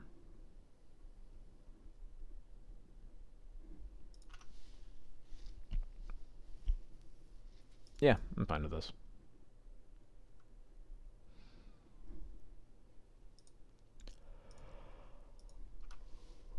Excuse me. If you go therapy, flashback, same time we can trap the flashback. That yeah, you're right. You could do that. This hand is safe from dying for the most part. It's a little wonky though. Um, I think I'm happy enough with it. It's not the best hand though.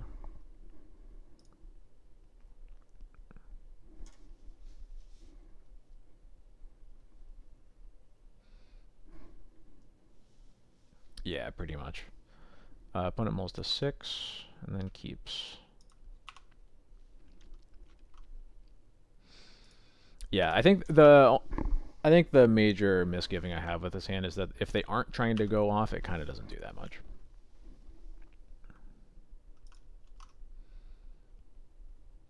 A retrofitter foundry, eh? Never mind. This hand does everything.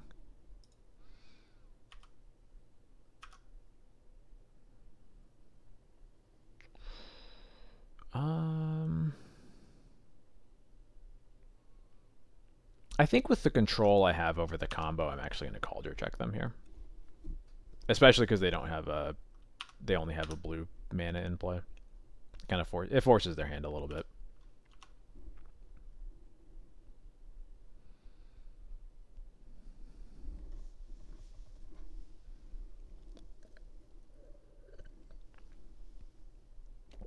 There's the swords. Okay. No sweat.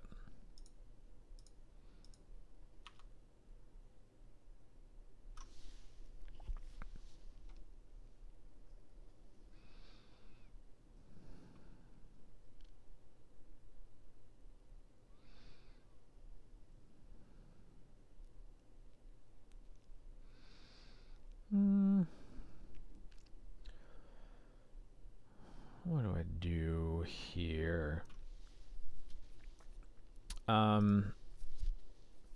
I could play the Lion Sash. I just don't love it because, like, they're just gonna kill it, basically. I don't love just porting, though, either. I'm considering putting Yorion into my hands. I think I'm gonna do that. Technically could die here. Anytime they have 3 mana, we could just die. But we have the surgical at least, so I don't think it's super likely.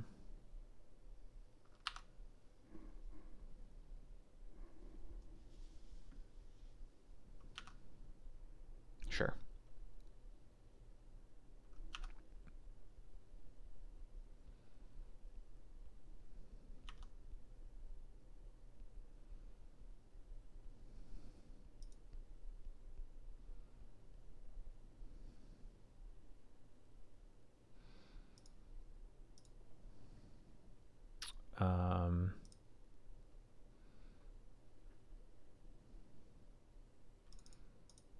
I'm going to play Sash now. They can bounce it with Teferi, but I'll at least make them do it. Yeah, that's true. We could sort of mind game them there, think that Sash is, like, that we need to put Sash in play, or else we're dead.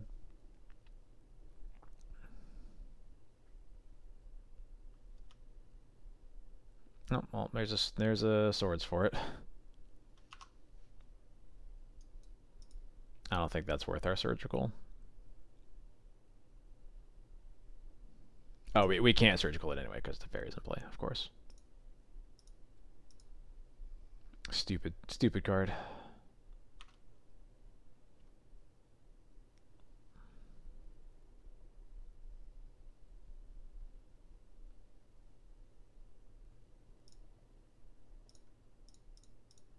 Alright, yeah, let's recruit. I'm gonna recruit for a Stoneforge.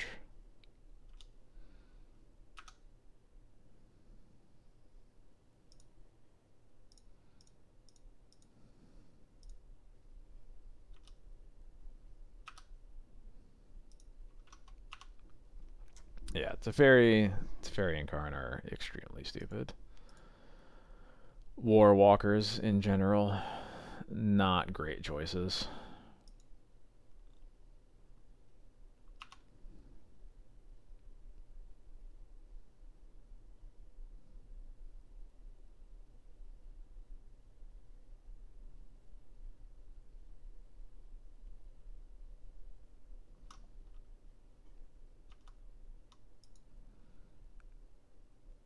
Okay.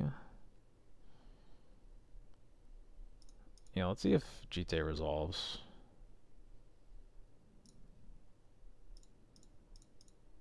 Well, that's pretty cool.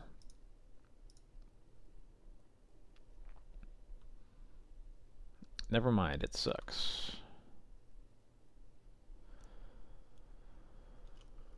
Another Snapcaster Swords, huh?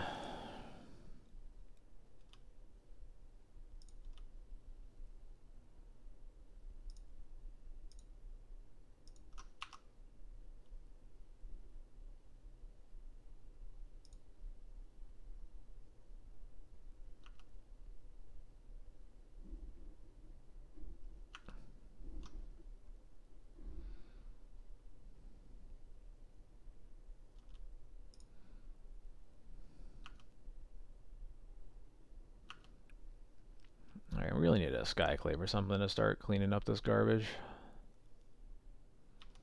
Well, that's annoying.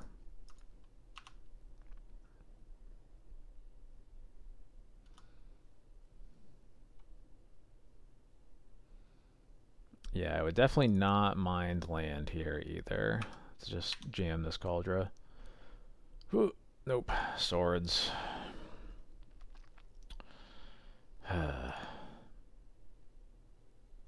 I'm gonna Swords this Snapcaster to make sure that they can't Teferi it, because that would be really annoying. And now I'll just Port a Tundra, I guess.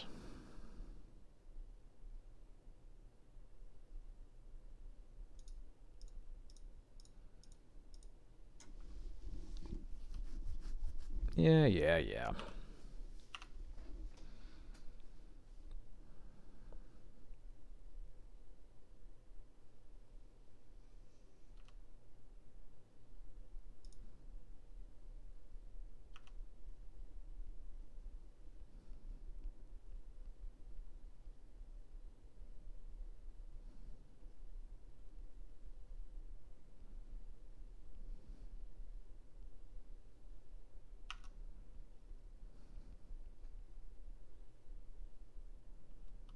Oh, well, I don't like that.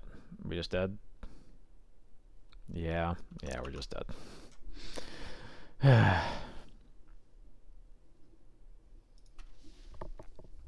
Teferi is so dumb.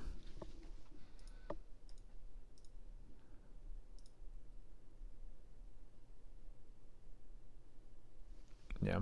Definitely a bit somewhat awkward draw from us. We never. I think Teferi was a big reason that hand had problems. Was that like we couldn't really play to the board very well to control something like Teferi? That ends up being a huge problem here. So. Yeah, you think so? Are you so sure? Yeah, okay. There's no point in sticking around for this. Well, annoying way to end it, but alas, that's how it goes. On the bright side, we got through those leagues relatively Yeah, yeah, exactly. It is the risk of the hand we kept. I don't know if it's a mulligan still.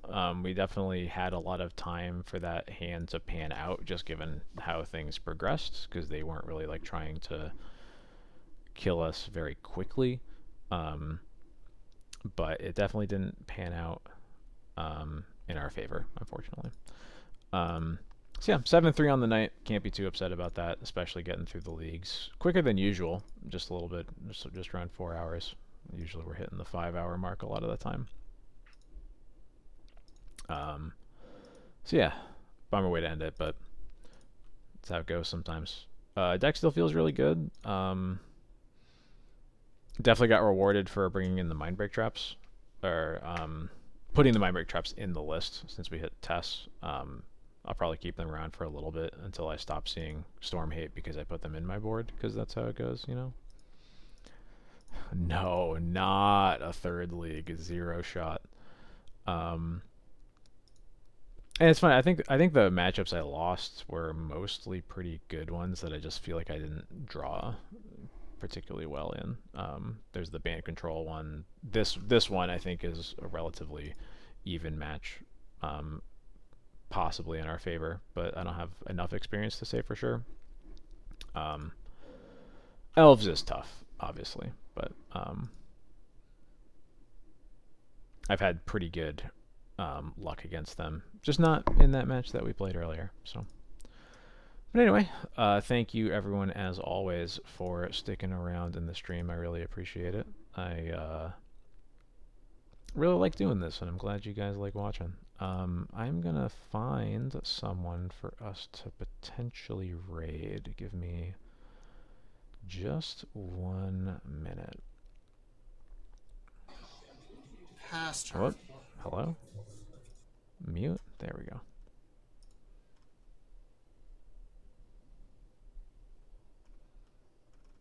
Oh, did Twitch, I think, just pushed out an update. This UI is so much more different than I remember it being like 2 hours ago. um,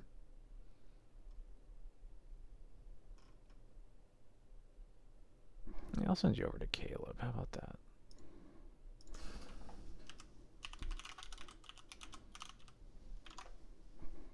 There we go. Okay.